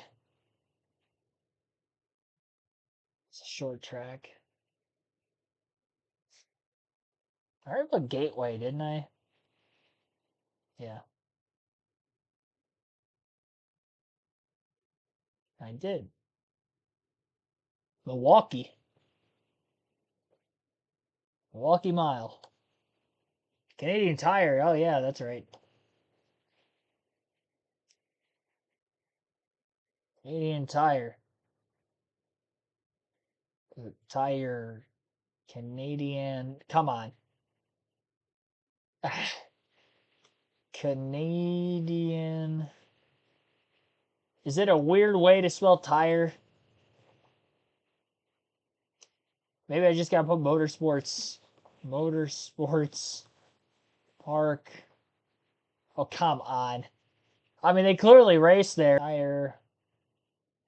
Motorsports Park. Yeah, they raced there in 2019. Oh, yeah, that's why. 2018 was all this list went up to. That's why it's not popping up on here. I would have thought they raced there in 2018. Maybe it was like mid 2018 season. Put the full name on here, but if it doesn't pop up, and we see it at the end, we're gonna have some problems. Motor Sports Park. Yeah, there's nothing there. All right, we tried. Onward.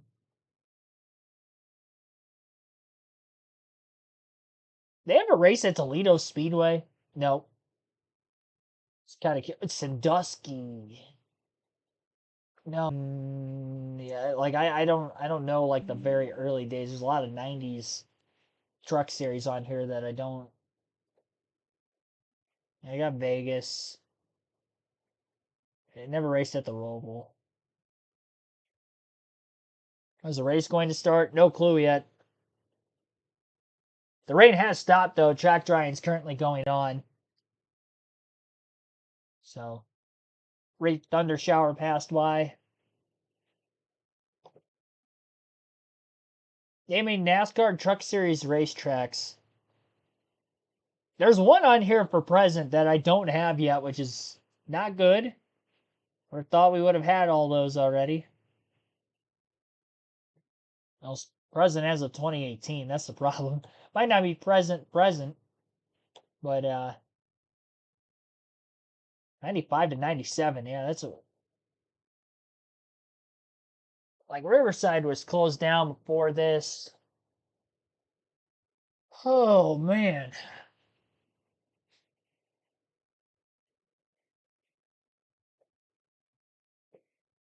Nazareth, that's a good one. Yep. Oh, Myrtle Beach. I don't know how to spell Myrtle Beach.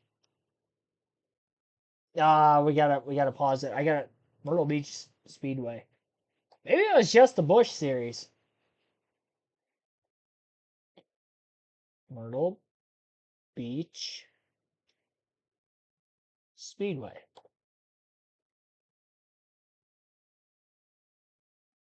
Maybe they didn't have a truck race there. I spelled it right the first time. Nope, nothing. All right, so maybe it was just the Busch series then. Was that the same for what was that track they had at like didn't they have one at like Disneyland or something? Give me a second. Disneyland Speedway, I don't know. That ain't it. I don't know what that is. It must be Magic Kingdom or something. I don't know. That ain't it.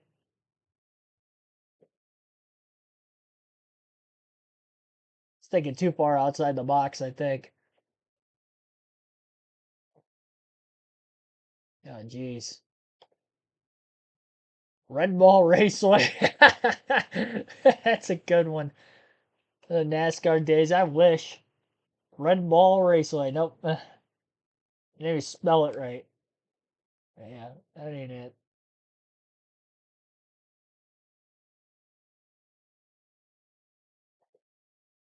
Dang.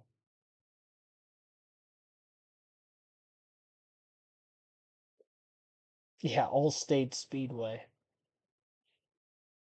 And see, Canadian Tire was on here. I'm upset about that.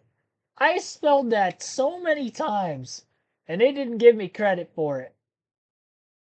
Some horseshit. Mesa Marine Raceway. I don't even know what that place is. Walt Disney World Speedway. I knew I wasn't like, oh my gosh. I just put Disney Speedway. Why, when I Googled it, it didn't come up? I know it doesn't exist anymore. I knew I wasn't kidding myself. I thought they raced at Disneyland. It was Disney World, not Disneyland. So when I put Disneyland Speedway, that's why it didn't show up, because it was at Disney World. Horseshit, too. Tucson Raceway Park. I think I've heard of them racing there in Arizona. South Boston Speedway. I had no clue the Truck Series race there, but that's pretty cool. Should go there again. Colorado National Speedway. I've heard of that. I don't know where Saugus Speedway is. They only raced there once in '95, the inaugural season. Pikes Peak. Okay, I've definitely heard of that. Louisville Motor Speedway, no clue. I-70 Speedway, is that Missouri or something? Heartland Park, Topeka, never heard of it. Evergreen Speedway, these are all like 90s truck series. Yeah, I'm upset about that Canadian Tire. I put that in the search bar. You guys saw it. I spelled it right, too. I even Googled it just to make sure, like, you know, like Canadian spell, like I didn't know if it was like tire, like Tyre or something like that. No, I had it right. It was the American spelling. Flemington Speedway is a weird one too. I definitely wouldn't have gotten a perfect score on this, even if I had like all the time in the world. Barely got above average, which, I mean, at least we got above average. That's all that matters. That's the goal in life, everybody. Any young people watching this, just know that the goal is just be above average. That's all we ask. Top 10 in truck points is a weird one. Oh my gosh. Yeah, that's gonna be... I think we should go back to doing some Cup Series quizzes. We haven't done that in a minute. NASCAR Cup Series. We did get above average. If I didn't get average with not having Canadian Tire Motorsports Park on there, that would have hurt.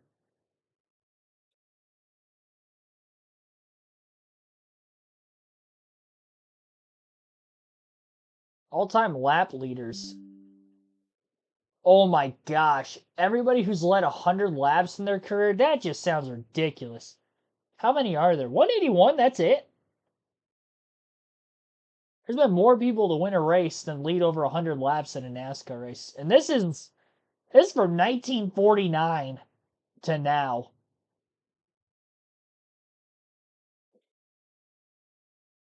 Like, this isn't just modern era. It does show how many wins they have. Not all of them have wins. That's what's tough. And how many drivers had long enough careers to, like, lead 100 laps plus during pit sequence?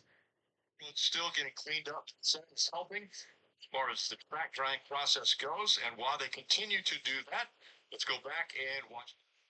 Okay, yeah, so track drying's still going on. Making great progress, though. 12 minutes. So let's switch gears from Truck Series to Cup. And this is any driver in the NASCAR Cup Series. While we wait out this rain delay. So, any driver... Yeah, New Smyrna wasn't on there either. Yeah, Montreal was Xfinity. Same with Mexico City. Wait, I-70. Yeah, well, apparently there's probably a short track somewhere. Yeah, they weren't on the interstate. All right, back to this. So, any Cup driver who's ever led at least 100 laps. I mean, we got to think anybody who's ever won a race, first and foremost, you would think. for the most part. Like Cole Custer is probably. Oh my gosh, no, he's not. Okay. My bad. Tyler Reddick. Okay, so when is it? I saw 2017 was when this was last updated. Why did I pause that? So it looks like say so 1949 to it says 2010, last updated in 2017. So this is accurate up to 2010. So it could include 2010s. I almost don't like this quiz just for that reason. We're backing up. We're not doing this one. I ain't trying to guess everybody who raced in the 2010s that may or may not be on this list.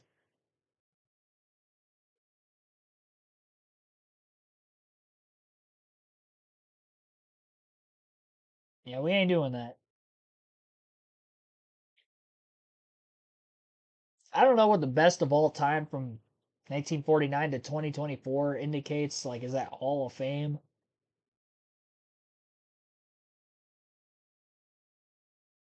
Made the playoffs? I feel like we've done that before.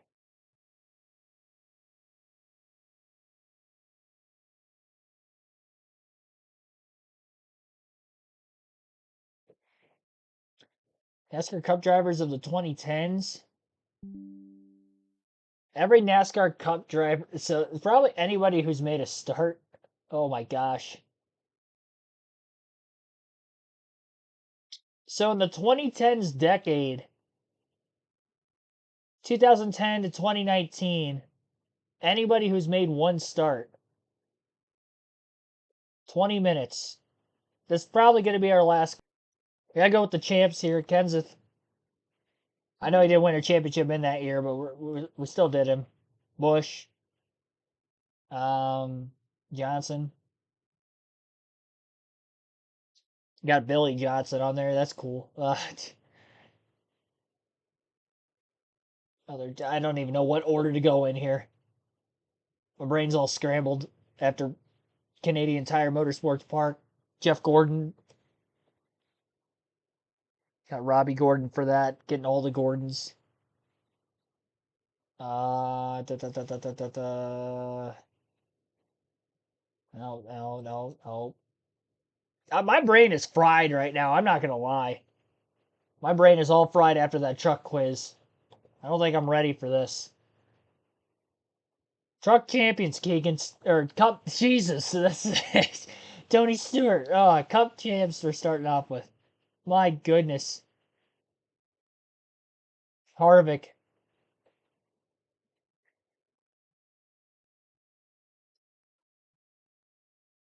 I mean, of the 2010s, though, we pretty much Truex.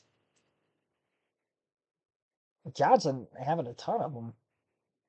Keselowski. Logano.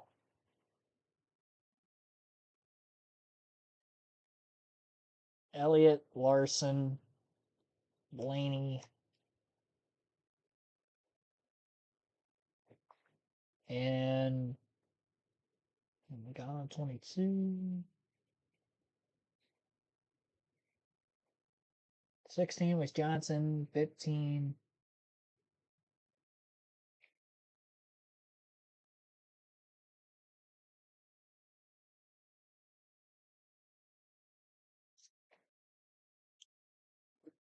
I think we got all the champs.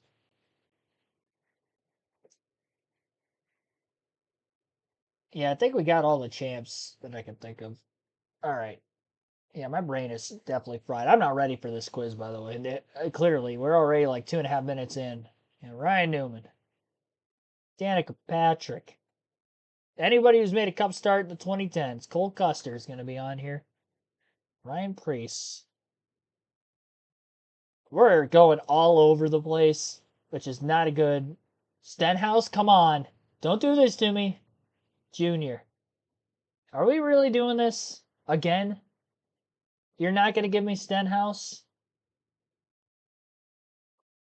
Even though he's clearly on this list. All right, well, you're going to have to do this the hard way, it looks like. Busher.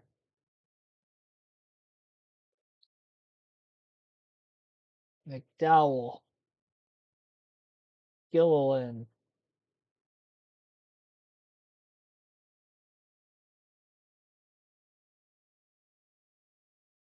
Are we being serious here?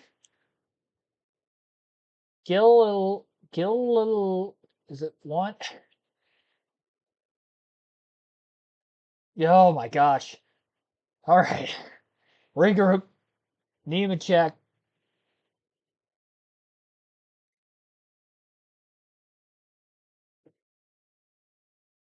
Just trying to get kind of like more modern drivers, I guess, for the most part. Reddick.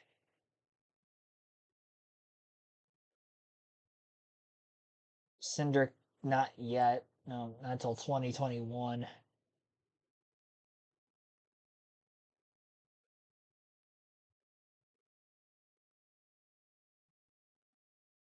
My brain is so fried.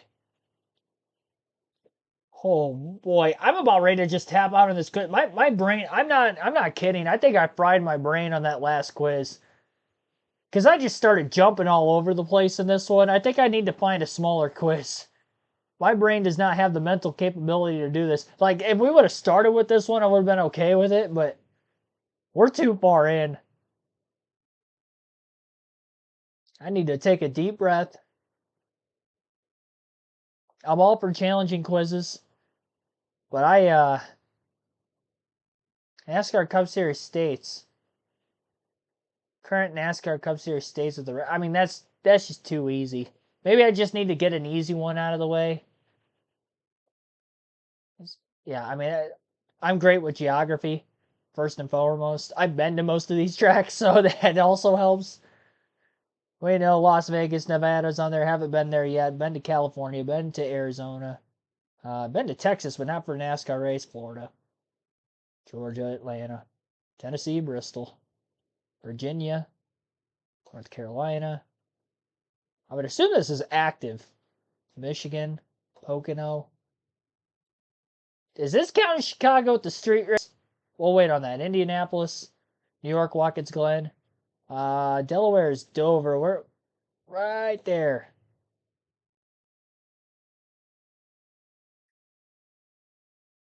Because I don't know if that's counting Iowa either, so I don't want to click on that and be wrong yet.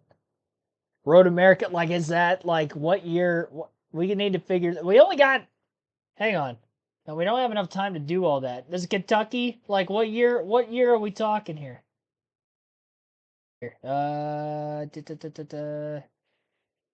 I'm just gonna put Illinois, Chicago, Chicagoland. All right, Chicagoland. It's Chicagoland, so it's 2019. So Iowa's not gonna be on there. Alabama.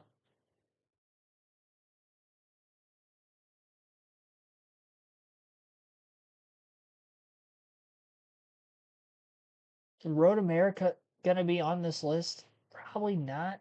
Kentucky is gonna be on here then. Yep, because of 2019 Chicagoland. Two more.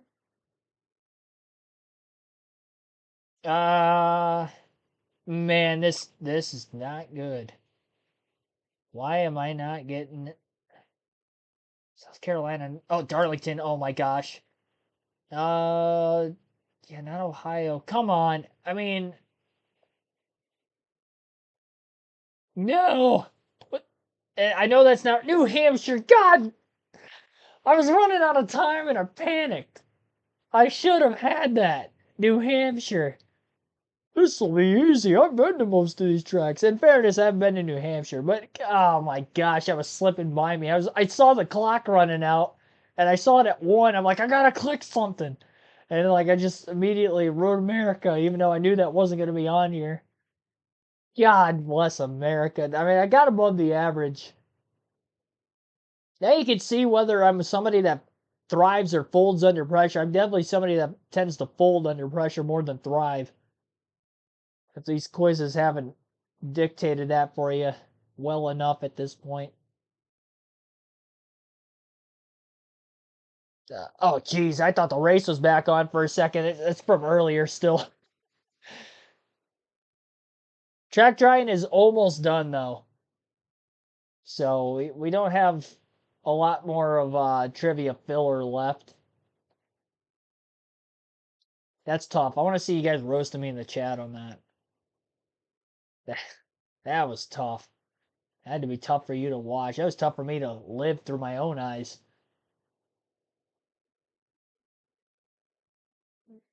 Jiminy Christmas.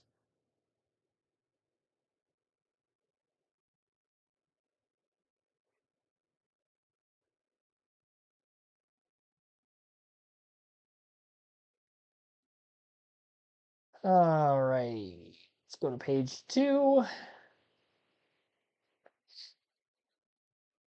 Top 10 points finishers in the 2010s. Feels pretty easy. And 6 cup winners.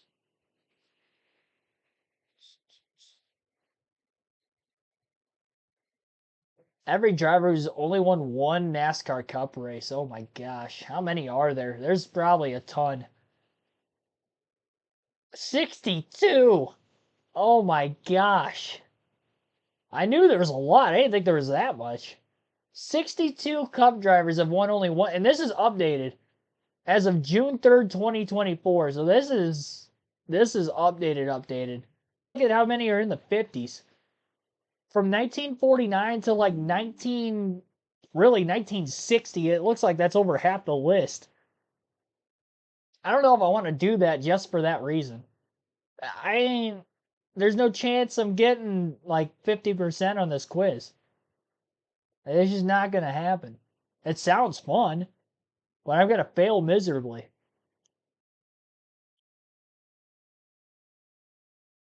Yeah, I can't.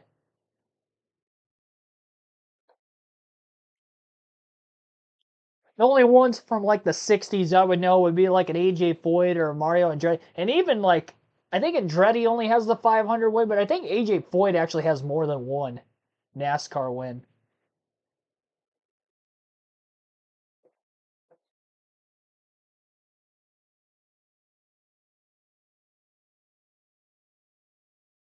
Top 4 drivers in NASCAR for each year. What is top 4? Like top 4 in points? 288. Oh my gosh. Oh my gosh. It's from like 1949.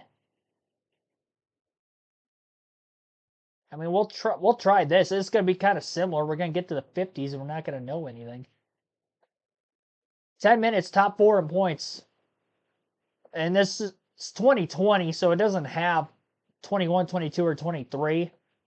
And 24 is not done yet, obviously. So, yeah, we'll do it. 10 minutes, kill more time. We'll go in descending order here. Kowski, Logano, Hamlin.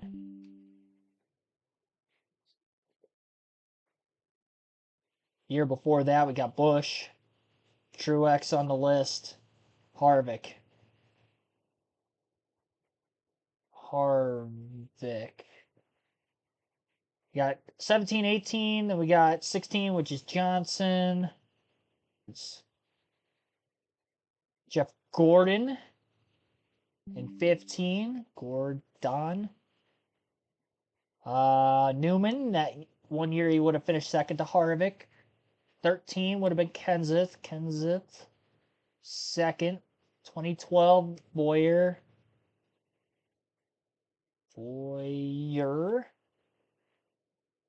5 car in 2012 is Casey Kane. Casey Kane finished 4th in points in 2012. Wow. All right. Stewart. I wouldn't have known that off the top of my head. Mark Martin was in the 5 there.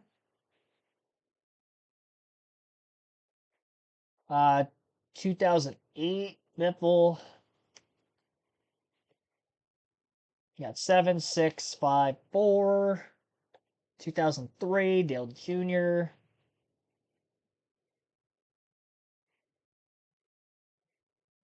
2001, that was Marlin. And the 28 was Rudd. Labonte. And get the Terry years. Burton. And Jarrett. Got 99, then Rusty Walls would have been 98. 97, 96, 95, 94. 25 car 94. Yeah, it wasn't Kenny Schrader, was it? Oh, it was. Wow, Kenny Schrader was 4th in points in 94? Wow, okay. Cool Wiki, 92. We got 93 already. Cool Wiki. Allison. You gotta learn how to spell, Keegan. Alright. 33, that was Gant. And we're back to 1990, 11 cars. That Wall Trip at the time? No. Jeez. Who was in the 11 car in 90?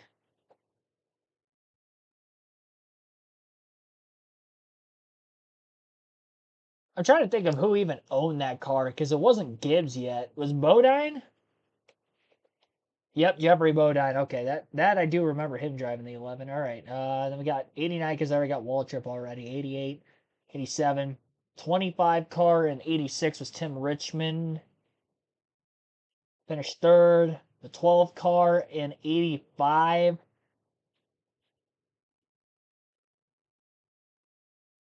Drove the 12 car in 1985. Trying to think of guys like Parsons probably didn't, but he's going to be on the list. Drove that deep into the 80s yard. Like I don't know what car Cale drove his whole career. He was in the 11 for a lot. Got that. Obviously Pearson's not going to be on the list yet, but Pearson Patty wasn't that one, but he is on the list. At 226 of 288 right now. Who drove the 12 car in 1985? Ernie Irvin? I don't think so. No, that was not Ernie Irvin.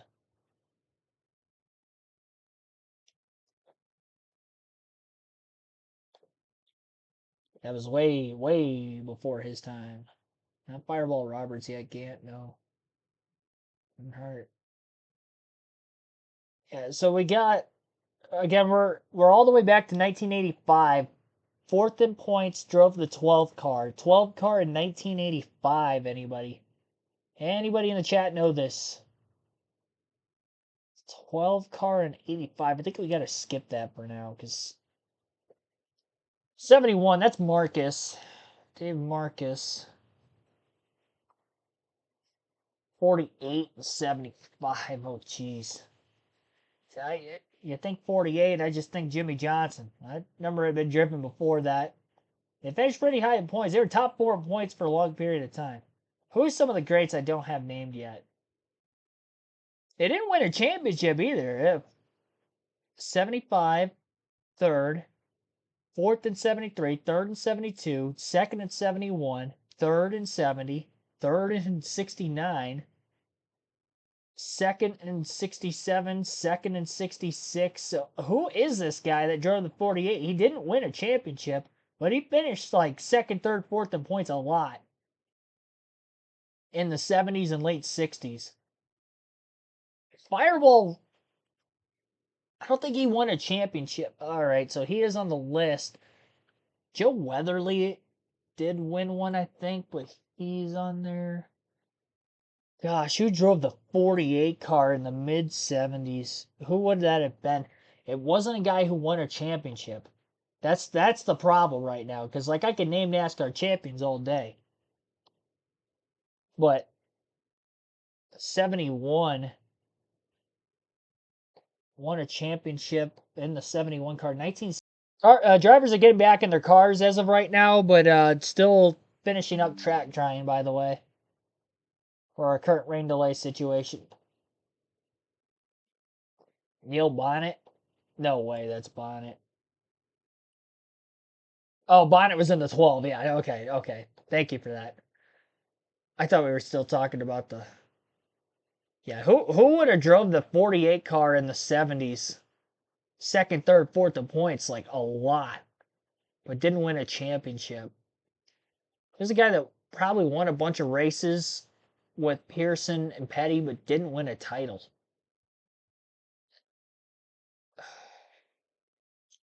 Oh, you know what? Was it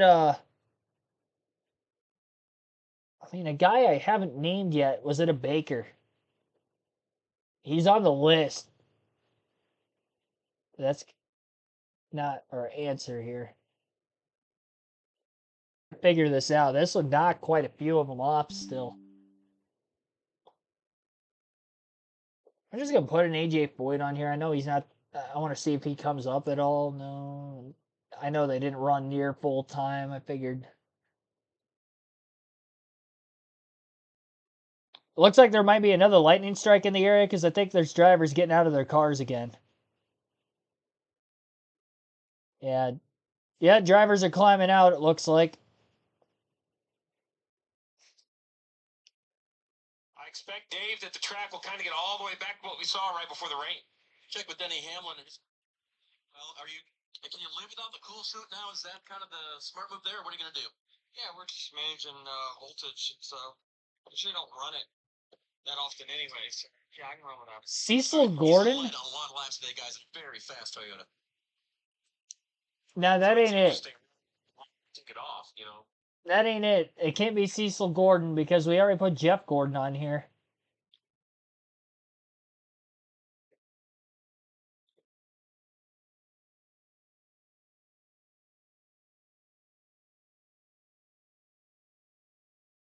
Maybe there was another one. Christopher Bell was not in his car yet.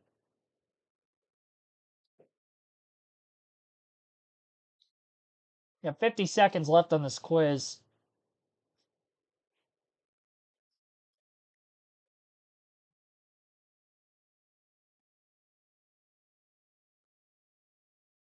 I'm upset.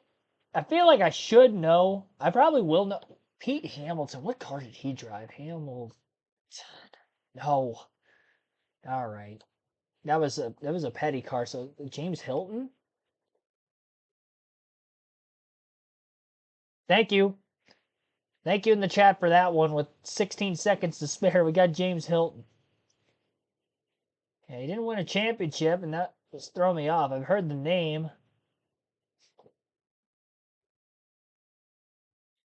Yeah. All right. Well, Bob Flock. Yeah, didn't get the Flock. Heard Thomas, Rexford. Didn't really have a lot of time. I was trying to go in order there. Herman Beam. Don't know who that is. 1959, he finished 4th in points. Dick Rathman, Bill Blair, Lloyd Moore, Bill Rexford. Would have gotten a lot for those. Speedy Thompson, Shorty Rollins, Marvin Panch. Definitely some names I've heard. Rex White, Daryl Daringer, J.C. Spencer. I don't know who J.C. Spencer is, but he finished 4th in points in 1965. Clyde Lynn in 68. Bobby Isaac was 71. That's tough. I forgot that. Neil Castles. Those are some names I've never heard of before, but they were top 4 in points in the NASCAR Cup Series in the 60s and 50s. Oh, jeez. You learn something new every day. For our sake, Billy Wade, another one, finished 4th. I mean, these are guys that might not have even won before. We don't know. They had or hadn't. Did pretty well. Should have gotten above average, right? 80. I did not get the average score. Unbelievable. Oh, that hurts. We didn't even get average. I mean, I did what I could, I guess. It's a little disappointing we didn't get average.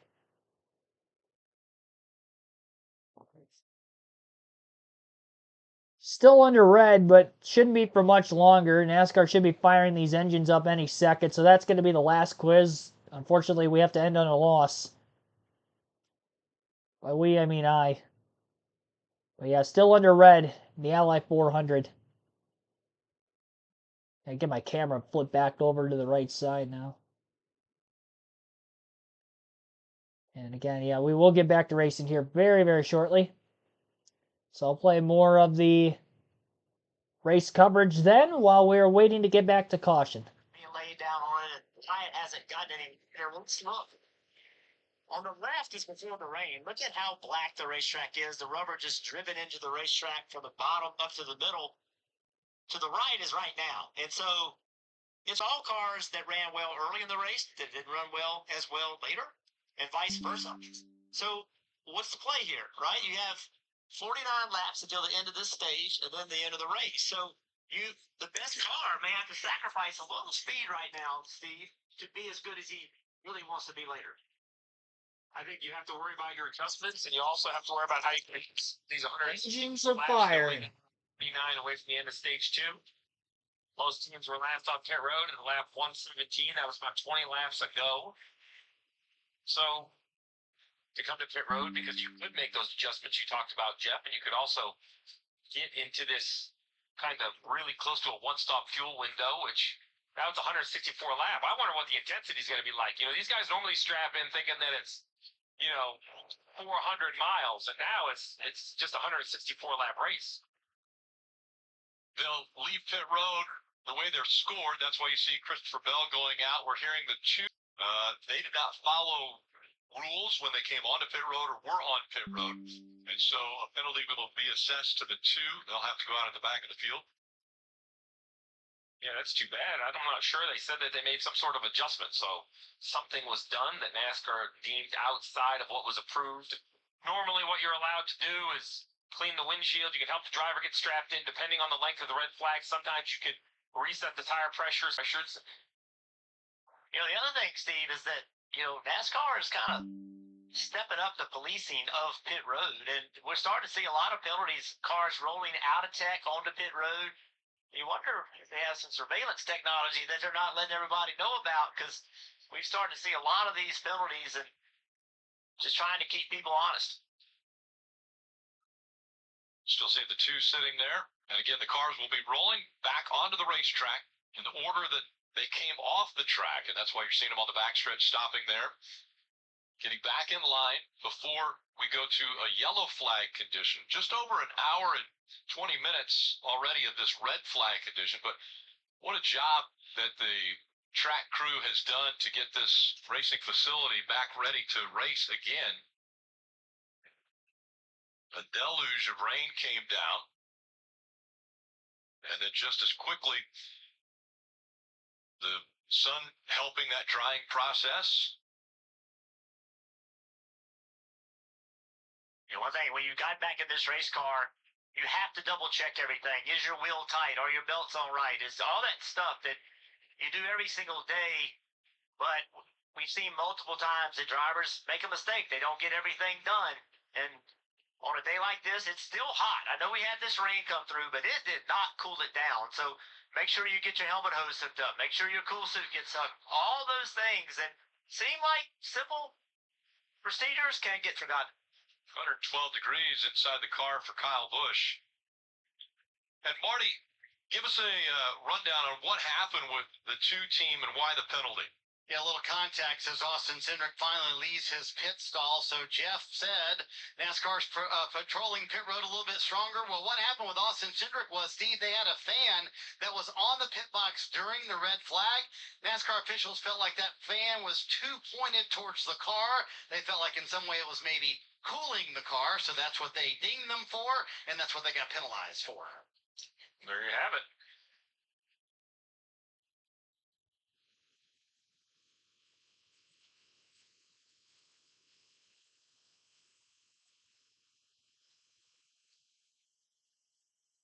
Once everybody gets in line, they will make one pass across the start-finish line, and then they will open pit road. So those that choose to come onto pit road, make adjustments, change tires, add fuel. That can all be done after they have gone around one time, and pit road will then be open. But you do see yellow. We have gone to a yellow flag condition. The red flag officially 1 hour and 21 minutes. Great crowd here at Nashville Superspeedway. A sellout. There are fans from all 50 states, 13 countries represented. Second straight year, a sellout here at Nashville Superspeedway. We mentioned the entertainment mecca now Daytona here in Nashville. all 50 states Fans coming out and appreciating the racing that takes place here at the Superspeedway. Waiting to see the conclusion of the Ally 400. 163 laps remaining in the race, just 48 that will be remaining in stage 2. Riding along with Ross Chastain and that Busch Light onboard camera. Last year's winner, Chase Elliott, as we're embedded with the 9 team. We've been able to ride along on the Coke Zero Sugar number 9 on board. Consumer Cellular helping us out with Brad Keselowski, the other team that we're embedded with in this stage. See on the left there, the green and blue gray Kyle Busch gets the free pass, so that would make 36 cars on the lead lap. Only John Hunter Nemechek, which we saw in the recap of stage 2, spun and then had damage. He's 2 laps behind. And Chad Fincham is currently 5 laps off the pace. He actually might be retired, I think. The 66 might have decided to go to the garage. Left early. Fincham is in the garage, so he's off the track. And pit road's open, so we'll see if we have any takers. Crew chief, would you be coming to pit road? I think if I was outside the top 20 or 22, I would. I think where Alex Bowman is right here, that's probably a great decision. He's 16th. Probably get a few to come behind you. See Austin Dillon following as well. Jim.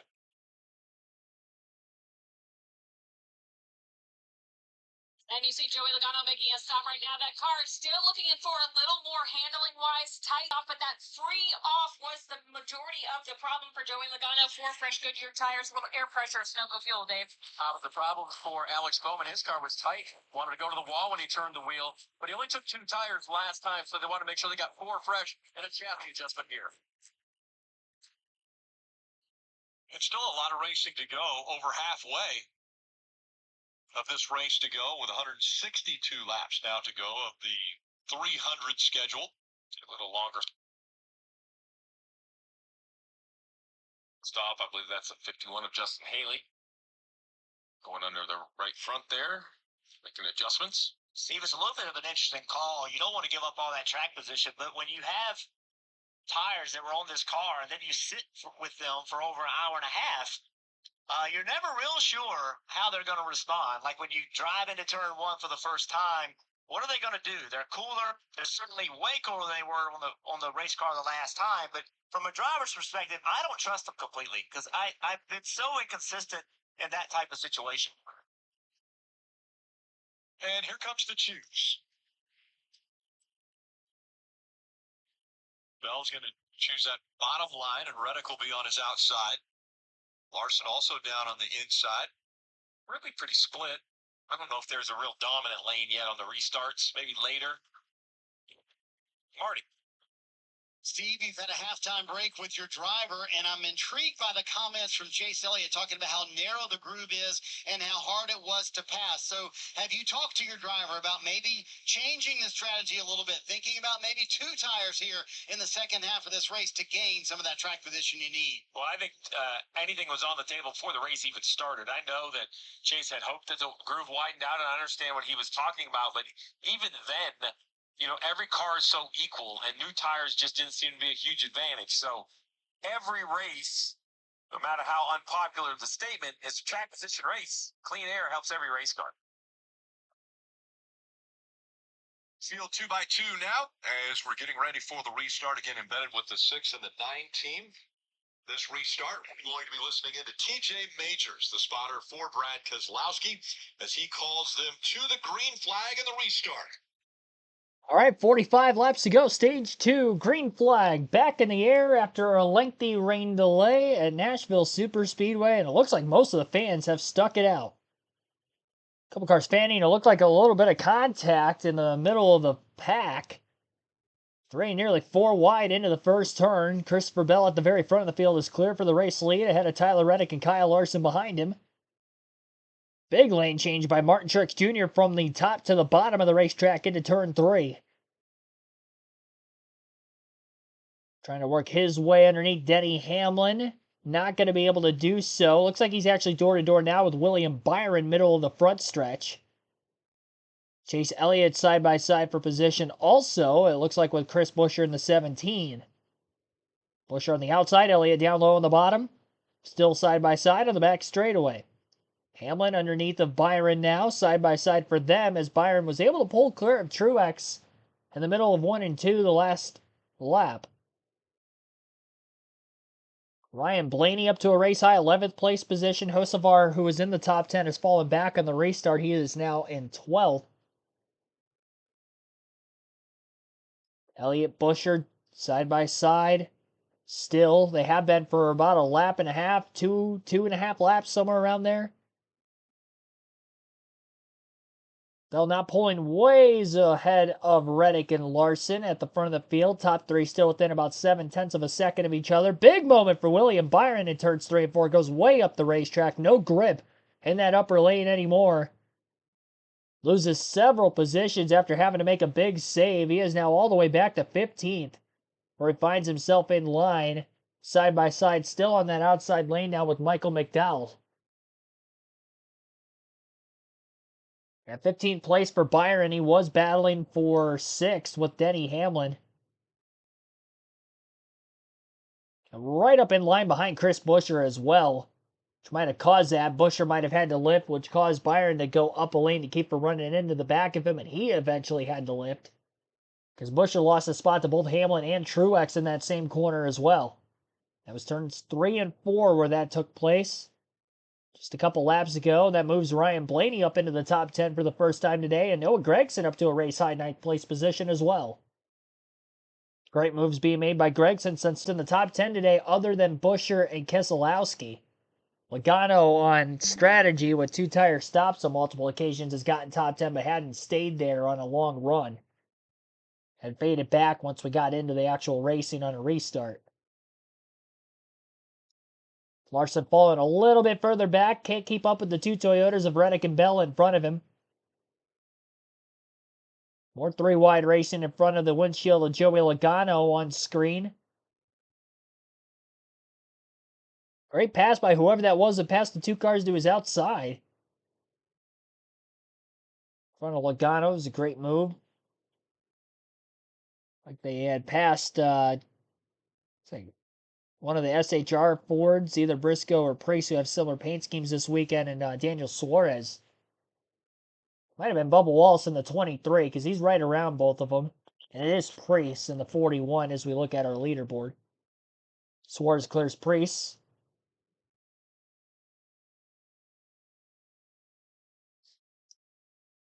Could have actually been Eric Jones in the 43 as well. He was right around that pack of cars. It was a Toyota of some sort. It was either Wallace or Jones. Most of the field single file through the top half at least. Down the back straightaway that last time. Ty Gibbs is working his way forward since the restart.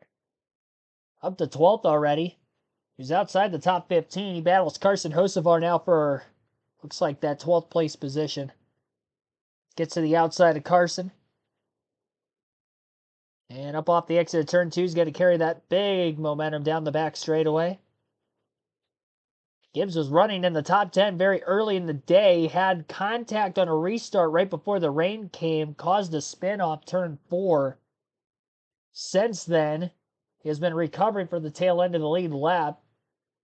So good comeback performance to this point for Ty Gibbs. Still plenty of time to try to get to the front. Still 38 laps to go in stage 2.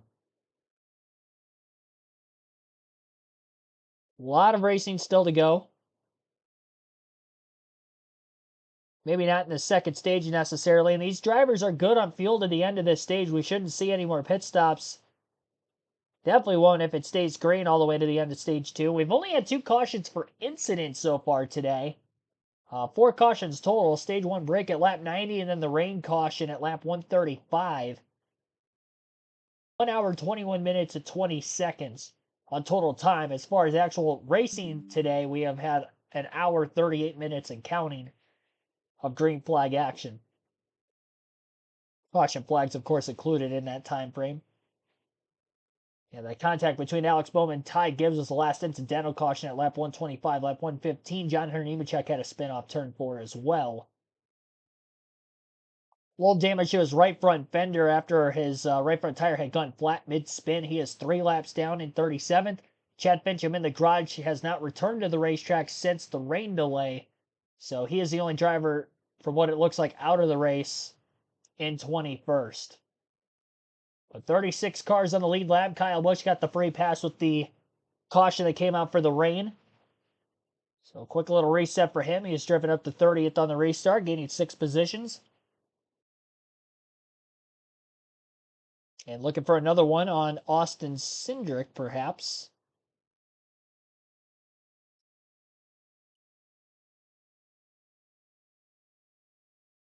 Austin Dillon, in the running order, also pretty deep in the field, along with Kyle Busch. 35th is where Dillon runs. So again, another poor performance for RCR so far today.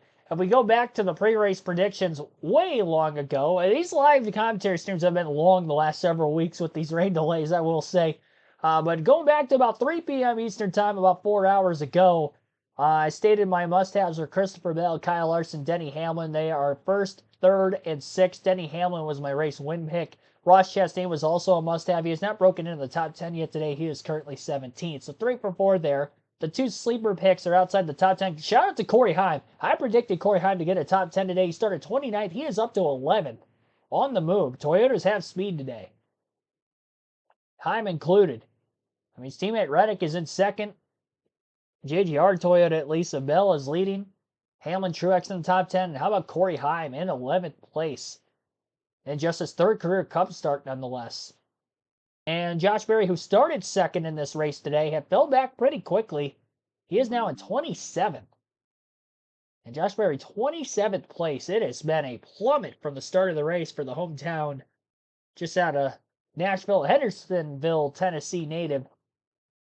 Not a good homecoming for Berry, the rookie. A lot could still happen, though, in the final 143 laps. The 3 don't happen. You can say in the chat. Kyle Busch in 30th. Not a great run for him. Joey Logano 21st. Outside of strategy has been really outside the top 20 for most of the day. That strategy hasn't worked out well for him to this point.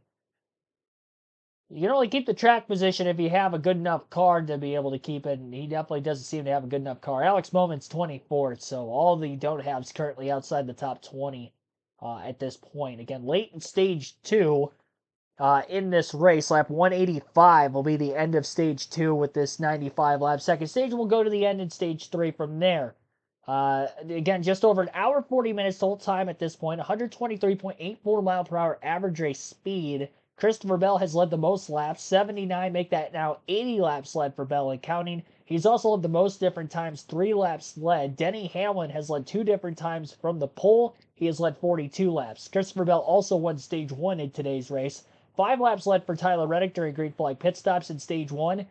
Ty Gibbs led 2 laps in the race, also during green flag pit stops. And Michael McDowell led 31 laps during green flag stops as he was the last of the drivers to pit. So that's why he has led as many laps as he has. So 5 different drivers have led at least 1 lap. 8 lead changes amongst those 5 different leaders. And again, those 4 cautions in today's race. Still 36 cars on the lead lap. 1/8 of a second lead for Christopher Bell at the front of the field. Tyler Reddick is second. Kyle Larson third. Brad Keselowski fourth. Denny Hamlin fifth. Chase Elliott 6th, Martin Truex Jr. 7th, Chris Buescher 8th, Ryan Blaney 9th, Noah Gragson is 10th. That is your top 10 with about 25 laps to go in Stage 2. We'll take an ad break. You're listening live to the Ally 400 right here on KRC.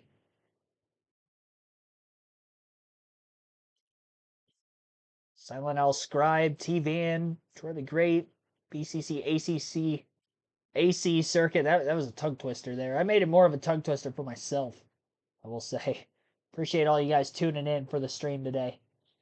Sticking out the rain.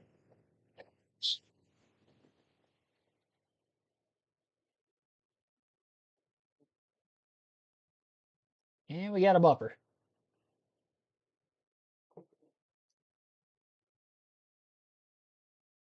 Very interesting battle. The 41 of Ryan Preece and the 23 of Bubba Wallace.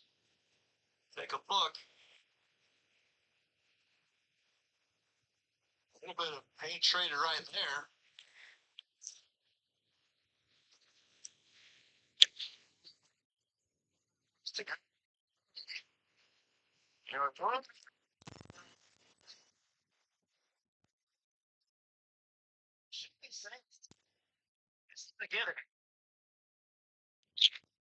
Kyle Busch running.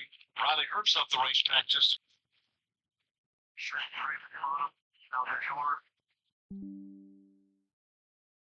That's in the 28, 29, 30 range between those two cars.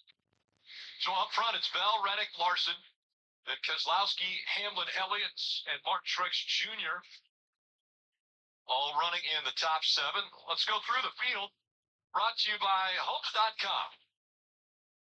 You're going to start with Central Hill. Oh, there he is. There's the straight now.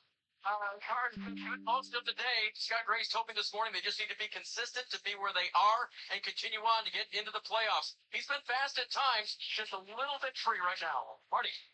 Now that's the fire off bin for Ryan Blaney after the rain delay. Listen in.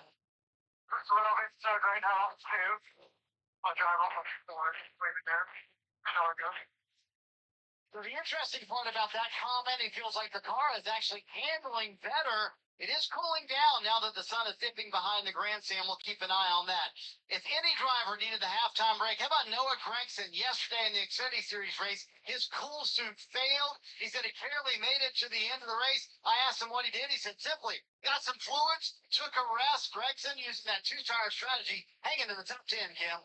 Hardy Ty gets running in the 11th position after his save. What is trying to correct? Sitting from start to finish, the last 4 races, they have not gotten the results they needed. They've fled a lot of points, and right now they want to right the ship. They're definitely racing the tie stickies. As runners in D. Corey Hines can just race 29 and to clear to 12 now. Anyone open?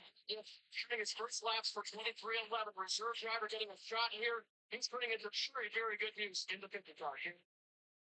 In 13 races, remember he series race here last year, and the team felt like he was leaning on that knowledge, knows what to expect from the track. The goal is to maintain the average the last 4 weeks. That's about a 17th place finishing position. And Marty, as we look at what they've been able to do, they're just turning it in 6 right now. Not much, but they continue to do this program.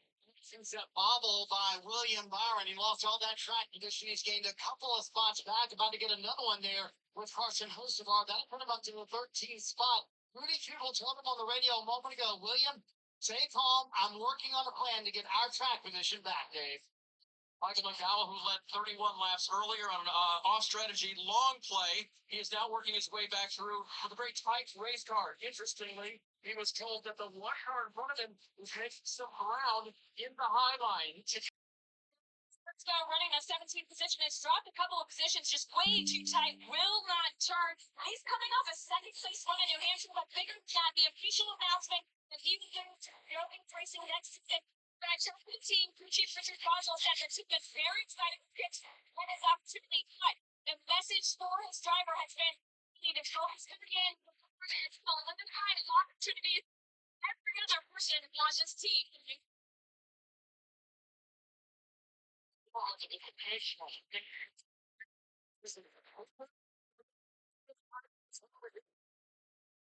All day long. Contact right there for the 38 off turn 2. It's only 16 laps to go in stage 2. Those of you who play fantasy, make sure to check your fantasy lineup. Make sure you don't have somebody in the garage that would benefit you if they would be a part of your lineup. As Jeff and Steve both grab their phones. Thank you, Rick. Brad Keselowski restarted in 4th. He's fallen to 5th, but staying right up there in the top 5. Christopher Bell won stage 1, trying to sweep the stages here in Nashville. Commercial break right now on NBC, late in stage number 2 at this point. And as you heard there from Rick Allen, be sure to set the fantasy lineups. They lock at the end of stage 2. Be sure to also vote for who you think is going to win today's race in our chat poll. That closes at the end of stage 2. It was open all the way through the rain delay. And really ever since last night when I had put it in the stream after the Xfinity Series race, well before the stream started. 40% of you still say somebody other than Larson. He is 6th currently. He has 14% of the votes. Kyle Larson getting 33%. Christopher Bell, the least amount of votes of this poll, only has 13% despite the fact that he has led the most laps. He's nearing 100 laps led at this point. He won stage 1. Looking to win stage 2, I'd say he definitely has the fastest car in the field. If we get into the nighttime hours of this one, it's going to be interesting to see, though, if they keep up with the changing track conditions. Maybe some of the other drivers who haven't been at the... Because we weren't expecting a potential race to finish under the lights today. And we could be close to that over the next hour or so. I would imagine, though, Central Time, they probably still have a couple hours of daylight, so that maybe won't be the case. Track may become more shaded in certain areas, especially on the front stretch into turn 1, exit of turn 4 to grandstands, taking over some shade on the racetrack in those areas. That definitely could for sure happen. Get the leaderboard back up for you right now. And Christopher Bell is your race leader. He's got a 1.2 second lead over Tyler Reddick in second, Kyle Larson third, Denny Hamlin fourth, and Brad Keselowski is fifth. So that's the top 5. Battle for position between Ty Gibbs, Noah Gragson side by side on the back straightaway. Door to door between them. Gibbs down low. Gragson up high. The battle is for the 10th place position. Stage point on the line there. Probably more important for Gibbs than for Gragson. Gragson more than likely in a must-win situation if he's going to make the playoffs. Gibbs trying to get back in the top 10 in points, because playoff points are awarded for the top 10 in the regular season standings.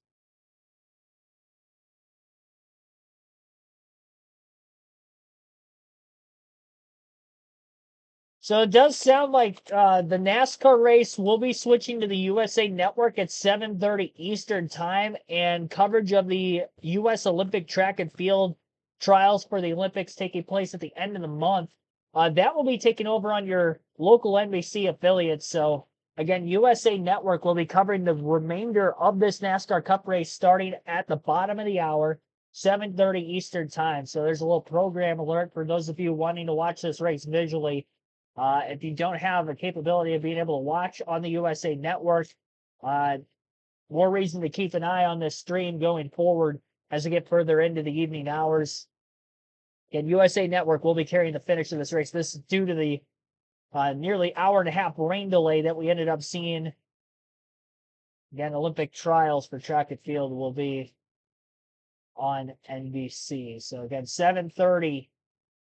The race will be switching to the USA Network.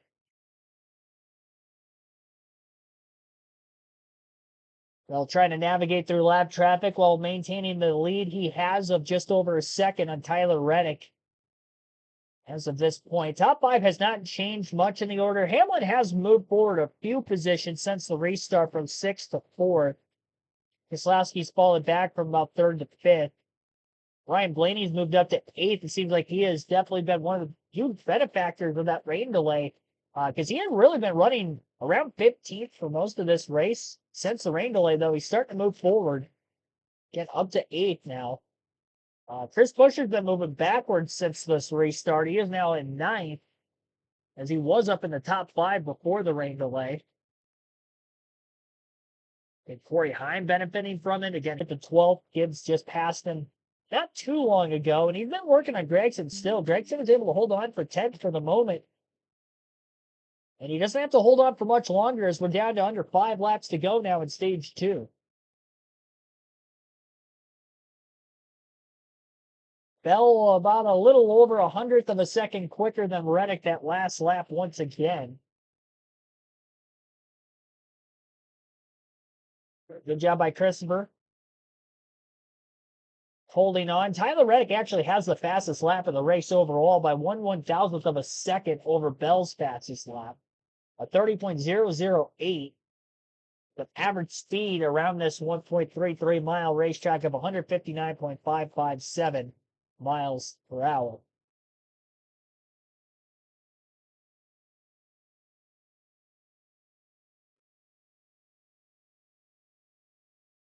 Gibbs still trying. Probably one of the closer battles on track in the top 10 positions. Hamlin's also slowly closing in on Larson for 3rd. Hamlin a little over a 10th quicker than Larson that last lap. Toyotas definitely seem like the manufacturer to beat right now. Big wiggle on the backstretch there by Gibbs. Not sure what that was all about.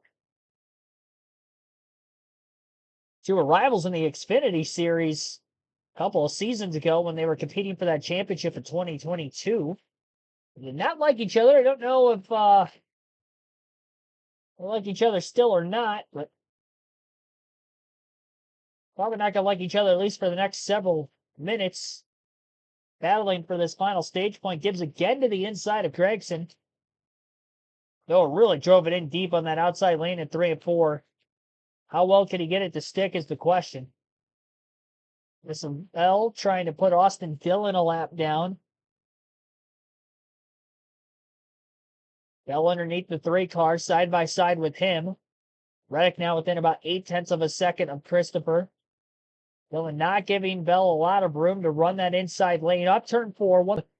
Christopher Bell on the front stretch. An aggressive side draft here. Austin Dillon rolls it deep into turn 1 on his entry.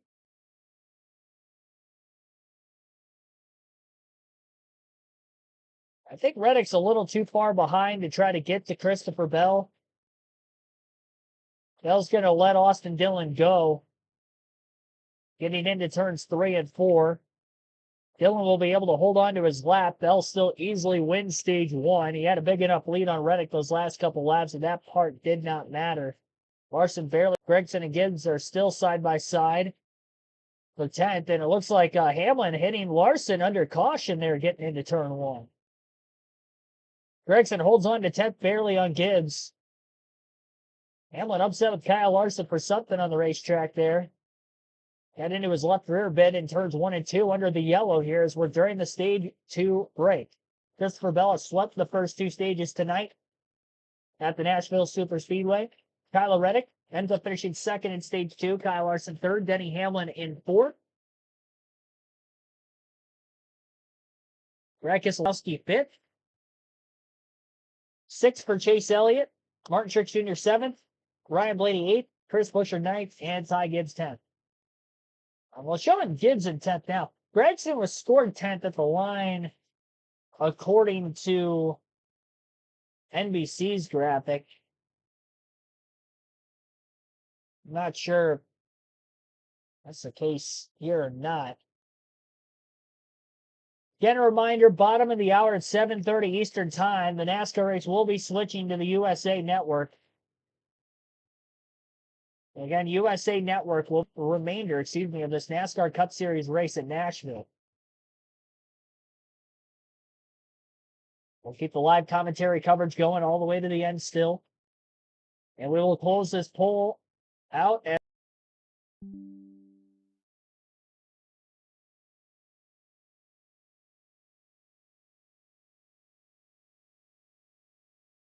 some disconnection issues here with OBS.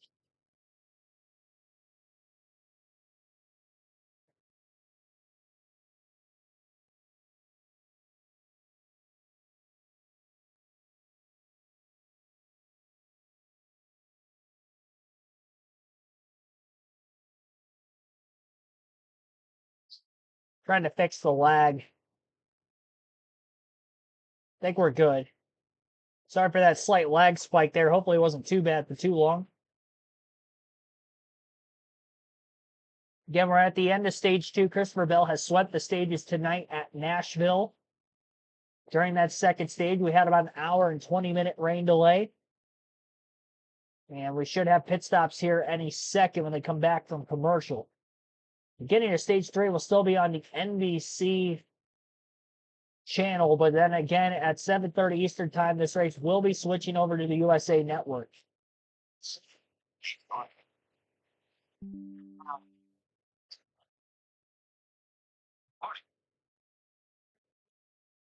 Speed, more overall grip. You also mentioned that the brake pedal started to go long towards the end of the crunch. Marty Christopher Bell, top right, said, I think my balance is pretty good. No major changes there. Tyler Reddick, bottom left of your screen. He said, like it good speed, just a 1.5 or 2 tight towards the end of the run, dude. Ultimately, fourth place there for Denny Hamlin in the stage. His car was tight, but he was charging the entry, which was giving him great lap time. Not here. Really close there for Hamlin. And he gains 2 spots to Bell. Nowhere near in the top 10 is the 5 of Kyle Larson. This is what the race off looks like. So close between the 20 and the 11. The 5 comes in, stops pretty well on his mark. Jack goes up. Jack, see, he drops it. We saw that happen last week with the 19. He had to jack it back up, tighten the right rear tire, cost some extra seconds, over 10 spots lost. Yeah, Kyle Larson now out of the top 10, a pretty slow 13.2 second stop for that team. Christopher Bell wins the race off pit road. Hamlin second after gaining a couple of positions there from fourth to second place now. Reddick lost a spot, so waiting for the rest of this leaderboard to update. It looks like Kyle Larson is in 12th after losing 9 positions on pit road. Blaney up to 6th, gaining a couple spots as well.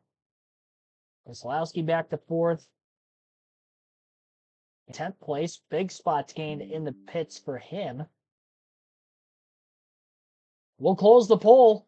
End of stage 2, 234 votes for who you thought is going to win this race today. 39% of you say somebody other than Larson, Hamlin, or Bell will win. That's interesting. Bell's dominated. He only has 12% of those votes. 14% for Denny Hamlin, and Kyle Larson at 33%. So we'll see if you guys are going to be correct in the chat. My pick was Denny Hamlin. He is now up in the second place position. Based on the pre-race and where those drivers are running fantasy-wise, Bell, Hamlin, they were the must-haves. Their first, second. Hamlin, again, was the win pick. Kyle Larson in 12th was another one of the must-haves. Chastain was a must-have. He is in 10th. So 3 for 4 as of the way we're running right now with those picks. Sleeper picks, Corey Heim, 13th. He was one of my sleepers to get a top 10. Josh Berry was the other one. And he has just been terrible in this race today. He's now 36, last car on the lead lap. He was like right around 30th at the end of the stage. So qualified second. Things have not gone right for him today, to say the least. They don't have picks, all of them outside the top 10, 3 for 3 so far. Joey Logano, highest running of them, in 18th, and Alex Bowman, 19th. Kyle Busch, 35th. Free pass goes to Jonathan Nemechek with the stage 2 end. He gets one of his 3 laps back, so now he's 2 laps down.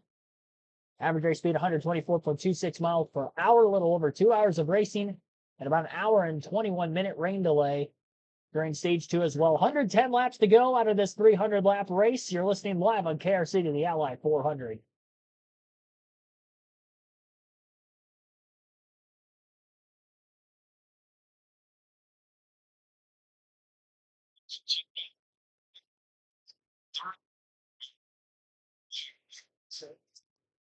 US.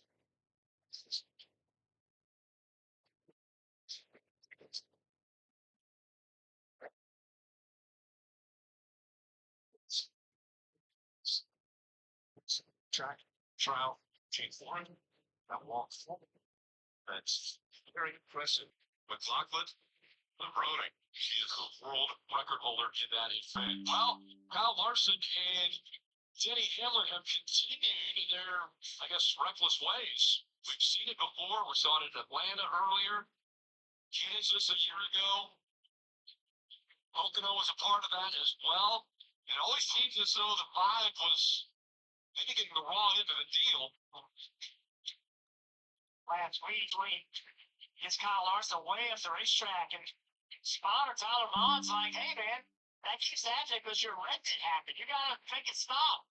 Kyle pushed back on him a little bit on the radio, but here's Kyle Larson answering that call and saying, all right, you race me like this, I'm going to do it. I'm going to do it to you. There we saw the green and checkered and Denny Hamlin very upset, running into the back of the 5. Gabe Hart had to get on the radio and tell the 11 to calm down. Gabe. Hey, that's what that sounded like, Steve. All right. Take care, Ryan. Take care. We're going to call the don't worry about it. Hey, working on. Okay, that's what we're doing.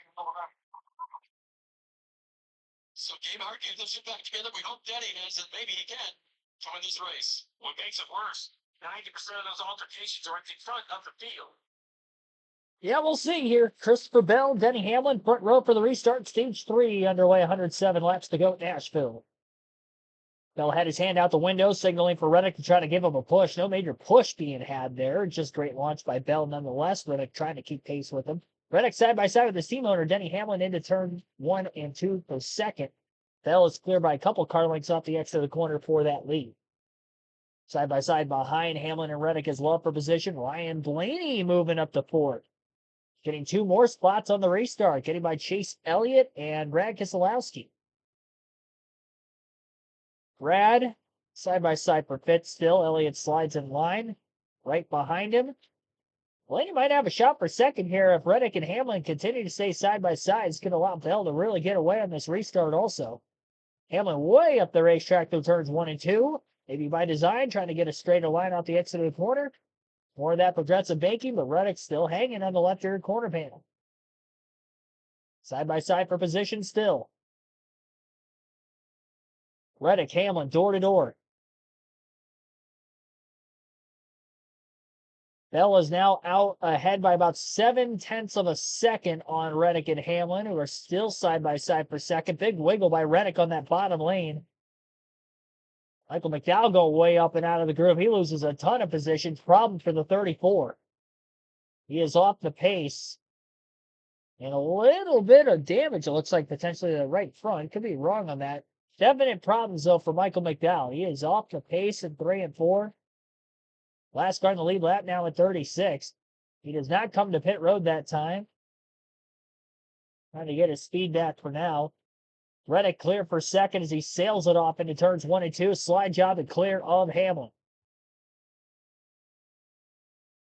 Toyota still 1, 2, 3 at the front of the field, followed by 2 Fords.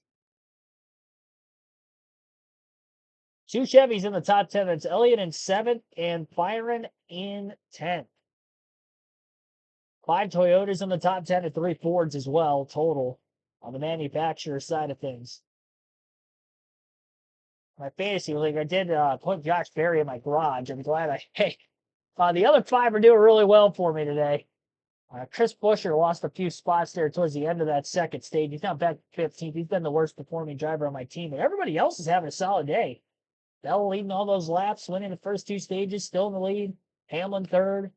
Larson scored a ton of stage points. Slow pit stop. He's now outside the top 10 and 12th, but got a good race going. Keselowski's 5th. He's been top 5 for most of this one.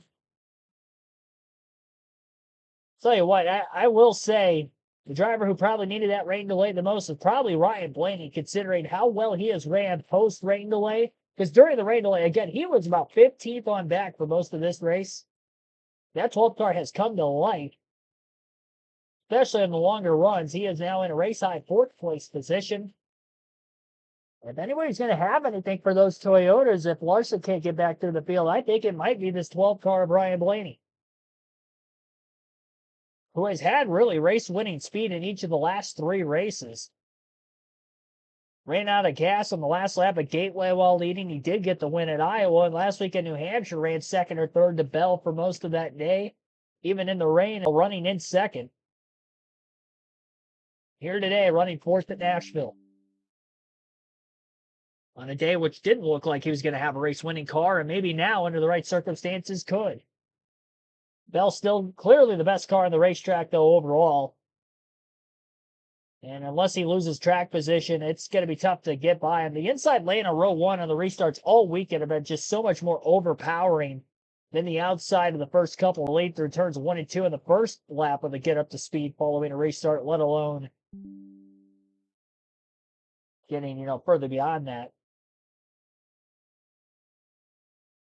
And in this case, where Reddick and Hamlin were side by side for as long as they were, that only hurts them even more.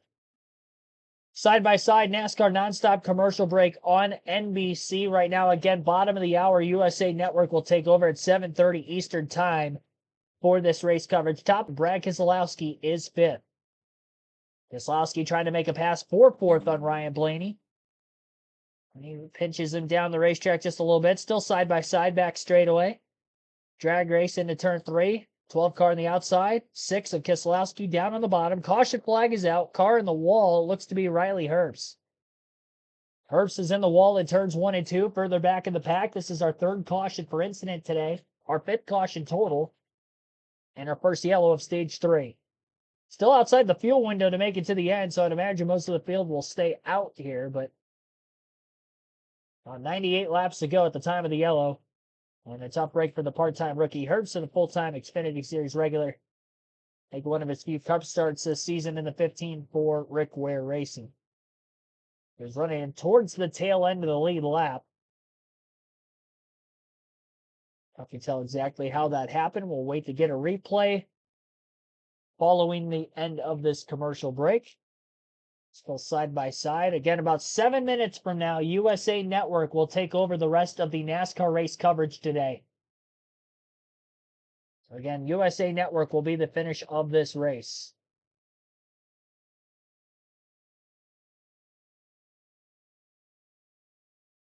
Prepare for a pit road fight after the race. Larson's not a fighter, though. On the track, maybe, but not off the track. After the race, either.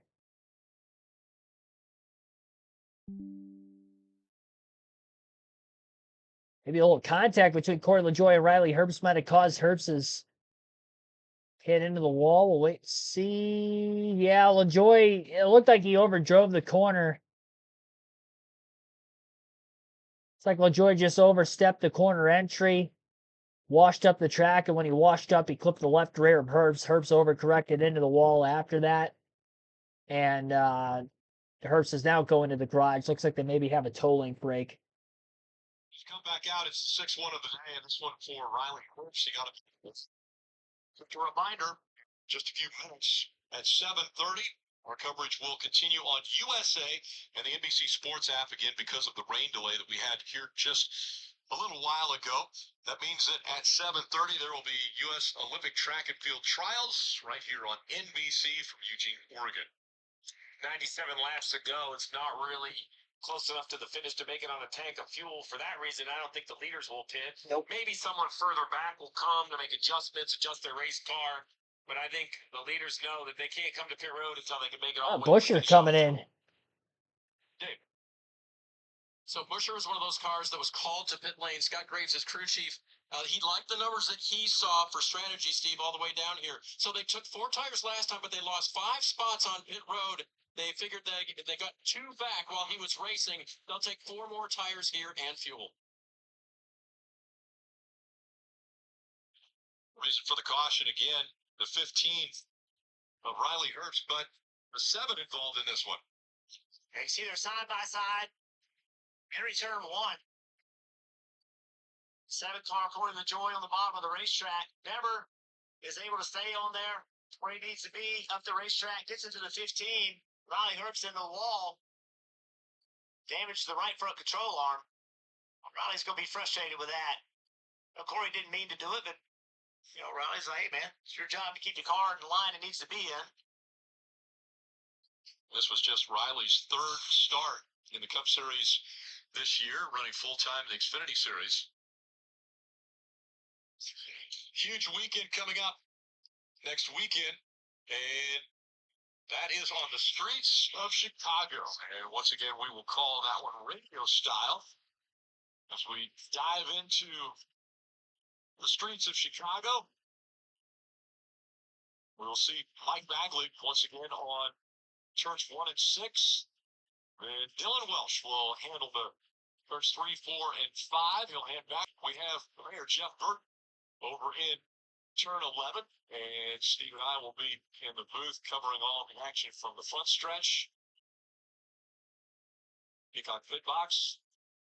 Once again, near Buckingham Fountain. And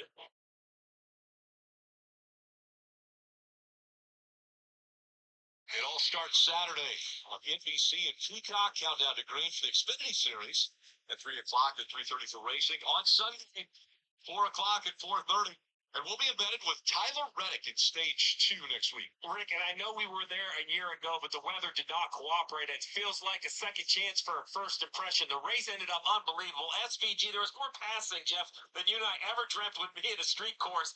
And the weather looks, knock on wood, looks great. And the fans came out even with that crazy weather. So I think the scene is going to be electric. 4th of July week right there on the shore. It's going to be a good time. Concerts. I mean, it's going to be just an event that you do not want to miss. It is such a fun event. I was out there on my perch last year, and all the fans are walking by on Michigan Avenue, and the excitement, the enthusiasm was crazy, and that was in the rain. Yeah. And so much of the stuff, like you said, the concerts got canceled. So much of that stuff got canceled, and it took some of it away. This year, I expect it to be a brand new, fresh start, and it was a good time last year. It's going to be even better this year. Saw the temperature there inside of Kyle Busch's car. It's been hovering around the 120 as far as. But again, we remind you, at the bottom of the hour, 1 minute from now, we will move over to USA Network and the NBC Sports app for the conclusion, the final 94 laps of this, the Ally 400 from Nashville Superspeedway. And coming up at the bottom of the hour, from Eugene, Oregon, it's the U.S. Olympic Track and Field Trials. A lot of great events still in front of those team members trying to make Team USA in track and field. There you see the temperature once again at 118 degrees, waiting for the restart. I'd assume they're not going to go back green until they go to the USA Network, so they're not having to switch channels during a restart. So we'll just go to the USA Network now, wait it out for a couple more minutes, and then they'll be back on the air. Unfortunately, people that were watching Law and Order, it looks like it's already on USA Network, so yeah, they were on NBC for the next couple minutes, but it is already on USA Network. The field is double file. They'll be going green this time.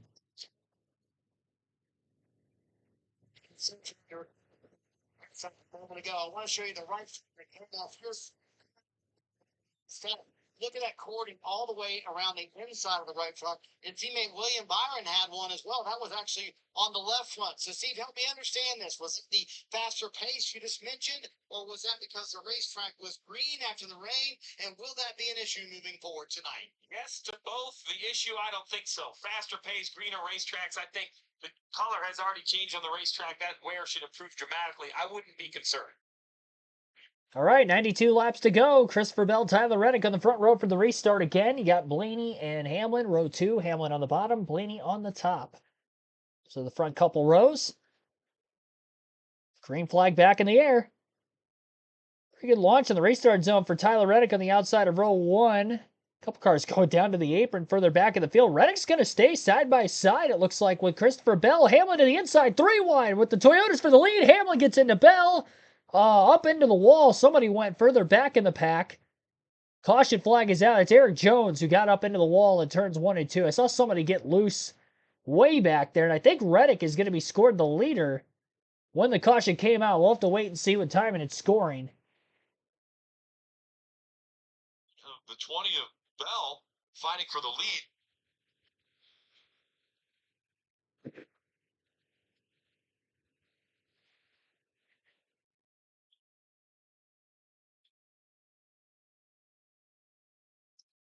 Eric Jones, the 43 has down. There was radio weather, so the wheel is still attached. Loose if the tire just went flat either way. Right at the top of the screen, you see why he says Went it's straight. Never had control of the car. As soon as he got down there, it was 3 wide in front of him. I'm going to say flat tire, ran something over. We haven't really seen any tire issues. Once again, wheel is, best we can tell, secure with all the damage. It looked like the left front tire was down too as he was headed to the wall. It was lower on air, but I think it had some air in it. Either way, this has just not been the day for Legacy Motor Club. 42 spun out earlier, had damage to the fender driving around on a flat. Now the second car. well, look at this restart. Things are picking up. It's starting to get really aggressive. Josh Berry making it 3 wide in the back. And then in the front, a little bit of contact there with Hamlin and his teammate Bell. Get that point in the race. No one's going to give anything. They used to say, game of give and take. Give a guy a shot, take his spot. That was what was happening there. Very awkward timing for the team, 75 to 80 laps, the expected fuel window. I always feel like they short me a few laps when they're nice enough to give me that information. So let's say they could have gone 82 or 83. We're at 90, it'd be 89 when pit road is open. This is a track, because you use brake, you actually can save quite a bit of gas. You can lift early, not use any brake, kind of coast the car into the corner.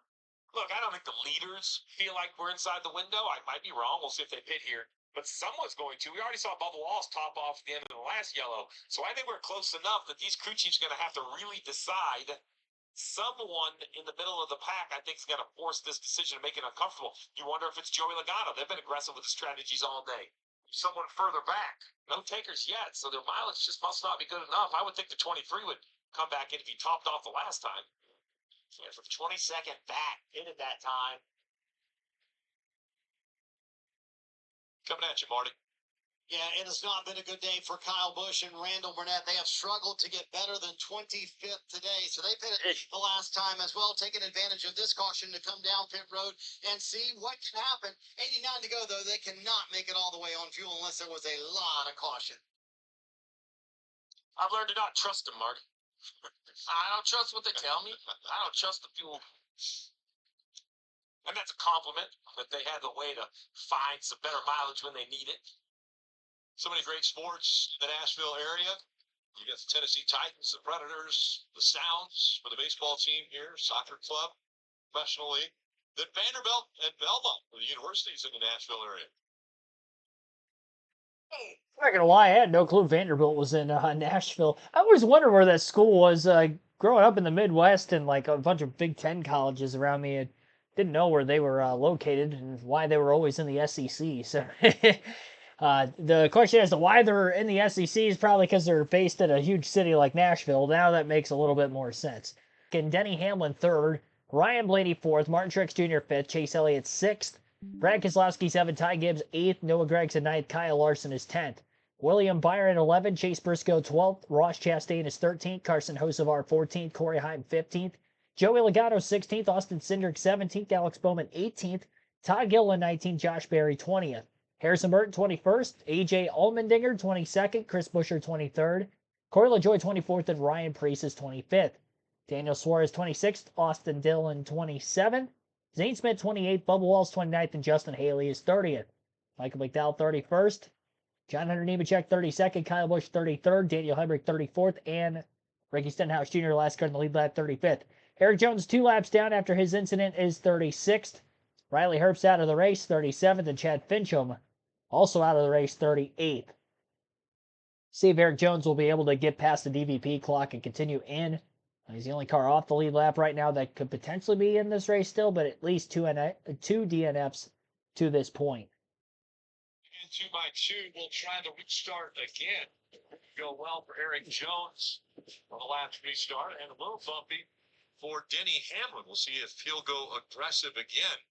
The 45 will be on the inside this time, and 20 of Christopher Bell will be on the outside as we get ready for the green flag. 80s. All right, green flag back in the air. Reddick will be the control car now in the restart for the first time today, after just being out in front of Bell barely when the caution flag came out. Great restart on the outside of row 1 for Bell. Similar to Tyler Reddick on the last restart.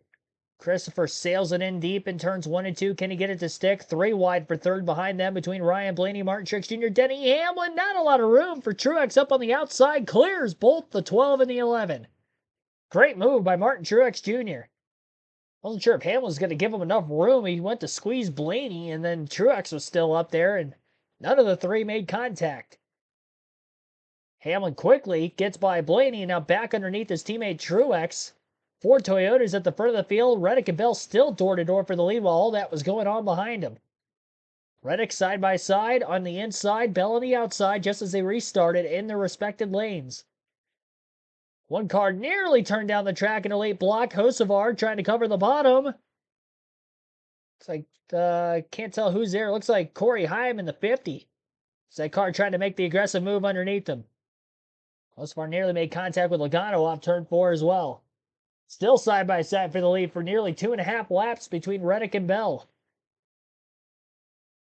Back-to-back very competitive restarts on the front row.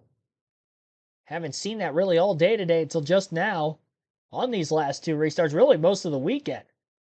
We haven't seen anybody go door to door for this long on a restart. Hamlin was able to clear Truex for third. He's quickly closing on both the 45 and the 20 in front of him. Remember, that outside group still trying to come in a little bit more with the rubber getting washed off with the rain about 50 or so laps ago. A little more than that, about 75 laps ago now. We've gone back racing for. Bell holding Reddick a little bit tighter, and none of these two can figure out who is going to be the leader. Bell leads that lap of the line. Several lead changes over the last several laps with different drivers leading at the line at different times. How long will Bell and Reddick hold on to it? What has been the most intense battle for the race lead all day? Hamlin just getting slowly closer and closer and closer to these two in front of him. And Mark Truex Jr. is hanging right there. Is out again. I'd like to believe that there was probably contact there. Elliott was running around 7th place. I think he had Ty Gibbs and or Brad Keselowski around him. And we'll wait to see exactly how that transpired. Gibbs was there. And no, Elliott just lost it on his own. Car broke loose off turn 4. It didn't look like he made contact with the wall, but the car definitely slipped out from underneath him. Gibbs wasn't even really close enough to take the air off the rear spoiler either. Elliott's car just really snapped loose. Snapped loose off turn 4 and couldn't make the save. Good job not hitting the wall, though. Spun down the track into the grass. Car didn't get torn up even with all the rain we had earlier.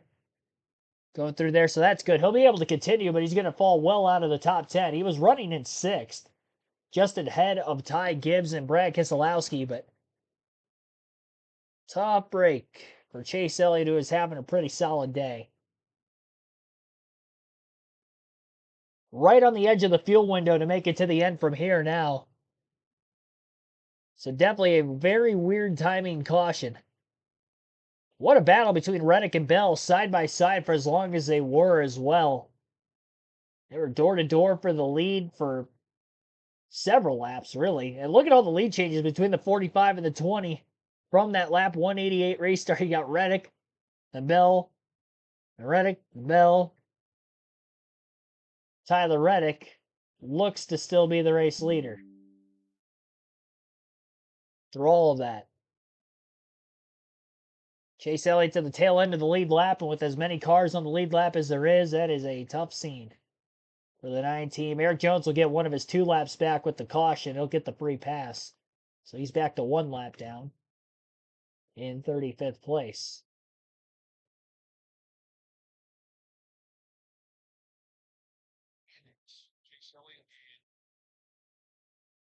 Yeah, remember that Chase Elliott and Kyle Larson were tied for the regular season points lead coming into the day. Larson's outscored Elliott in the stage point side of things, and now Larson in 9th and Elliott at the tail end of the top 10. This could hurt him for sure. Denny Hamlin, who was about 40 points back, has outscored both of those 2 at stage points today and is definitely capable of trying to go for the win.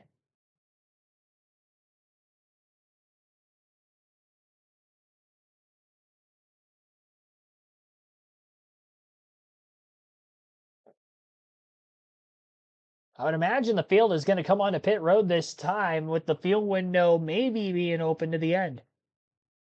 Pit road open. All the lead lap cars are making their way down, buddy. Rick, to Steve's point, James Small told Martin Truex Jr., we're close enough here that we're going to come down pit road. Truex said, I can't quite get it turned in the middle like I need, but my exits are really good, Kim. Adam Fitzmarty saying the same thing to Christopher Bell. We're right on our number. We need to come down now. Christopher needs to be 3W saw the chassis adjustment for fresh Goodyear tires, no go fuel, and Tyler Reddick also taking fourth. Still tight on that machine, Dave. Eddie Hamlin said I was a little bit tight, but that was behind those two who were racing for the lead. 4 tires here at fuel to get to the end. He won't be the first off pit. That may be by strategy. Wow.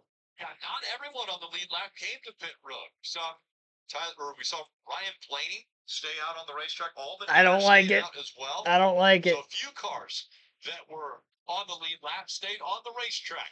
Caution came out for most popular driver in NASCAR, spinning off of turn 4. So one way of putting it.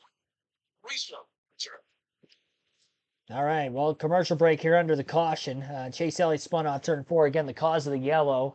Pit stops took place with 80 going on 79 laps to go under yellow. By the time we restart, we'll have a little over 75 laps remaining.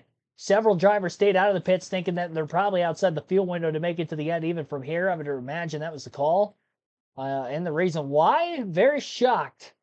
Ryan Blaney did that. He was he was in 5th. I mean, he was really the only driver up at the very front of the field of those that stayed out, waiting for the rest of our leaderboard to update. Denny Hamlin lost a bunch of spots on pit road, but he took 4 tires. A lot of other drivers took either fuel only or 2 tires.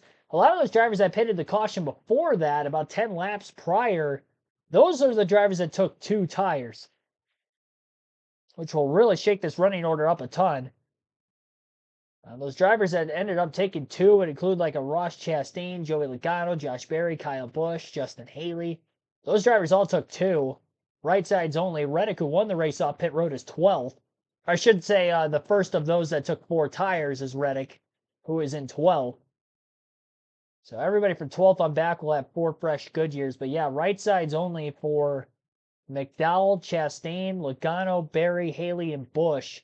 And then Blaney, Allmendinger, LaJoie, Wallace, Nemechek, they all stayed out of the pits. McDowell also, I think, may have stayed out.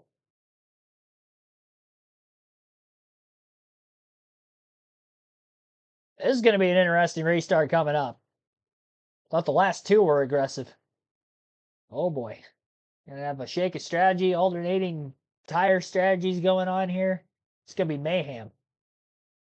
Appreciate everybody tuning in. We have hit our goal of 150 likes on the stream. We're at 151 right now. Be sure to hit the subscribe button if you haven't done so yet as well, as we are on the goal and the road, I should say, to get to 6,000 subscribers on the channel before long. So be sure to hit that like button.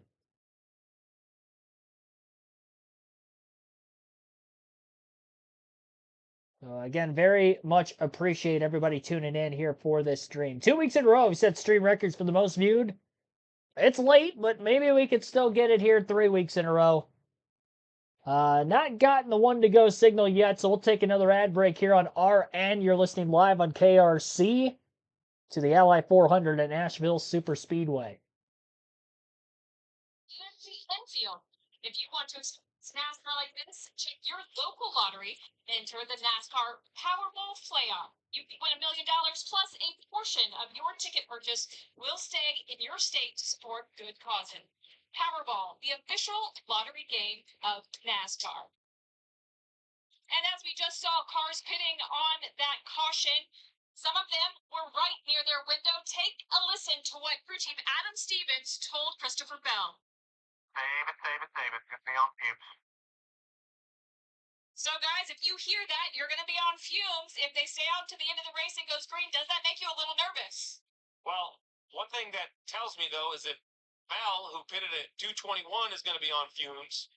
Then this group up here can't feel very good about it, right? We have 188, 204, 212, 211. They're obviously going to try to stretch it. Adam Stevens is as good as any of figuring fuel mileage and risking it. But, you know, look, I don't hate the call if you're the 7 or the 23. You're trying to make something happen. Maybe split this stage in the middle or something can happen for yellows. But, Marty, I think the leaders don't plan on pitting again.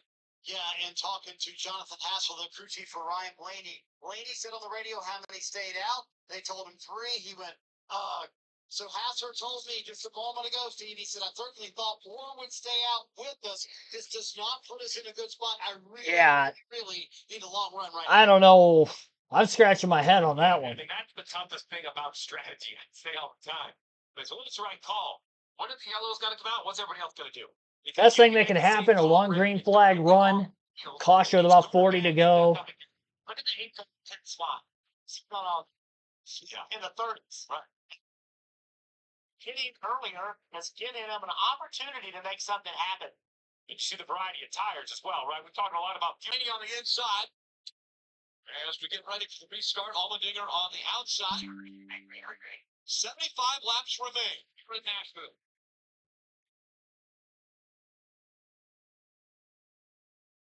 And 5 cars in front all stayed out on the racetrack when the others on the lead lap came to pit road.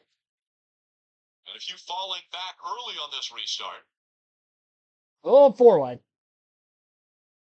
And 42 car in the middle, John Hunter Nemechek, it's missing a right front fender. So I understand that it's lacking the pace. Joey Logano, though, bottom 3 wide at bright yellow 22 inside of Chastain and Bubba Wallace. Chastain surging ahead of the 22 and 23. I think that's spot share jump Logano and racetrack. Ty Gibbs was on the cushion. Yeah, he was right up against the wall. Running low, Chris Buescher.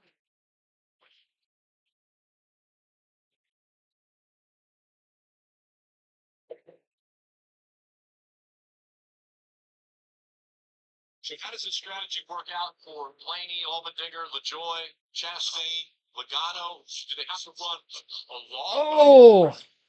Wow. Big damage on the 20. Huge hit for Christopher Bell. Caution has come back out again. Wow. The dominant car today led 132 laps, and Bell now wrecked. He was running 15. Yeah, he still don't have any power either.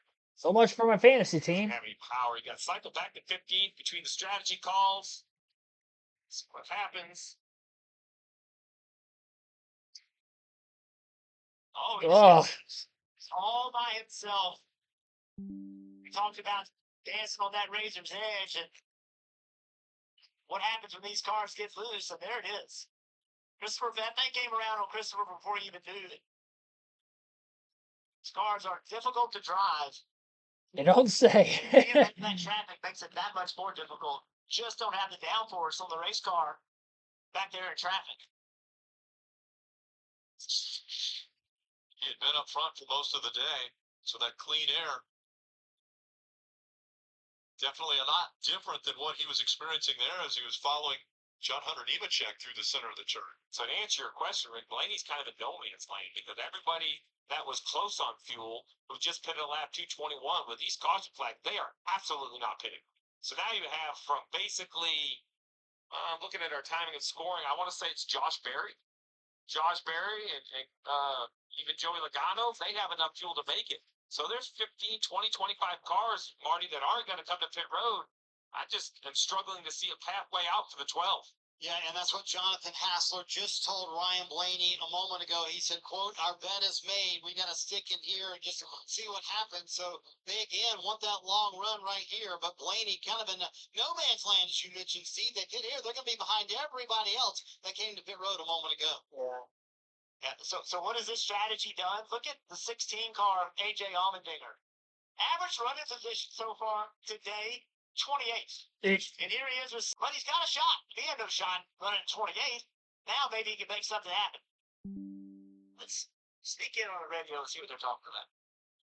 I made the bet and it's like we get screwed if we get down right now.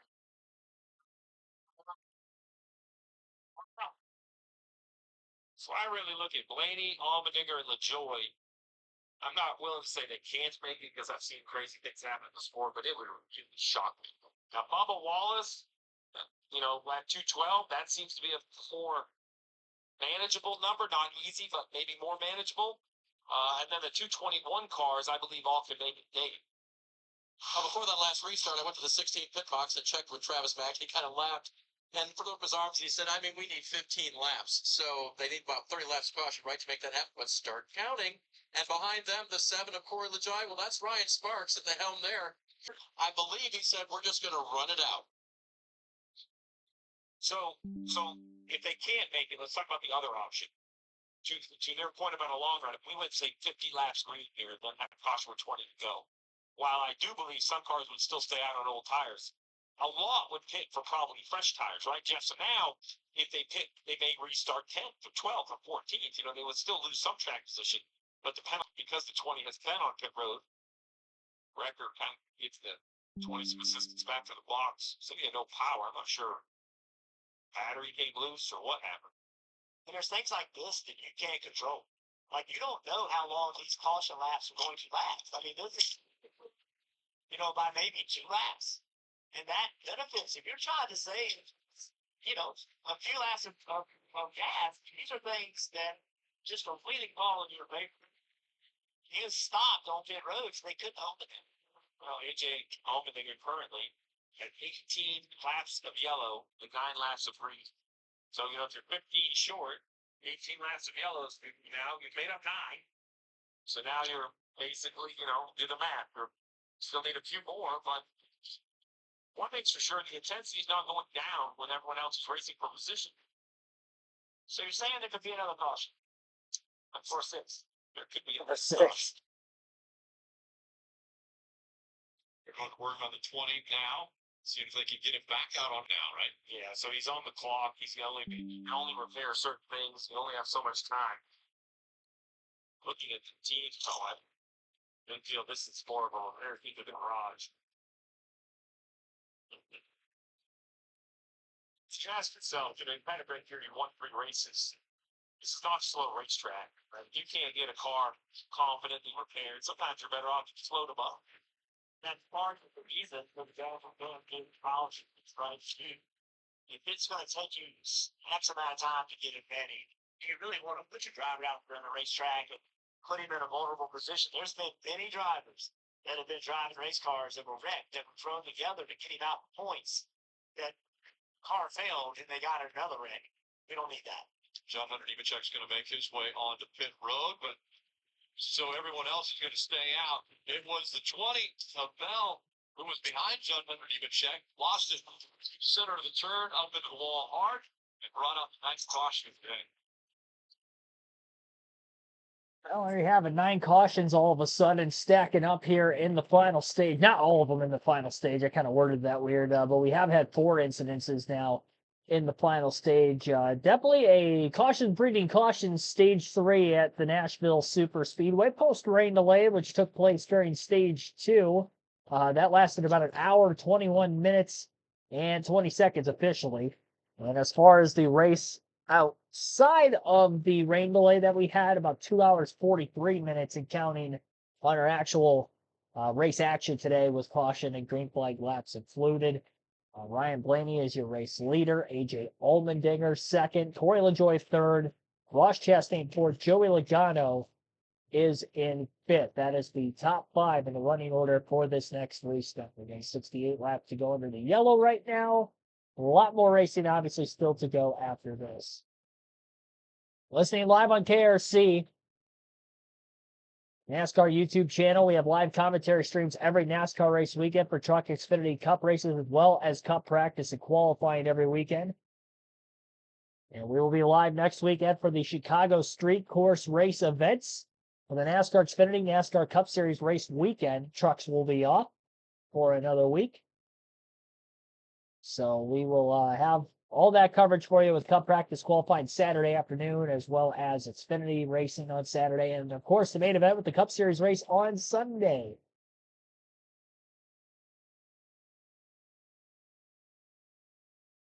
Ryan Blaney, AJ Allmendinger, again, the 2 leaders, waiting to get back to green flag racing for the moment. Let's take another ad break. You're listening live on KRC to the Ally 400 at Nashville.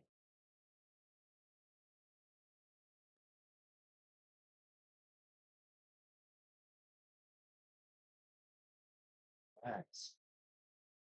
Field is doubled up. They'll be restarting this time by Ryan Blaney on the inside of row 1. Just kind of in a no man's land here. Just wondering when exactly he's going to end up hitting pit road to give up the track position. The hope is that they get a long enough green flag run in now. Caution comes out. He laid strategy that way. We'll have to wait and see. A lot of other drivers on the edge of the fuel window. Some will make it, some maybe not. We'll wait to see how this all unfolds, especially if we stay green to the end from here. Green flag is back in the air. Great restart for Allmendinger on the outside of row number 1. See if he stays door to door with Blaney all the way through the first turn. 4 wide, a little further back around Larson, Ty Gibbs. Double car scattering around turns 1 and 2 as they try to make the corner. And more contact up. Blaney was clear of Allmendinger, by the way, off turn 2. He'll hold on to the lead for now. Pulls away through 3 and 4 just a bit more, and he's out to about a 4 or 5 car length lead at the start-finish line. Side by side, a little further back between Corey LaJoie, Bubba Wallace for 4th. Logano, Bush are also side by side just behind him. 3 wide to the outside lane is Denny Hamlin trying to get to the outside of Kyle Busch. Door shut on him. Ty Gibbs underneath the 11 for the moment. Mix of drivers on 2 tires from the most recent pit stops, 4 fresh tires. Some stayed out entirely or fuel only. So a lot of the faster cars through today's race, either in the back half of the top 10 or just outside the top 10 right now, trying to work forward on a track that is very difficult to pass on. Wallace LaJoie holding up Joey Logano. Logano trying to go 3 wide to the bottom. LaJoie with a very big block. Awkward angle into the corner for both the 7 and the 22. That allows for the 23 to clear both of them. LaJoie now 3 wide middle between Josh Berry and Chris Buescher. Low contact off turn 4. Bouncing off one another about the start-finish line. As Tyler Reddick comes roaring up behind both of them. Same for Kyle Busch. Denny Hamlin trying to work that outer groove quite a bit on this restart. Several times I've seen him up near that gray area of the racetrack, slightly above the rubbered in portion of the corners. Reddick to the high side, trying to run that same line Hamlin was running several laps ago. Hamlin almost got to the inside of the 45. Probably would have if the 54 of Gibbs wasn't there. Really is a big race for all these Toyotas, of which one will be the one to get through this traffic ahead of them first. Of course, Christopher Bell, who had led the most laps in the race today, 123 laps led. Won the first 2 stages of the race, actually 131 laps led for Bell. And won the first 2 stages of the race. Got caught up in an incident on that last restart. Overstepped the boundaries in turns 1 and 2. Car got loose from underneath him, backed it up into the wall. That was the cause of our 9th caution of the day. Hamlin is up to 10th, so now he has first running of those on 4 fresh tires from the last restart. But he's 3 wide under Corey LaJoie and Kyle Busch. Still trying to fight his way through. Ross Chastain, defending winner of this race, is now up to 2nd as he gets by A.J. Allmendinger on the front stretch. Hamlin's still 3 wide under Busch and LaJoie. And Hamlin clears both cars in the middle of 1 and 2. That moves Denny up to 8th. Ty Gibbs is underneath LaJoie for 10th as Busch remains in 9th. Ford, 2 Chevys, Toyota, Ford in the top 5. Behind them, 2 Fords, Toyota, and 2 more Chevys in the top 10. And it's a manufacturer race. 59 laps to go here at Nashville. Kyle Larson fighting underneath of Justin Haley for position. Martin Truex Jr. just behind both cars. It's a battle for 13th going on between these 3. Truex looks to get a little loose off turn 2. Bit of a wiggle there, trying to catch the car still down the backstretch. Lost a little ground. Well, contact between Truex and Larson, it looked like on the, looks like that was that most recent restart. Larson had to get up out of the gas off turn 4. Oh, car around. Keselowski overdrives it. He backs it into the wall pretty hard. That's in turns 1 and 2. Caution flag is out again. And another driver who had been running top 5 most of the day has backed it in the wall in turns 1 and 2 for the day. And now Brad Keselowski, it looks like Harrison Burton on the back straightaway has spun well after the yellow as well. He's trying to get his car refired. He does. And a little bit of damage to the nose of the 21 right front of that race car as well. Carson Hocevar maybe had contacts. as far as why the 21 was around. But let's look at 6 and what happened here. Outside the 3 of Dylan, down into the corner. Oh, he turned into him. Came down on Dylan. Must have thought he had him. Yep. The 6 turned down on the 3.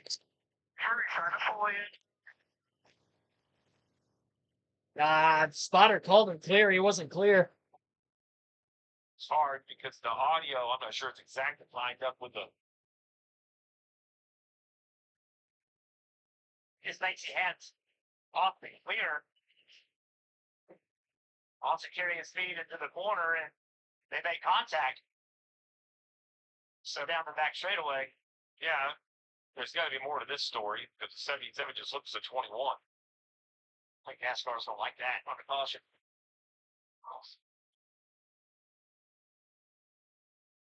Yeah, there's got to be more to that story.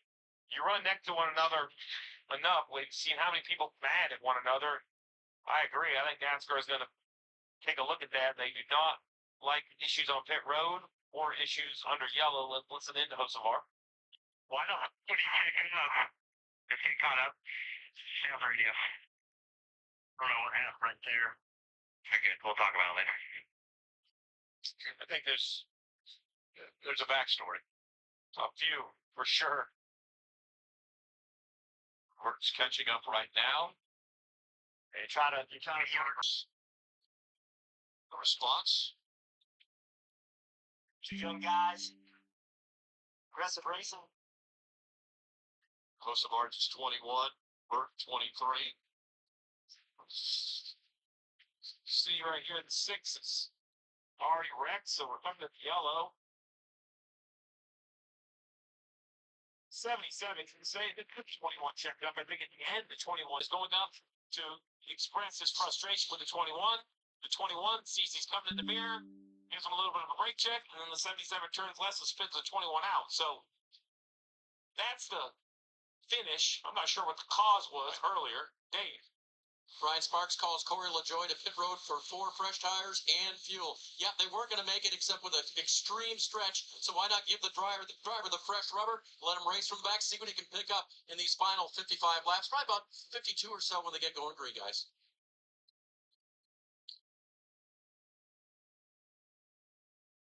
You hate to give up all that track position, but there's just, what choice do you have, Steve? You can't go that far on fuel. If you can't make it, you can't make it. There's no reason to just, keep your head in the sand. You have to pick a Piper at some point. Let's hear from Christopher Bell after a really dominant day, 131 laps led, now out of the car and with Kim. Yeah, Rick, he had a great car today. Unfortunately, too much damage to continue. Walk us through what happened during that incident. Just put myself in a bad spot, lost my cool.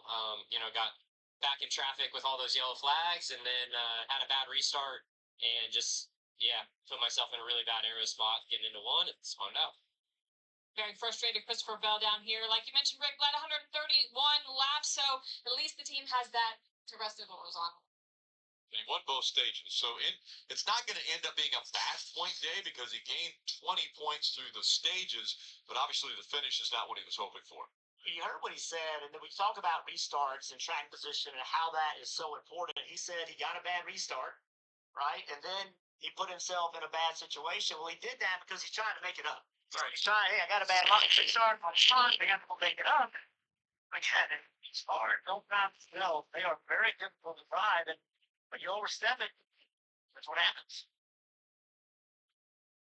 So he'll be trying to put that one back in the hauler as Brad Keselowski's crew working on the 6 to get it straightened out. Marty, what about the 12 team? Well, Rick, normally when you're trying to save fuel to make it to the end of the race, you welcome caution, but this just keeps getting worse for Jonathan Hassler and Ryan Blaney. Listen in.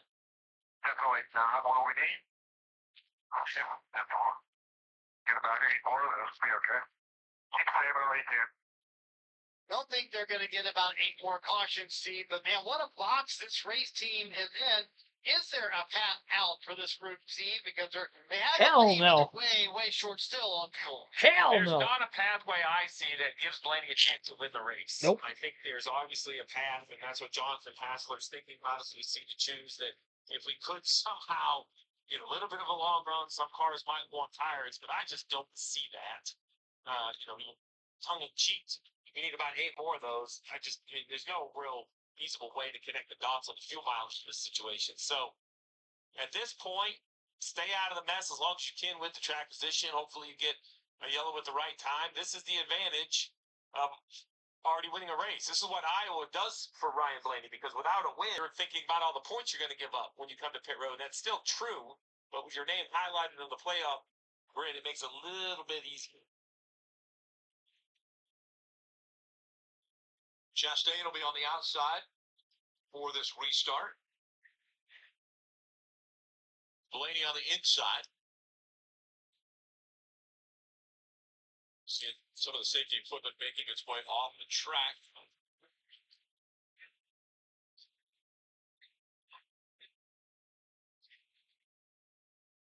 2x2 once again. We're coming up on 52 laps remaining here at Nashville. Alrighty. Green flag about to wave. Blaney on the inside of row 1. Chastain on the outside of row 1 as we're back to racing. 2 laps remain here in the Ally 400 at Nashville. Hamlin down to the apron 3 wide. Carries that momentum into turn 1. Trying to make up a couple more passes. Chastain with a darty move. Oh, Logano way up out of the groove. I think he had contact underneath him. Still a lot of 3x3 racing up there. Chastain had a huge momentum surge in the center of the outside lane in turns 1 and 2. Slightly fresher tires than Ryan Blaney as well, and he is clear for the lead. Took right sides only when Blaney stayed out of the pits a couple of yellows ago. And Chastain trying to make it back-to-back wins at Nashville. He is out in front, and probably the first of those that can make it on fuel to the end of this race.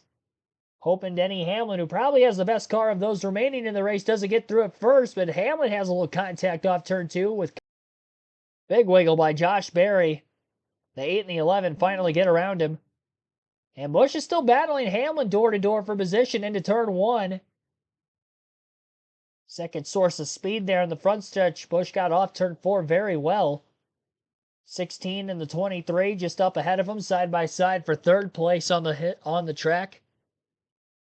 Hamlin did clear Busch going off into turn 3. Hamlin goes a slide up, though, as he is not clear of Kyle Busch. 3 wide underneath him goes Ty Gibbs.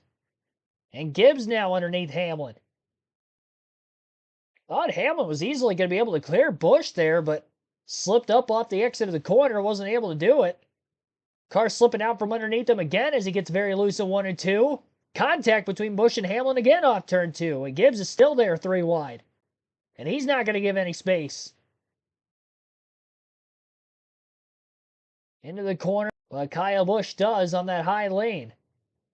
Busch is fighting for everything he's got. He wants to stay in the top 10 for all intents and purposes. It's been 6 races since his last top 10. And although we still have about 48 laps to go, Busch is putting up a fight. And he's clear, and this is costing Hamlin a shot to try to run down Chastain, who's pulling away from everybody else. Blaney keeping relatively Allmendinger Busch. That part of it at least stays true. Hamlin got to the outside of Busch that last time by, couldn't pass him there, tries the inside through 1 and 2, can't get underneath him there. Every corner, every lap that goes by that we stay under green, it's less time for Hamlin to try to drive through the field. It's probably more he's working those tires too. Just trying to get by the 8 car, and he's still got several more cars to pass after that. Finishes for Busch this season in total. Both the 8 and the 11 are closing in on the 16 of Allmendinger. Busch with a good run off the exit of turn 2. Is he going to look to try to make the pass on AJ? Not yet. He's going to back out of it. He's going to go to the high side. Allmendinger down on the bottom. It's the same line that Hamlin's running on that yellow line. Busch is going to carry more speed on the front stretch than the 16 in front of him. Runs him down in the draft. It's up the hill, side by side still for 4th. And now it's a chance for Hamlin to close in as they're door-to-door in front of him for position. Busch sails it off deep. Corner entry into turn 3. Kyle Busch is driving the wheels off this thing late. Chastain slowly getting away from Blaney now. Over half a second lead for the 1 over the 12. Busch going up the hill. He's trying to take AJ's line as well. And here comes Gibbs for 6. And Kyle Larson back in the mix now behind Gibbs.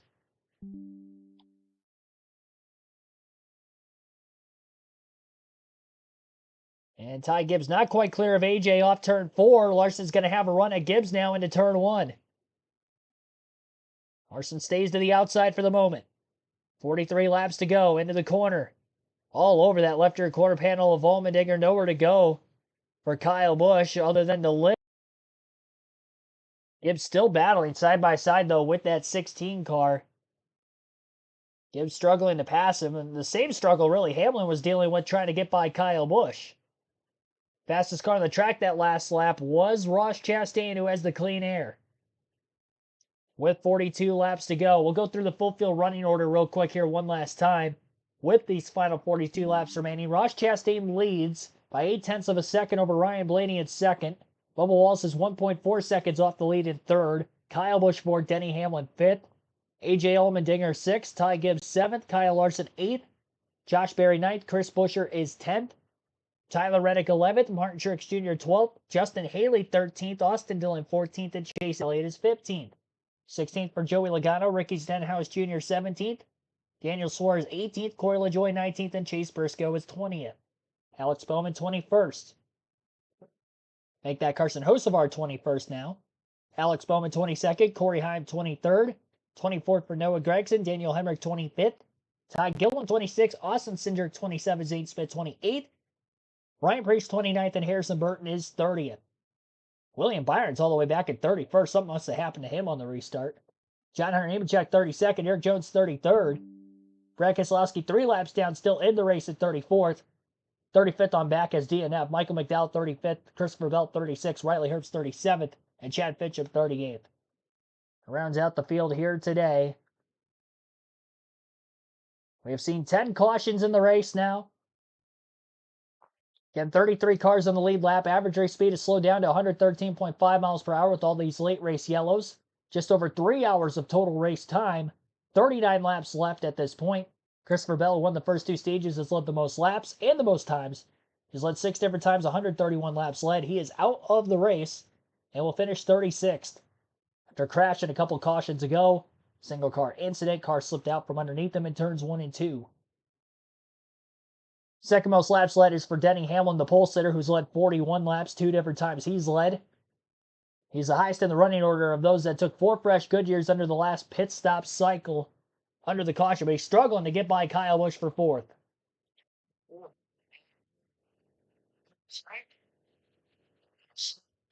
Fighting back from the outside. Kyle Busch.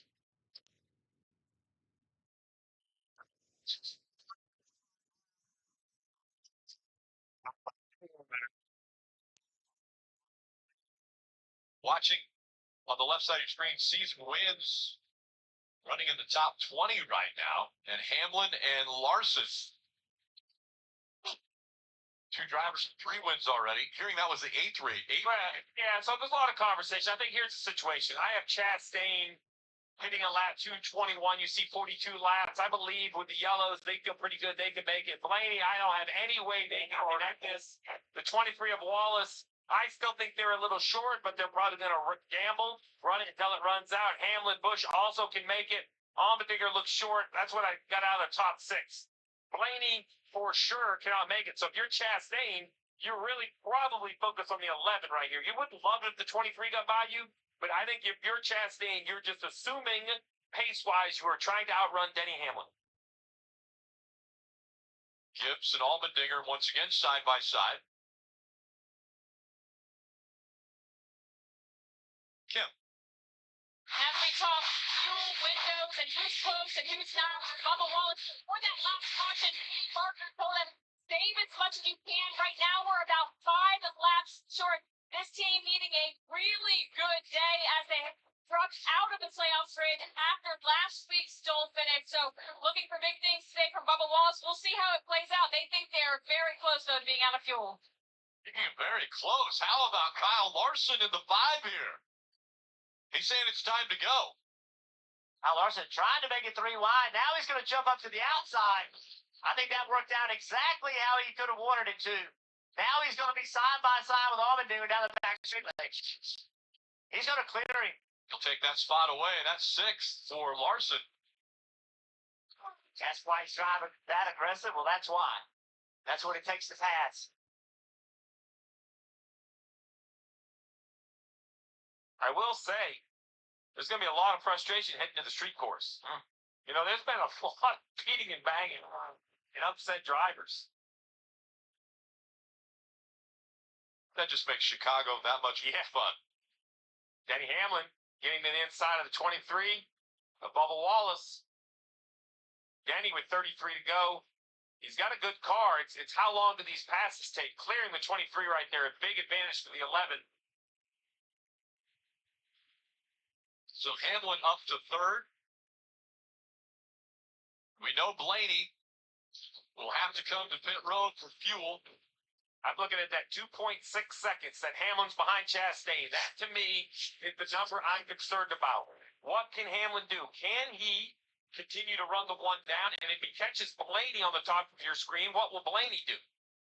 Blaney is coming to pit road. That'll help Hamlin tremendously. He now has clean air. The gamble for the 12 just didn't work. Marty. Think about 2 laps ago, Ryan Blaney asked South for anything I could do for you at all. Hausler said, no, there's nothing that's going to. They would eventually have to make the final stop of the day here under green. Well, I've been guilty of it. A lot of crew chiefs have been guilty of it. But at some point, you just have to admit you're on the wrong side of the strategy. They had yellows to come down and get fuel. Pitting under green is going to cost the 12 car a solid finish. You know, I think they could have finished easily inside the top 15, even if they had to restart near the back. Now they're going to basically lose a lap to the lead, and it's going to be a long day. Kind of rough stretch of fuel races for the 12 car. Blaney was able to gain a couple points in stage 2, but that's not going to help much where his finishing position will more than likely end up, as he's currently scored a lap down. Busch, though, after running, as Marty mentioned earlier, really averaging around a 27th place run, has turned things around to the point where top 3, and who knows what could happen here in the final 29 laps. Well, we keep talking about this battle to make the playoffs. Joey Logano is running 15th. If Busch could find a way to finish top 3, what a major win, a gain of points on a day where he was having trouble staying in the lead lap, much less clawing out a 3rd place finish. As they're running, you see the points. Busch 33 below the cut line.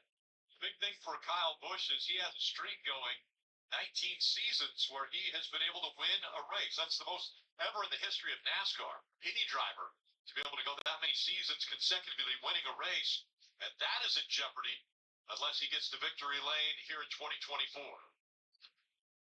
Busch are trying desperately to get by Allmendinger. See why it's so difficult. As long as Allmendinger can carry the center of the corner speed, he can keep that outside, and then he will run down the back straightaway with faster pace, just like this.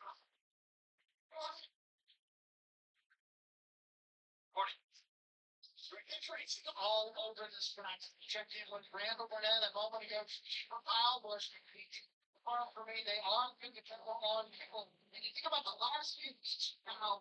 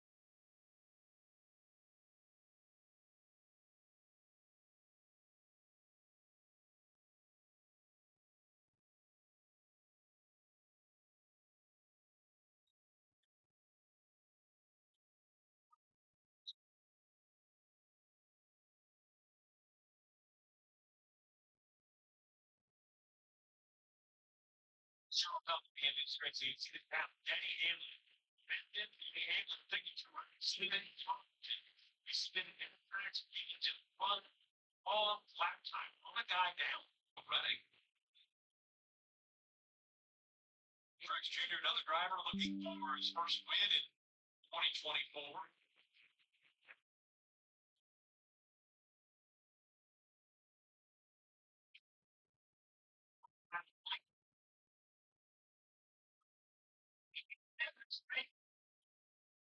They were in a good spot right here, but still getting PJ.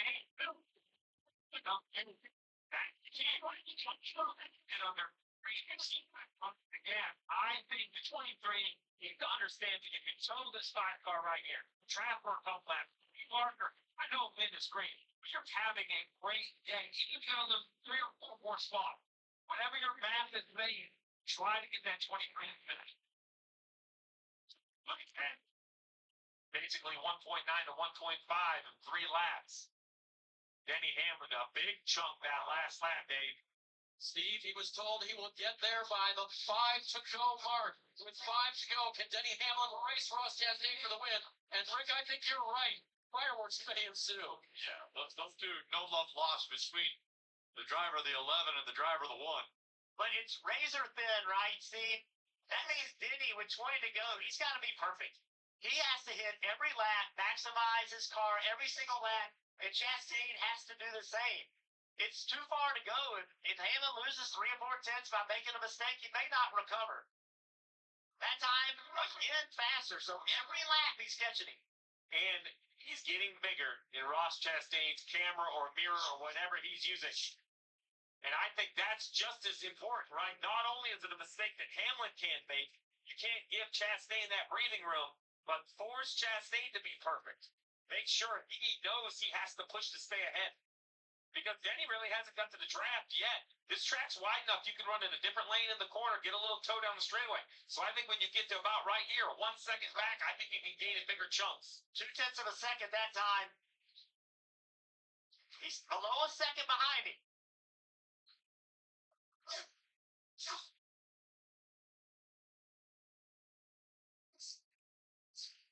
And the key to this is that Chastain, his car likes the middle of the racetrack. Hamlin's car likes the bottom of the racetrack. So that gives Hamlin clean air. Will Chastain make a change in where he puts his race car to hurt the 11 car? Because currently, he's giving him the lane into As 5 to go. I don't agree. I think Hamlin's going to get there well before 5 to go, or at least close enough to call it a race. So now Chastain went to the bottom of the racetrack. He was getting that information. The 11's on the bottom, so he went to the bottom to take that air away from the 11. But did it hurt the speed of the 1 car more than it hurt the speed of the 11 car? 2 tenths of a second faster for the 11. The gap closing. Now he's within 10 car lengths, maybe less. Just over a half a second difference right now. The battle for the lead between Denny Hamlin and Ross Chastain in the late going here at the Nashville Superspeedway in the Ally 400. Chastain's going to hold on for this win for dear life at this point. Chastain, go. Some great coaching on the radio as well. On the 11, they tell him, you know what you're going to get when you get there. AKA, you know the 1 is going to drive it wide. Have a plan.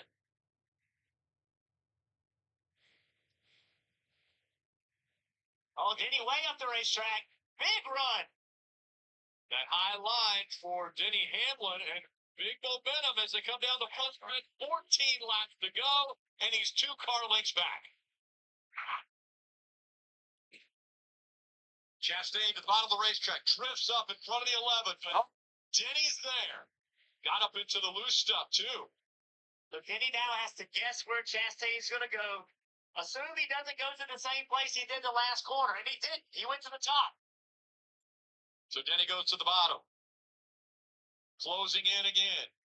But then, the 1 starts to pull away as they go down the front stretch, 13 to go.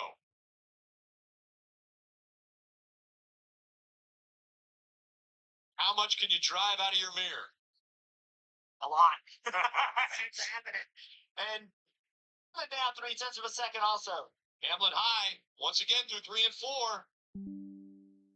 Chastain goes up there again.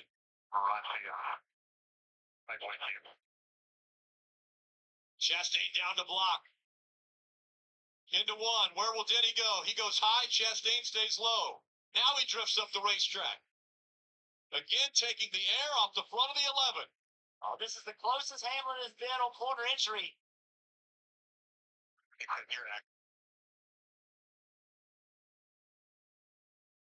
Up. That's a great shot. You can see Hamlin put his car on the bottom, but with the 1 in front of him, he just got tight. He wouldn't rotate. Chastain's on 2 tires, Denny on 4. The 11 has more speed, but can he find a way around? Look at that, Rod. Shorter distance. Goes towards the bottom, and it's inside of a car length now. Hamlin needs to go to the top right here. Go to the top. There you go. Oh, big run. Oh! To check up. Chastain had just hit his meat. Just lets us go. Here you go, 10 to go. What a straight race. For Chastain, though, that was a great defensive move, but it didn't take but a lap, and then he's back on the offensive.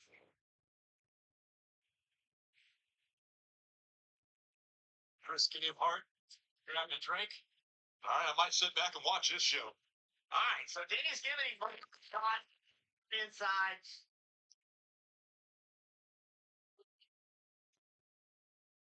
Out to the inside of the racetrack, closes the gap again. All right, so you showed him the outside the last time.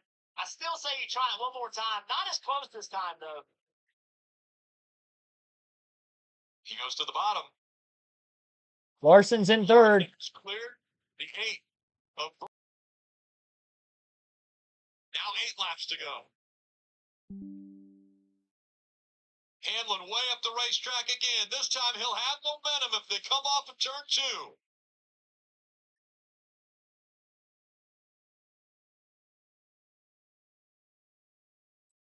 Hamlin stays high. Chastain to the bottom of the racetrack. Hamlin entered high that time, though, and that's going to give him a huge run off of 4.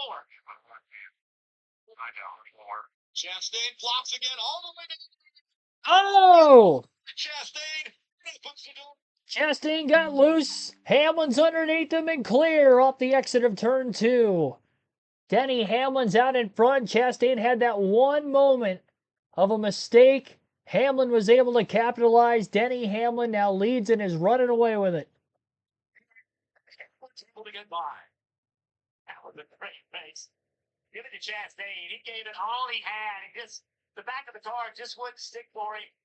He's not done fighting, though. If he can get to the rear bumper of the 11 car, expect anything to happen, but I just don't see it happening. Hamlin's going to drive away from him. Hamlin has won the last 3 concrete tracks, going for 4 in a row on this type of surface. Larson clear in third. Busch continuing to run in fourth. Gibbs has got past Wallace. Wallace back to 6th. Trying to nurse that short fuel tank, trying to get to the finish. 5 laps to go. Chastain has fallen back 6 car lengths now. Larson still almost 3 seconds behind Hamlin. What a performance we're seeing out of Denny Hamlin again. The 43-year-old won the pole for this race yesterday. It was his 42nd pole.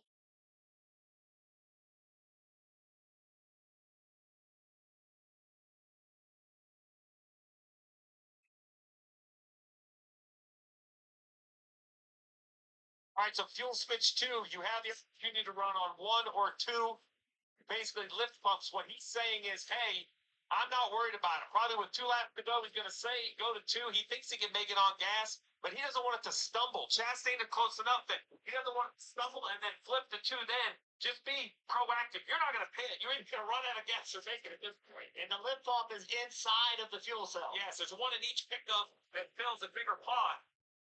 Although I'm going to tell you, Chastain is not going away. Only a half a second next. Talk about that razor's edge. So 2 to go. Daniel will reach up, change the settings. There comes Chastain again. Fighting that high line. Man, what a turn for Denny Hamlin. 2 laps to go at Nashville. They all think they can make it on fuel, but again, it's very close. Are the calculations? No, we got a. Cindric. That brings the caution out. Oh my gosh. Oh. Welcome, Kyle Larson. Welcome right back into the mix. Assets for the crew chief to make sure they can make it enough on fuel. Oh my goodness. Jeez.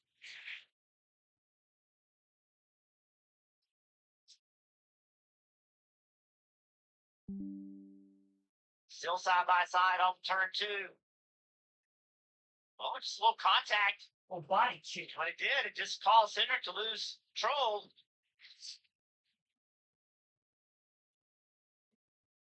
See that so many times where it looks like a harmless touch, but it just can shoot you trouble.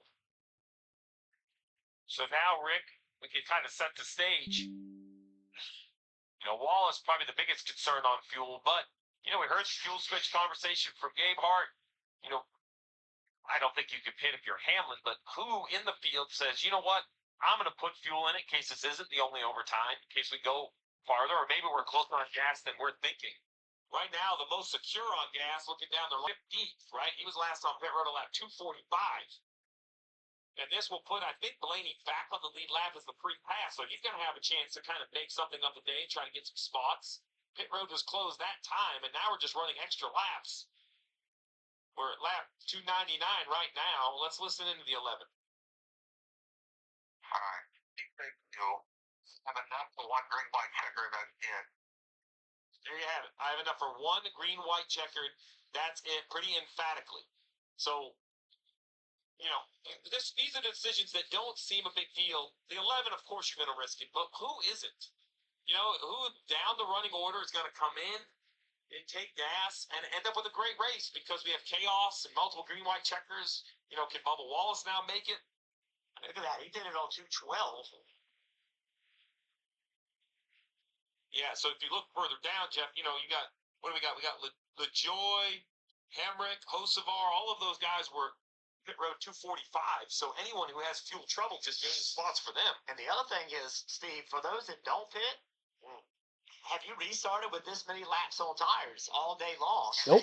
We've seen multiple times on restarts with older tires, the cars don't stick very well. This is uncharted territory. Even if you have fuel sometimes, too, just instant acceleration, the car doesn't run as clean as you want. Yep. Pit road's open. Let's see who makes the left turn here. I think up front, we know the choice. 23 is the first question. Oh. Oh. Yep, 23. And look at everyone he's Wow. Whoa. Chase Elliott decides to gamble. There's some back and forth. Jim.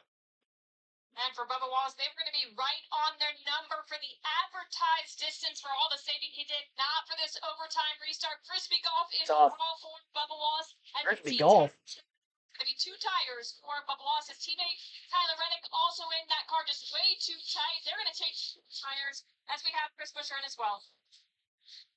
It might not be popular. I love this call by Bubba Wallace. I love what Booty Barbie said. That's a tough break considering he was well inside the top 10 still. I think he was 7th when the pit stops opened up, or pit road, I should say, opened up there. If you're wondering why I'm playing more of the actual race broadcast over the last, like, I don't know, probably 60, 70 laps or so, I don't know if you can tell or not, but I have just become all sorts of, like, stuffed up nasal congestion over the last probably hour or so. So if you keep seeing me get up, it's because I have to go blow my nose on a consistent basis. So I'm doing my best to try to talk when I can, but I think it's just allergies getting to me at this point.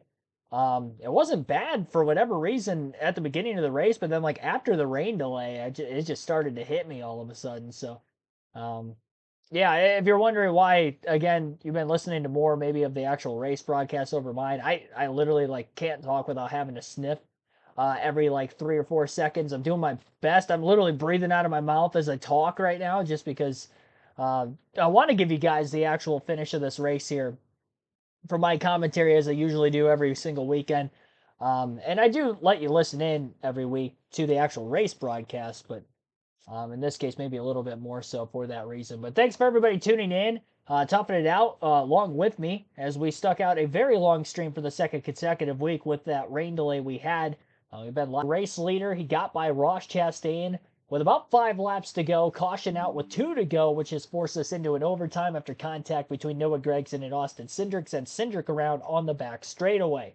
30 cars in the lead lap with Ryan Blaney getting the free pass as of this caution. About the second half of the field pitted here under the yellow for fuel purposes. If we get more than one restart, we could have guys running out of gas. Could have them running out of gas on this restart going past finish coming up, and I believe they'll be getting the 1 to go signal this time by.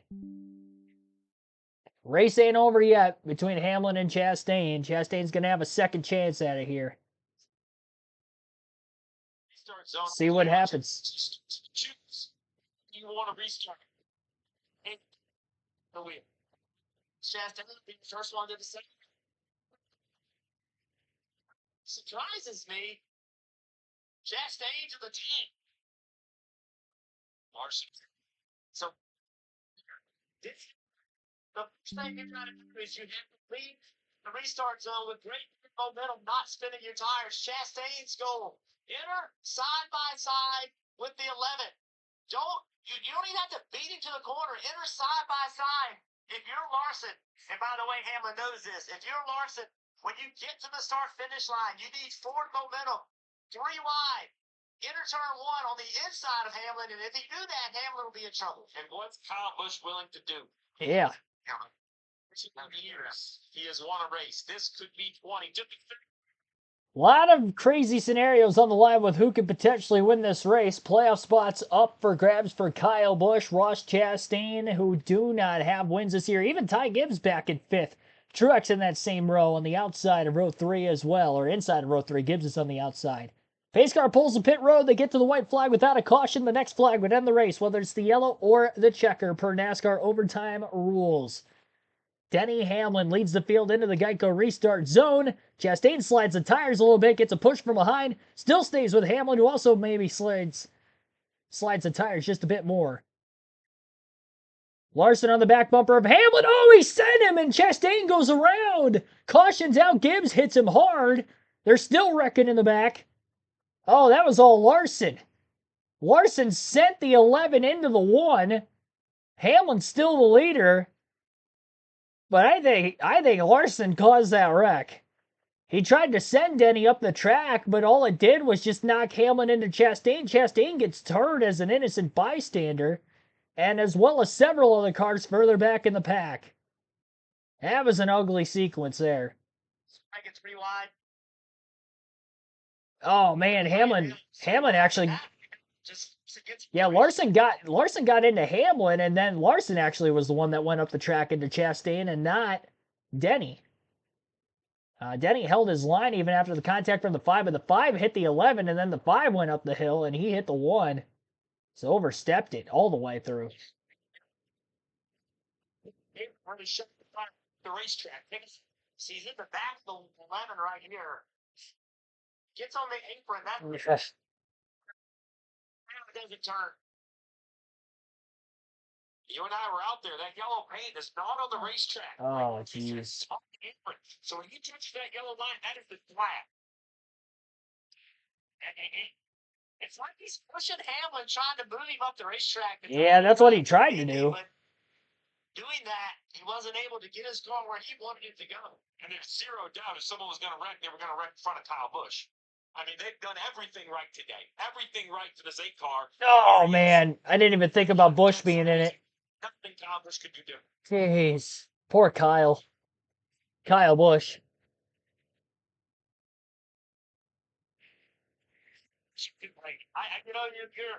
You're trying to push down the straight to get momentum, but then you're pushing in the corner, and it's just too late to do it.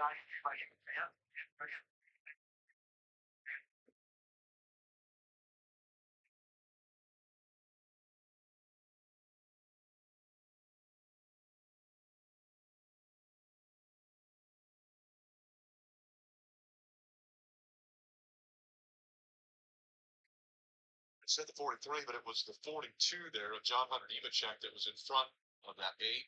As we see the MR safety crew to Ross Chastain helping him out of the car. And remember the other thing that Chris Gabehart just told Denny Hamlin, I have enough fuel for one. Well, that's Green white check. as this moves forward, we have yet to see pit road open, and that's really the question, right? So now, if we look at the last time everybody came to pit road, Hamlin, Larson, Truex, Logano, they're all in the same situation, right? The first car better is Briscoe right here. He's a few laps better. And you want to talk about upsetting the world? How about Corey LaJoy, Carson Hosberg? Those two teammates, the 7 and the 77, both came 20 laps after the majority of the field. So they have to feel great about their fuel. That would be absolutely unbelievable if those two.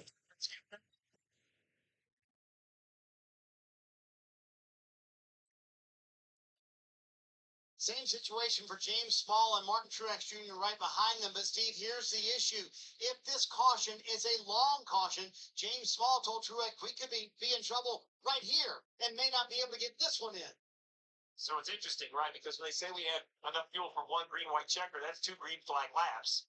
We didn't run 1,000 feet of green flag racing. So they haven't burst a lot of gas, one acceleration. But if you assume every 2 or 2.5 yellows is a green flag lap, we've run 4 or 5 yellow flag laps in this. That's basically a green-white checker. This is what the value of a win does. Because if you're Hamlin, you can run out of gas. Kyle Larson can run out of gas. Truex, while he hasn't won, he's 169 points above the cut line. I'm going to say he could run out of gas, right? It's Logano that I think Paul Wolff has the toughest decision because he's sitting there at 4th, and they have 20 points above the cut line where they run. You know, I know a win fixes everything, but running out of gas is most painful to the 22. Well, his problem is Bubba Wallace sitting there behind him at points. He did stop and get fuel, so you know he could go the rest of the way.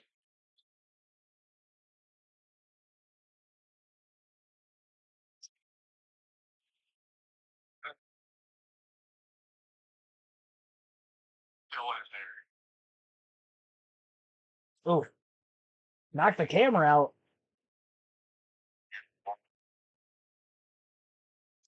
So this will be our second overtime restart coming up. Just again, a quick reminder: be sure to race weekend. We have live streams for NASCAR Truck, Xfinity, and Cup Series races every week for races I don't go to in person, and we have live commentary streams of practice and qualifying, every NASCAR practice qualifying for the Cup Series side of things. So yeah, definitely feel free to hit that subscribe button. It is free. We're on the road to 6K. And be sure to hit the like button as well. We hit our goal of 150 likes. We have over 300 people concurrently watching right now. So with that being the case, we can definitely get to 200. And I think the most likes we've had on our stream this year is 211 at Kansas earlier this season. I'm just saying, we could get there. We could definitely get to the new stream record for the most likes. It'll be the 3rd straight weekend we've set some sort of a stream record, too, for viewership the last 2 weeks with the Cup Series. So maybe we can do it here on the like side of things for today's stream. Again, hit that like button. Got at least one more overtime restart coming. I don't even know at this point. I mean, this race has gotten so nutty in this final stage with the amount of cautions we've had. Of them, actually, wait, 7 of them for incident in stage 3 alone. We only had 2 cautions for incident in stage 2, none in stage 1, 7 of them now in stage 3. This stage wasn't that much longer than stages 1 and 2 in this race. It's going to be Hamlin Larson more than likely in the front row for this next restart. We've seen this several times, and it seems to not pan out with clean racing over the last several seasons. Really in the next-gen era, 2022, 2023. And we just saw Larson try to send Hamlin on the last race. Ross Chastain. Unfortunately, Kyle Busch was in it. Busch was honestly just laps away before the caution with 2 to go for Cindric spinning on the backstretch after contact with Noah Gragson. Busch was looking at a top 3 finish. It would have been his first top 10 in 6 races. And he was already into this race below the cutoff line. He's just going to drop even further back because he didn't get any stage points today. It's going to luck their way in. Actually, he's Yeah, waiting to see where he's going to end up being. Still, they have not given the 1 to go signal yet. Still not getting 1 to go. Every lap we run under caution is less likely that somebody is going to make it on field to the end. And Kyle Busch actually still scored in 4th. Not 19th. I don't know why he was 19th on our leaderboard there for a second. He is still 4th. He stayed out of the pits. He should have damage from that last incident, but he is scored 4th. Jeff, looking for Denny Hamlin to choose that low line to restart the race again. I know you were a little surprised that last time, but the word from Gabehart last time was repeated again. The car on the bottom will wash you out. You know, he can use. I'm not sure why Busch is. So I'm honestly not sure why Busch is still in 4th, to be completely honest. He slowed up so much trying to avoid the wreck. I would have thought he would have lost so many positions out of that. He was considered involved in the accident as well, if you look down on our stat sheet. That is involved, and obviously the 5 who caused it, but he obviously kept minimum speed and is still in 2nd. So yeah, not sure why Busch is in 4th. This might still work out for him if he has enough fuel to make it to the end. And I thought he would have had a lot more damage than he did. He definitely got up against the wall before he made contact with the 1, but maybe there's something to be had there for Kyle Busch. He'll still be more than likely row 2 in the restart. To the choose rule, Hamlin inside, Larson outside. No surprise there. Kind of figured that was going to happen. Truex inside of row 2. Kyle Busch outside of row 2. Pagano inside of row 3. Chase Briscoe outside of row 3. Take off does not go. It be a big wreck because everybody behind you will not anticipate it. And you heard right there, well, still saving well, but try to clean your tires and get fuel to clean your tires. Because you're trying to like to accelerate, spin the rear tires to clean them up.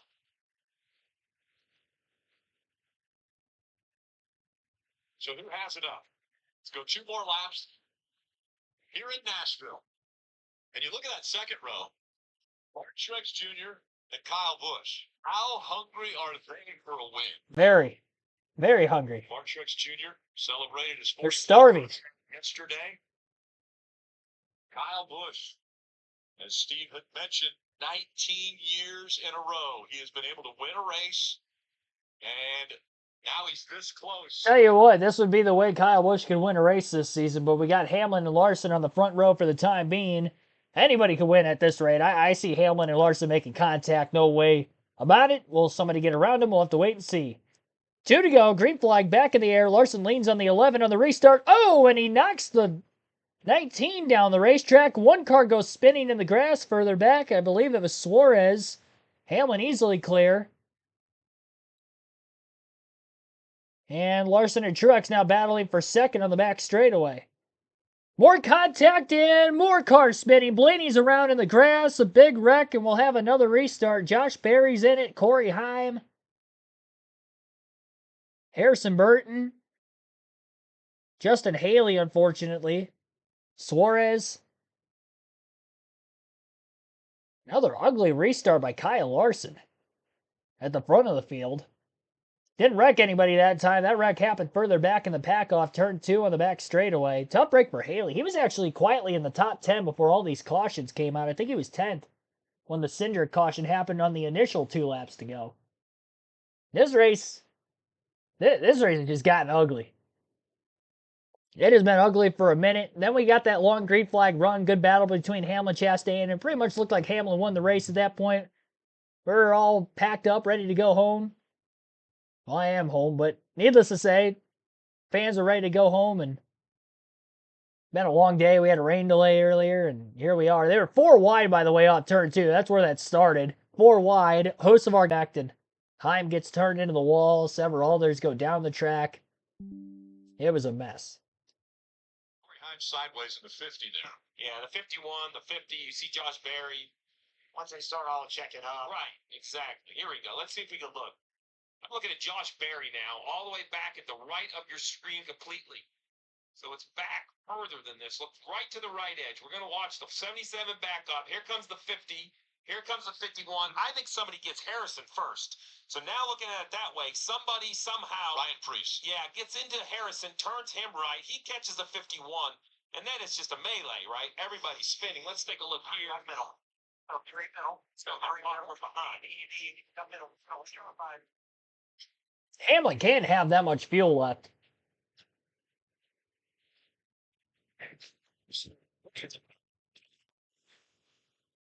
This might be a good shot of what happens first. This is great slow motion right here.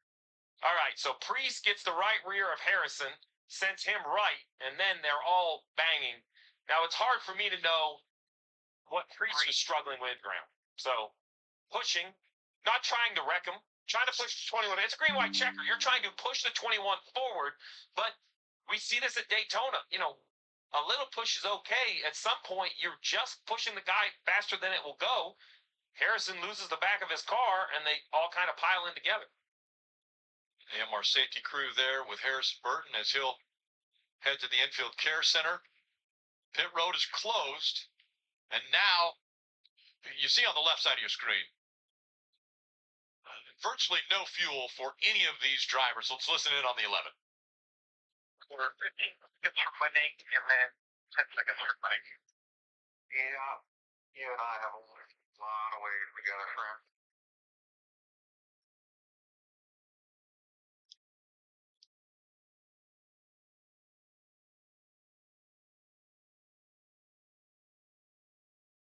Quick buffer there on my end. Not on the stream, but the race coverage here. Make sure my phone's not about to die. Gayhard also told him we could be emotional about this and stay out and try to win it, but I don't have any fuel. Well, I like the call the last time. I think Gayhard understands the situation, so, you know, if he knows it's dire and he knows it isn't, which it's got to be, I do agree with his assessment, right? I mean, you're still racing for regular season points. If you don't think you can win, that's a tough call. A little bit of cleanup still to be done here on the backstretch. And Yeah. so pits are closed. Man, Kyle Busch lined up at fourth. We were all shocked because it took one to go that he was lined up at fourth. Let's watch this last replay. So he's an innocent victim. Had nothing to do with the wreck. But that doesn't matter. Like, he is out of the screen. All these guys are going by, and there he is. Yeah, I don't understand. His track position, he could not keep pace. Right? Here he is at fourth. It's exactly my thoughts. So the rule is that you have to keep pace with the field. As the field takes the yellow and slows down. So as the one comes up, the 8 gets on the brakes, not to hit him, to your point, not his fault. But I see big cars want to go through. I see the 23. Almost the whole field. It's just crazy that they lied to you about this. It's not right. I would love to see Kyle Busch win for the 20th year, but I can't see any way that Kyle Busch should be fourth in this situation. And he was in the accident, not of his doing, or avoiding the accident, but you can't stop on the racetrack. Cars that are on the left side going by at speed have to be scored. What happens is, Rick, is if you're in the accident or you can't maintain pace, you get blended back into the field, kind of where you either return from the wreck. There's no chance in my mind that the 8 maintain the pace or the average pace. Just to go a little bit further with that, they do freeze the field at a loop. And so the loop gets crossed. But what you're saying is, if you can't maintain pace, it doesn't matter if you cross that loop, if you have to stop. Yeah. So that's the issue that you're talking about. Correct. As we see now, the green light, pit road's open. So we talked and heard a lot of conversation about potentially pitting.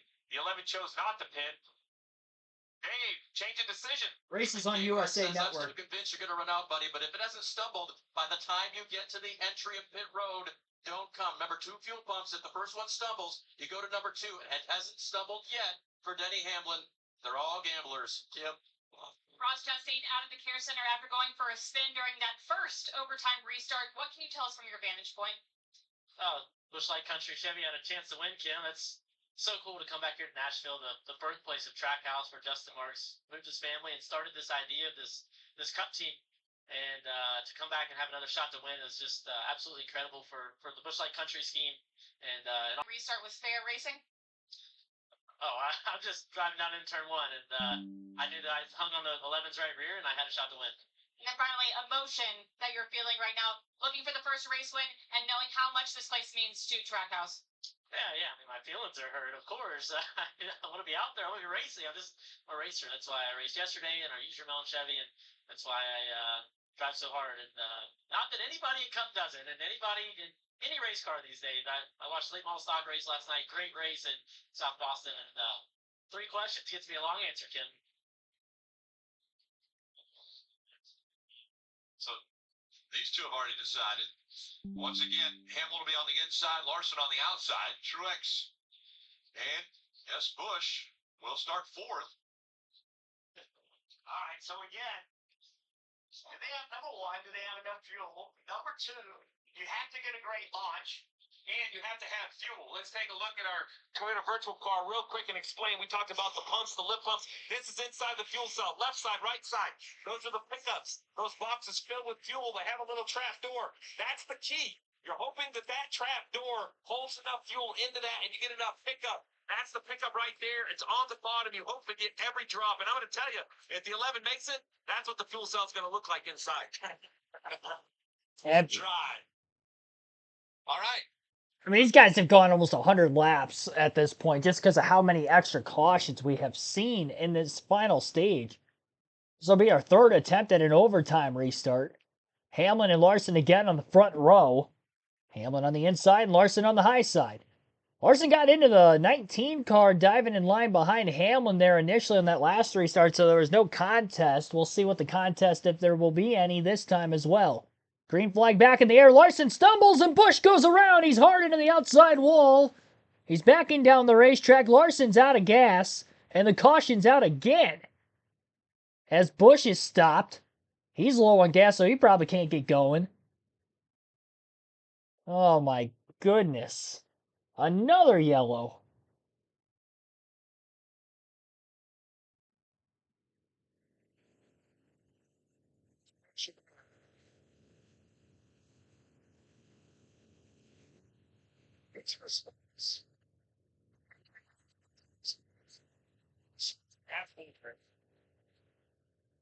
He's just going to keep doing. It's brave. It's broken something in out of the toe link or something, and he just couldn't get it rolling. It's been that kind of year. I mean, they couldn't break in the lineup, and then just not able to execute on it. And this also, how many people are just going to have been here?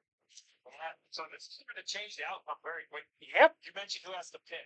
Let's talk about who doesn't. So we can put the last pit in the graphic. We can show you who's here to cheer for Busch.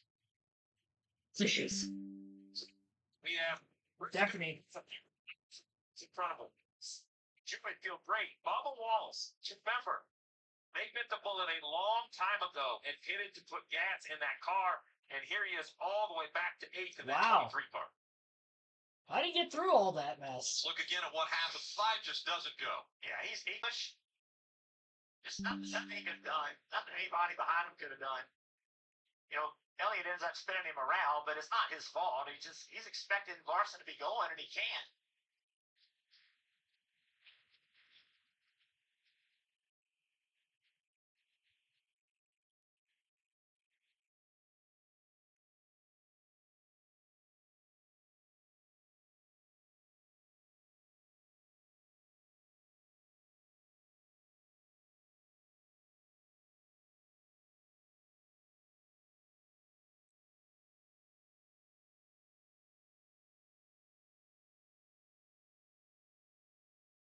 Well, I guess I cursed Kyle Busch for Some difficult decisions. thinking him not to get a top 10 again. Pitted on 221. Can he afford to run out of fuel here? So many cars have damage. If you did pit, you could still claw out a reasonable finish. Gibbs starting at 24th, and he is completely torn up. Marty, what about Kyle Larson? He came on the radio, Rick said, I had absolutely no warning. Here comes the decision for everybody, though, Steve. Mark Truex Jr. said his car just stumbled. Do you risk it, or do you come to pit road? I mean, at some point, you just have to come to pit road. Kyle Larson had no fuel, couldn't accelerate.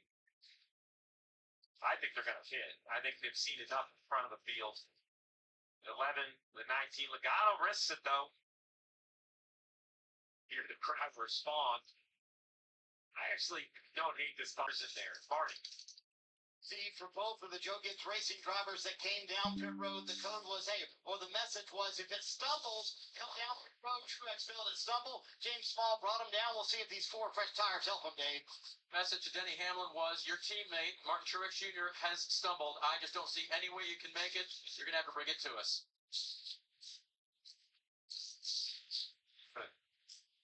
Interesting situation at the front as well, because I do think you have to decide who you start behind for fuel also. How about Zane Smith in the 71? What? Zane He's Smith, in 4th? Joy. Philip Rexon. No, he's in Ryan better than Reese. 4th. I mean, all these guys, you get a surprise winner. Yeah. Yeah, we're getting a new winner tonight, boys. Ladies and gents, we're getting a new winner.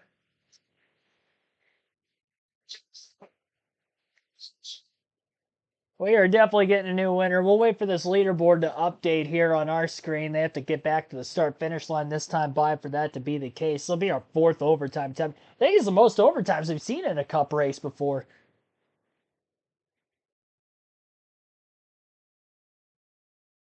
So Joey Logano will be the leader. You got Chase Briscoe up there, Zane Smith, Corey LaJoie for Spire Motorsports. All in the picture here at the finish. But better. See where they all potential.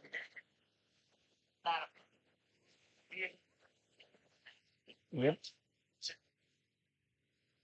Let's go to Joy.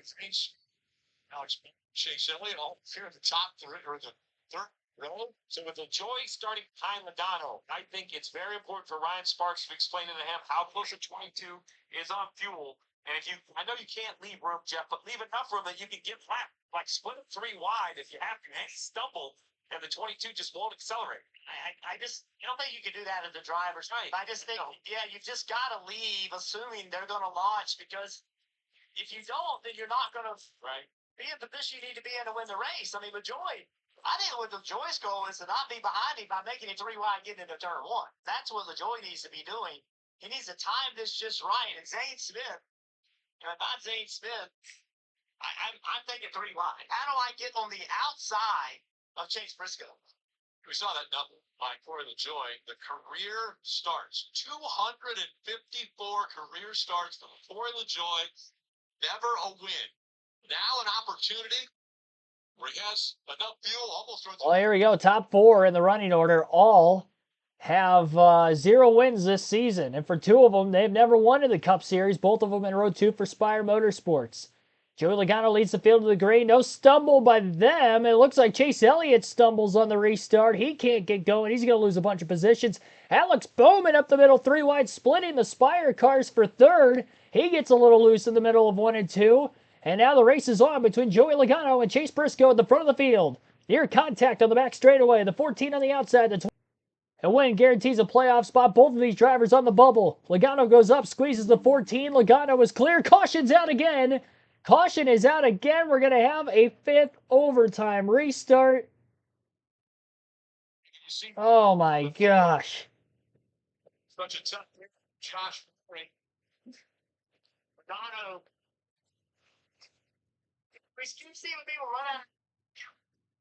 It's going to restart again. For the love of God, everybody that needs gas, just pit.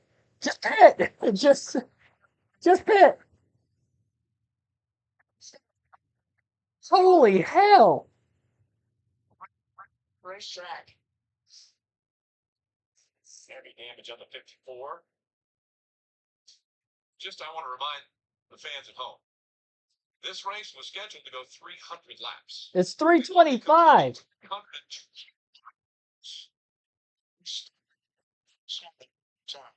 It's this one. I missed an exit on the interstate. Another county by accident. That's a good, it's a good analogy. Changed so much. Oh my God. Grease. These were drivers that really weren't even talking about, but after so many chaotic restarts,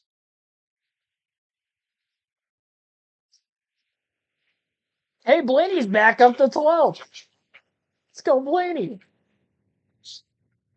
Oh, that's a hard hit. Like you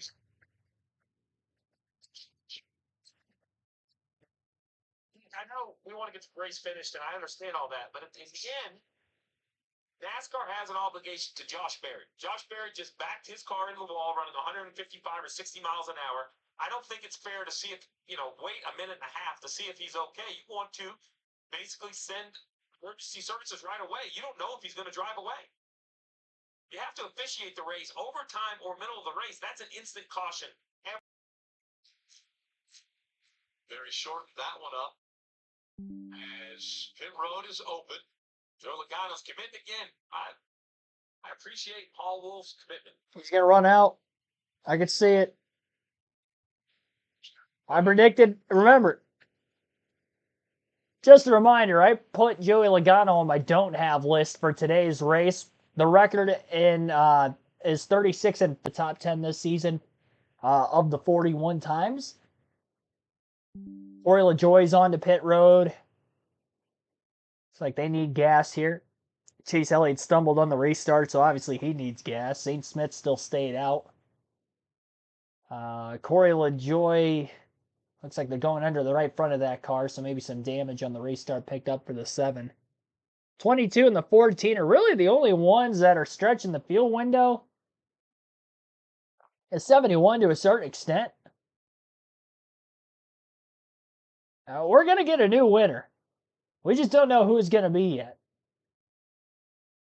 New winner on the season. I mean, Tyler Reddick is the only driver, and he's 5th.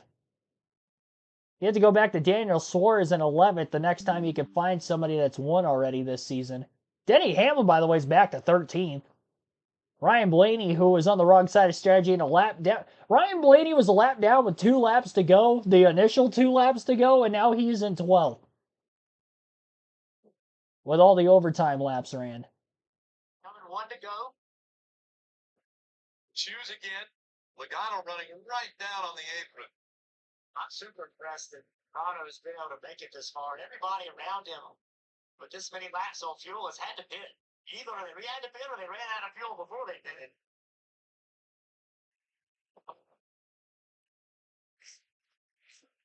A lot of craziness taking place here to get this one done. You don't say. Next week in Chicago, Streets of Chicago. And again, that starts Saturday for the Xfinity Series on NBC. Countdown to green at 3 o'clock, racing at 3:30. Streamed on Peacock as well. Sunday,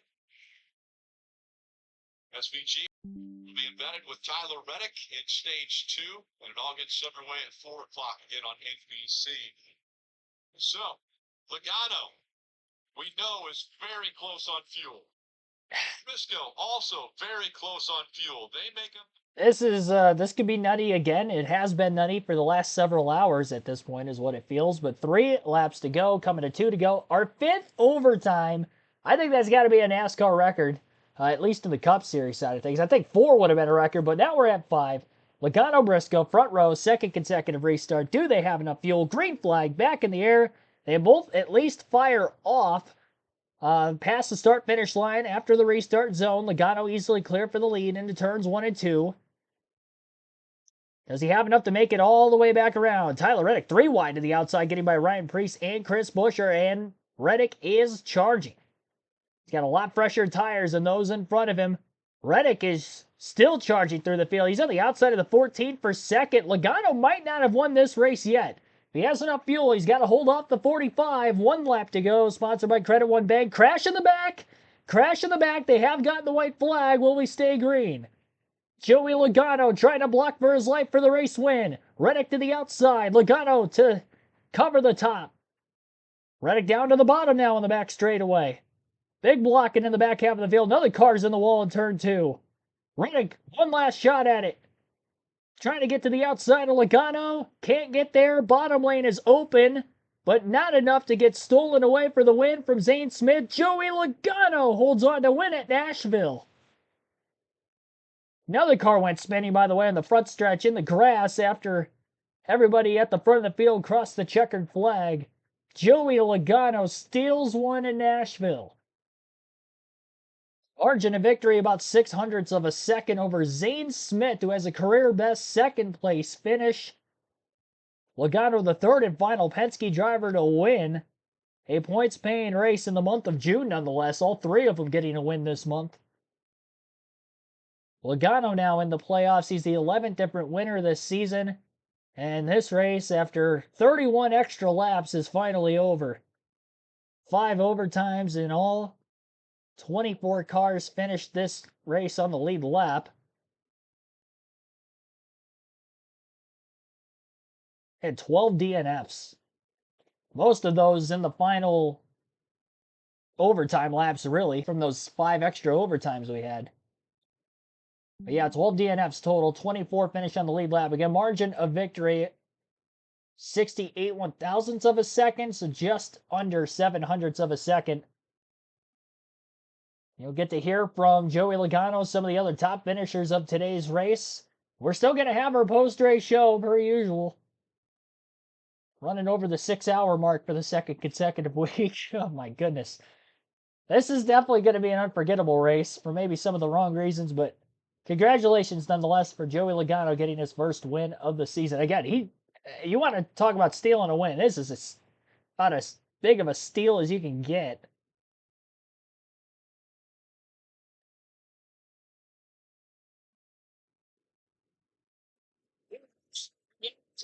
Fuel in it on that final overtime. Oh, it's a good question for Paul. But I know when the 3, my fuel light came on and it stumbled across the line. So that was definitely all of it. But so proud of the Shell Pennzoil Mustang team. It's been a stressful. It's huge for our season. So felt great to get that. Boy, I feel good for I'm out of breath. You know, we hadn't won before. Then the caution come out. Like, oh my God. But you can't pit. Like, you kind of got to go for it. And boy, it was close. But we got to give a lot of credit to Roush Yates, not only building horsepower, but building fuel mileage. That's what won today. Joey, knowing this was your shot, what were you willing to do to keep Tyler Reddick behind you? Drive all over the racetrack, apparently. But I had to hit tires there, so just had to make different moves and go different places. And but I tell you, when I went into 3 and I saw that light, I was like, oh no, I'm going to run out off of 4. It just stumbled and spit and sputtered across the line there. Somehow I met for a little bit of a burnout, but I'm going to push back. I could tell the relief in your voice when you said, thank goodness. That's what your reaction was. How much pressure? Can you describe it? This takes off the 22 team. So much pressure. Trying to make the playoffs is not easy these days with these next-gen cars, and everyone's so equally matched. And, I made a lot of mistakes, even some today, and it's nice to be able to overcome. So I just got to thank Shell and Pennzoil, Hunt Brothers Pizza, AAA, Ford, everyone that helps support us all the way through. Coca-Cola. This is just it's a much-needed win, for sure. With an assist from Paul Wolf, Joey Logano, the 2-time champ, is now officially in the NASCAR Cup Series playoffs in 2024.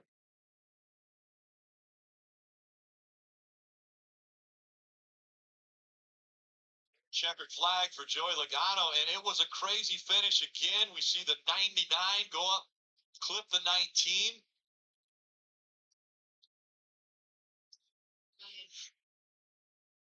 This was on the front straightaway.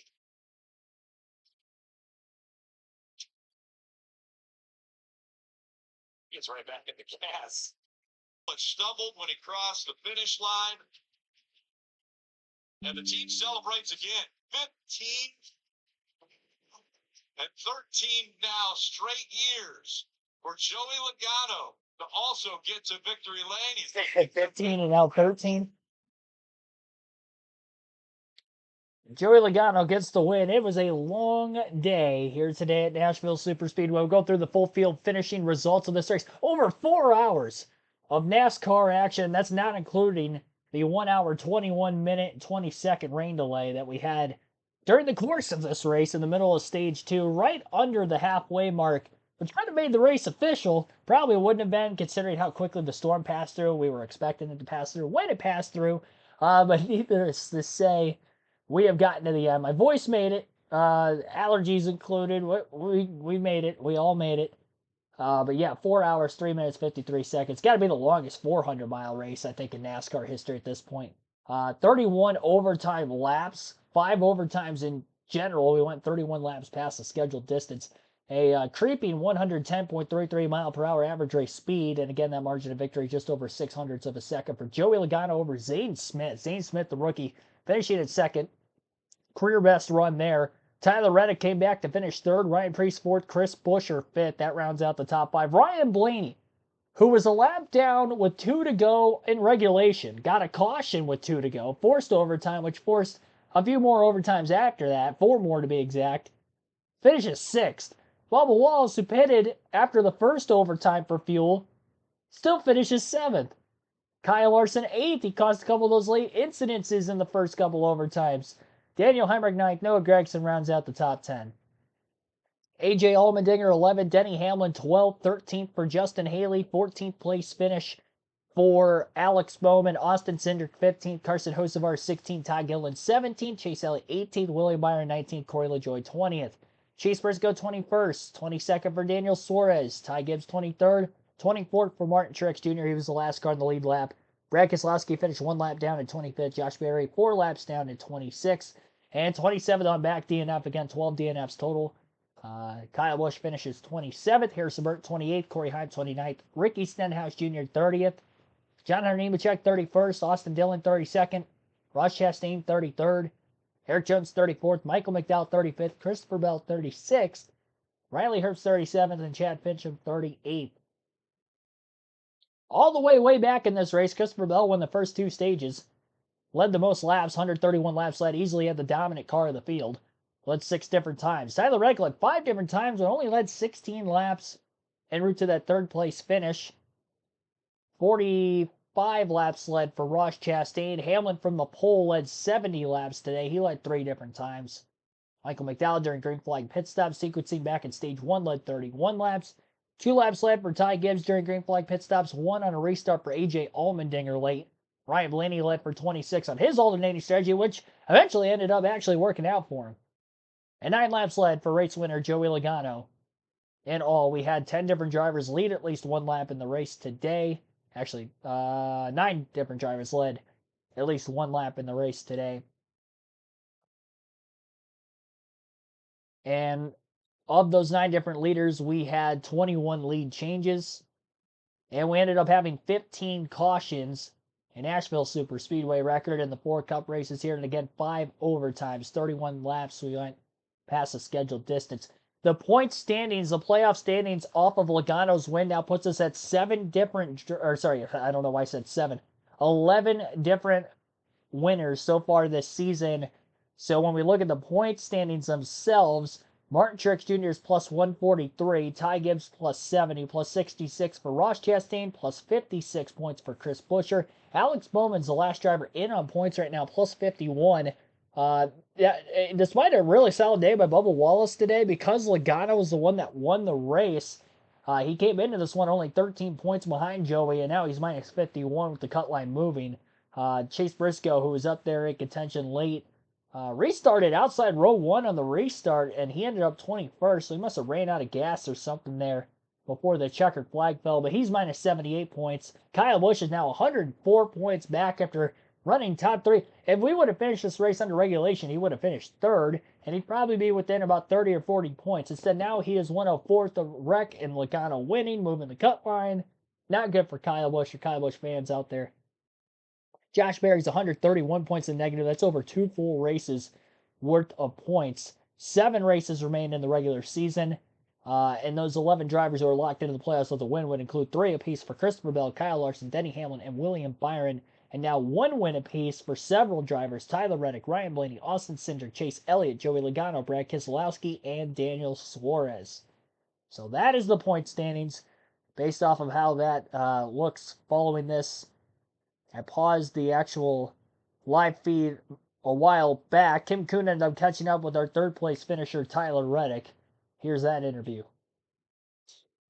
And Tyler Reddick ultimately finishing 3rd. Looked like you had the momentum there on the last lap. Could you have done anything differently? Everything. Yeah. It's very disappointing. How do you deal with the disappointment and the frustration?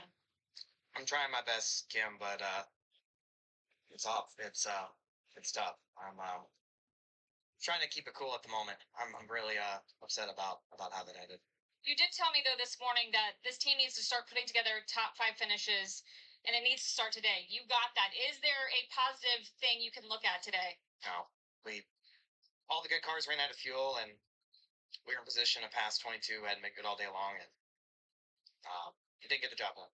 So. Kyle Larson drove back to 8th. I know that's not what you wanted today. Walk us through what happened on that first overtime. Kyle, and you were racing Denny pretty hard all day and then got into it in turn 1. Yeah, I got in hot on that restart. Just got myself tight and up the track into Ross. So hate that. And then then the next one I got just kind of out of shape through the gears. And then we ran out of fuel after that. So salvaged the top 10, but disappointed. But okay. With the get a top 10 there, I didn't think that was possible. So just bummed, but just hate that. Rode Denny pretty far down into the corner there. Were you trying to send a message, and did that just not work out well? Just trying to race for the win. Was hoping to kind of get him out of shape and get me some clean air at the bottom. I knew being second row, you're kind of in trouble, so I was going to do what I could to just get him washed off the bottom. And ended up getting myself tight and into Ross. So I like I said, I hate that for Ross, but just doing what I thought I needed to do to try and give myself a decent opportunity to get some clean air and get myself a shot to win. And then running out of fuel. I mean, you knew that was a possibility, and then having the whole field bear down on you. Yeah, I had obviously we knew we were close on fuel, but I had no warning on my dash, no low fuel pressure or anything like that. Just when I went to hit the gas, it was just dead. So, then, I hate that for Kyle Busch because, he's been, had a rough go of it here and really, really needs some points, and he was going to have a great day. So, unfortunate that, our lack of fuel there at the end and lack of warning, I wasn't able to get out of the way and not cause a wreck. Thanks, Kyle. Recovered to 8th today.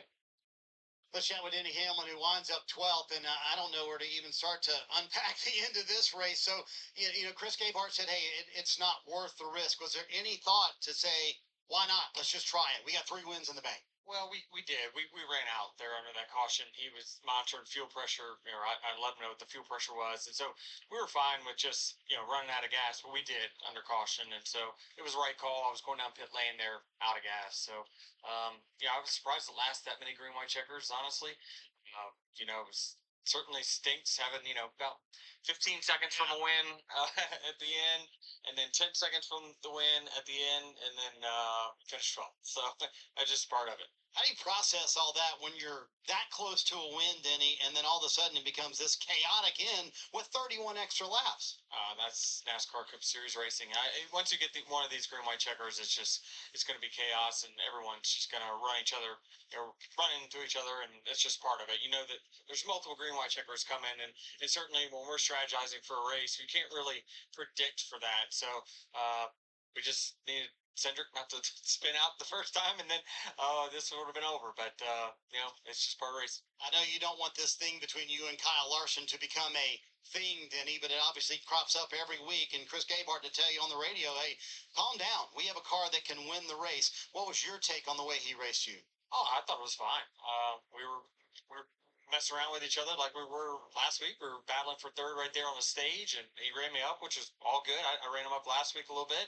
And then on the restart with the 22 was mad at me, but the 5 tried to clean us out there, and I think he tried to clean us out here on this podcast and in all his media interviews. Hey, I just think everything that I'm doing with Kyle Larson, good, hard racing, in his opinion, no different tonight. I'm surprised he got back to 12th. I mean, that's Yeah. I'll admit, I'm going to have to rewatch from a whole lot of different angles because I watched Logano win. I got that one locked in. Yeah. But Kyle Larson 8th, Denny Hamlin 12th. I think Ryan Blaney and Bubba Wallace finishing 6th and 7th impresses me the most of those like wacky comeback finishes there towards the end on who was able to make it for Zane Smith. Said it's good, but it stinks. So do you look at this finish as a missed opportunity or something very positive for a team that needed some oomph? Definitely be there. I don't know what you said. I mean, my winning side of me is pissed with the second place, especially after hearing the 22 is going to run out for the past 10 laps. I don't know how many restarts, but no, I wouldn't have done anything different. I felt like I chose the right lane, and it's crazy just how much different these cars drive with cleaner air, and just proud of our strategy there. Appreciate everyone on board throughout this year who's sticking with us. It's been rough, no doubt. So just appreciate everyone at Spire Motorsports, of course, Jockey Outdoors. Having Luke Bryan on the hood this weekend is awesome, but of course our other partners, Focused Health, riding with us every single weekend and sticking through it. So hopefully get them some good finishes as well, but obviously Better Well Care. So many partners I need to thank, but man, you never know how many more opportunities you're going to have in a cup win. So we'll be thinking about that one, and of course it stings when you see him shaking it, thinking he's going to run out right at the line, but just short. But obviously proud of a second place. Top 3 in the Cup Series is awesome. So just proud of our day. Well, best finish of the year for Ryan Preece. And at the end there, you were lined up. What did you need more of to try to get that victory? Probably be on the bottom. My car taking off on a restart was a lot better in the bottom lane, but I didn't want to put myself a row back. So, you know, at the end of the day, I'll take that result from what it potentially was going to be. And you know, thanks to the 41 team, Stuart Haas, Ford Performance, Haas Tooling, Mohawk Northeast, United Rentals, big supporter of mine, RaceChoice.com, and Morton Buildings. You know, without support of them, I'd be sitting racing a modified at a short track. So definitely appreciate it, and hopefully this can help build some morale. Chad told me this morning he thought the switch over to the Forest setup would be beneficial to you today. How different was it? How much better was it? Yeah, we've been trending in that direction, and it's definitely a lot better. There's just little things that we're working towards, trying to get it so I like it a little bit more. And but yeah, no, I think between New Hampshire last week, this week. Well, and you've bet on yourself in the past. How much is every week racing for a job for you? Put food on the table for my wife and my kids. So this helps a lot with that, and trying to, you know, I came down here, I did everything I did in 2017 and moving on, you know, obviously with JTG I was just a short track racer trying to make a living at a national level, and you know, I'm not done doing that. Great top 5 today for Ryan Preece. Well, let's take a look at this week's Progressive Safe. See if I don't know that anybody gets the Progressive Safe Driver Award today, the way this thing went, to be completely honest. I think they should have just gotten away from that advertisement there entirely at the end of this race. Slowly kind of fast forwarding 10 seconds at a time just to see if there was any more interviews before they went off the air. I don't think there was. But I just want to make sure before we get further into this pre-race show. All right, nope. NASCAR is now off the air, but we will stay on the air for at least a little bit longer. Still got to go through some other post-race show stuff. We've gone through everything we needed to with the race finish and other race statistics. Now we just got to go through to see exactly how the fantasy team played out, but before that, how the predictions from the pre-race over 6.5 hours ago played out. On the don't have list, this has to be the first time this year a don't have driver won the race. Joey Logano, who had been running outside the top 15 the whole day, other than the strategy points, not only at the end, but also in the stage 1 era of the race when he went with right sides only a couple different times, get up in the top 10, but he just quickly fell back. But Logano ends up getting the win. He was obviously begged to not finish in the top 10. The other one's Kyle Busch, who finished 27, got in a late wreck there. Also just really wasn't great all day, about 20th on back. And the running order for him until the strategy really flipped a lot with all those cautions at the final stage, even before the overtime restarts. The other don't have pick was Alex Bowman, who must have ran out of gas or something, because he split 3 wide middle on that very last restart. He split 3 wide middle going for second between Zane Smith and I think it was Chase Briscoe at the time. And this was coming to get the white flag, I think, if I remember correctly. And he had gotten nearly clear of both of them. Then he went up the hill. And I thought maybe he ran out of gas. He still finished 14th. So that tells me he didn't run out of gas. But yeah, I don't know what happened there. He must have just overstepped it or something. But he ended up not getting in top 10. So I was right on that. So 2 for 3 in the don't have picks this weekend. Sleeper picks this weekend. I mean, you really could have thrown a dart at the dartboard and wouldn't have hit Zane Smith getting a top 10 finish for a potential sleeper. I didn't have him. I did have Josh Berry and Corey Heim. Unfortunately, Heim got caught up in one of those late overtime restarts. He was as high as 11th in the running order really early in the race. I think it was like just before and just after the rain delay. So kind of like the majority of stage 2. He was like 11th or 13th. I thought maybe there's a chance he could have gotten the top 10. That was really as close as he ever got to sniffing the top 10. Again, 29th place finish on the DNF, unfortunately, there. And Josh Berry was just awful today. For whatever reason, he qualified second, then he fell to like 30th. And then with the pit strategy, he was able to get back in the top 10. Same, thing with the Spire cars and Kyle Busch there in the late going, Logano, of course. So he was on that same strategy, and he got back in the top 10, but then got involved in one of the late overtime restarts, and still finished the race, but 4 laps down in 26. So over 2 on the sleeper picks this weekend. The must-have picks for the top 10, they were all looking great. I mean, Denny Hamlin had picked to win, and he ends up surviving the first couple overtime restarts. He was leading initially. Caution came out 2 to go. In the middle of turns 3 and 4 for Cindric on the backstretch.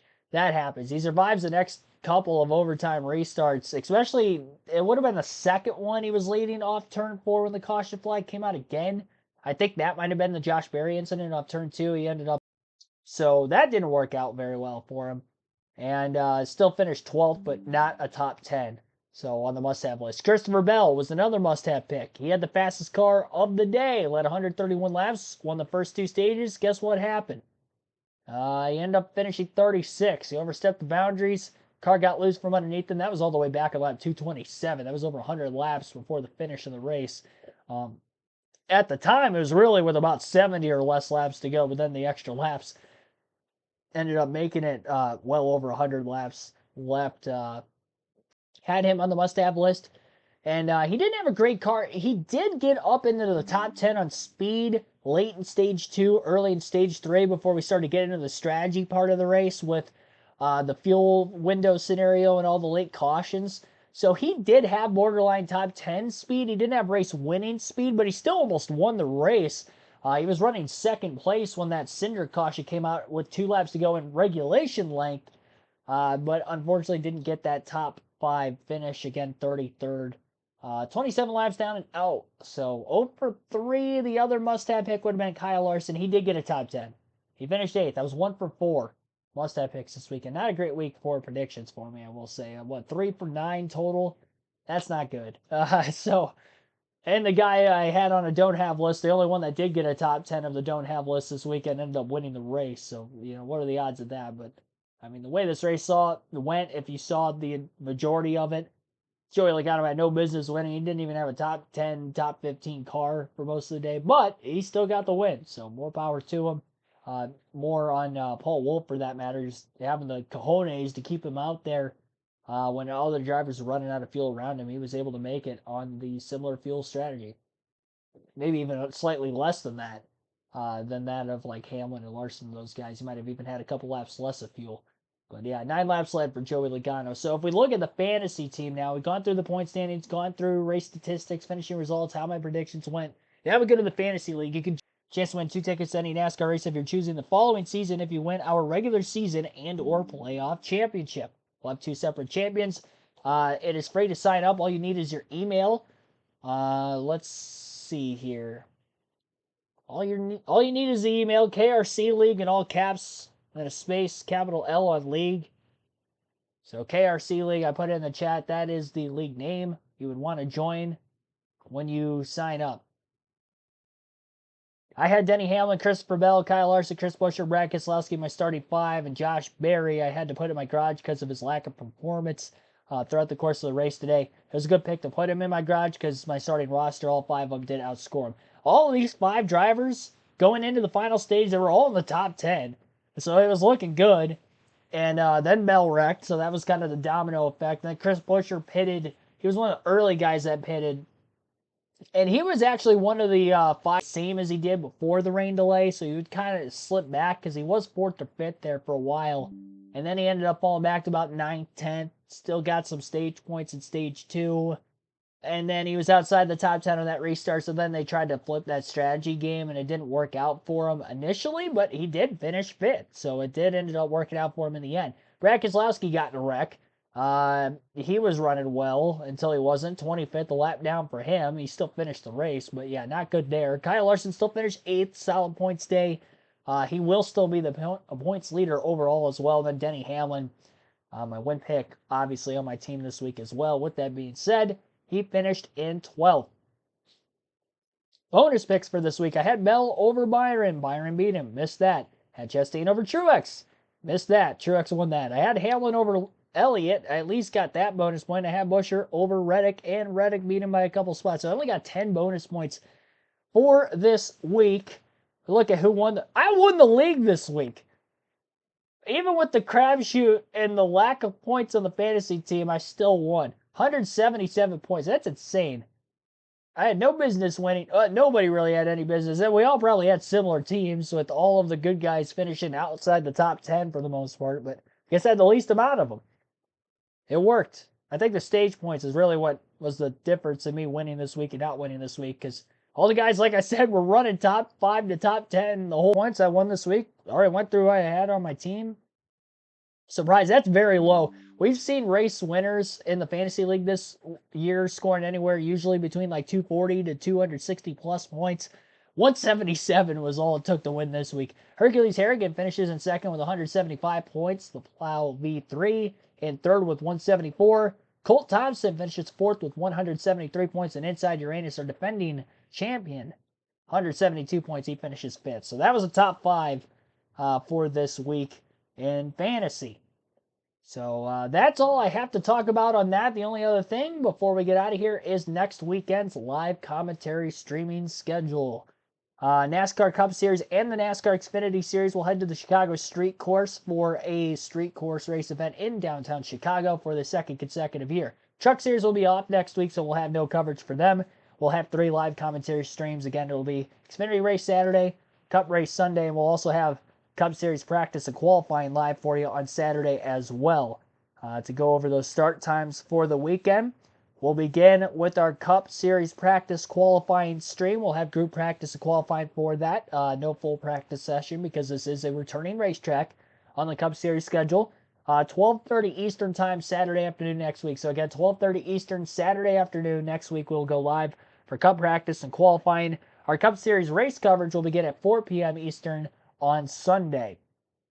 As for the Xfinity race on Saturday afternoon, we will go live for that at 3:30 p.m. Eastern. Again, a doubleheader streaming Saturday with Cup practice qualifying just before that. So those will be the 3 live commentary streams next weekend. Again, Cup practice qualifying at 12:30 Eastern time Saturday afternoon, 3:30 Eastern time Saturday afternoon for Xfinity Series racing, and our Cup Series race coverage at 4 p.m. Eastern on Sunday afternoon. That is going to wrap up our long stream. Another long stream, 2 weeks in a row. By the way, hit the like button. We're at 208 likes. We're only 4 likes away from the most liked stream of the season this year. So hit the like button so we get to that. We already hit our goal of 150, and we surpassed 200. For only the second time this season we've hit 200 likes on a live commentary stream. We didn't get a stream record for the most views 3 weeks in a row. It was going to be tough. This was a long one. We had a rain delay in there, even though we had a lot of the same things happen last week, excluding the multiple ridiculous overtime finishes at the end. That's the only thing we lacked from last week to this week. But needless to say, we could have a stream record this weekend on the like side of things for the most liked stream this season if we didn't get the most viewed. So be sure to hit the like button again if you haven't done so yet. Again, we're only 4 likes away from doing that. I'd like to stay on the air long enough to get that. I think I'm going to take a huge hit here and say we will get. Hope we do. And the only reason I want to end stream is because I'm hungry. I haven't eaten since like 2 o'clock this afternoon. And my allergies have been kicking my butt the entire second half of the race. As I've stated already, it's been a long one. But I greatly appreciate you guys sticking through it all yet again. I've given you the start times already for next weekend's coverage, so as far as the rest of the stream goes, have a good rest of your Sunday night. I'll see you back and better than ever, hopefully tomorrow for NASCAR 07, California Speedway Busch Series race.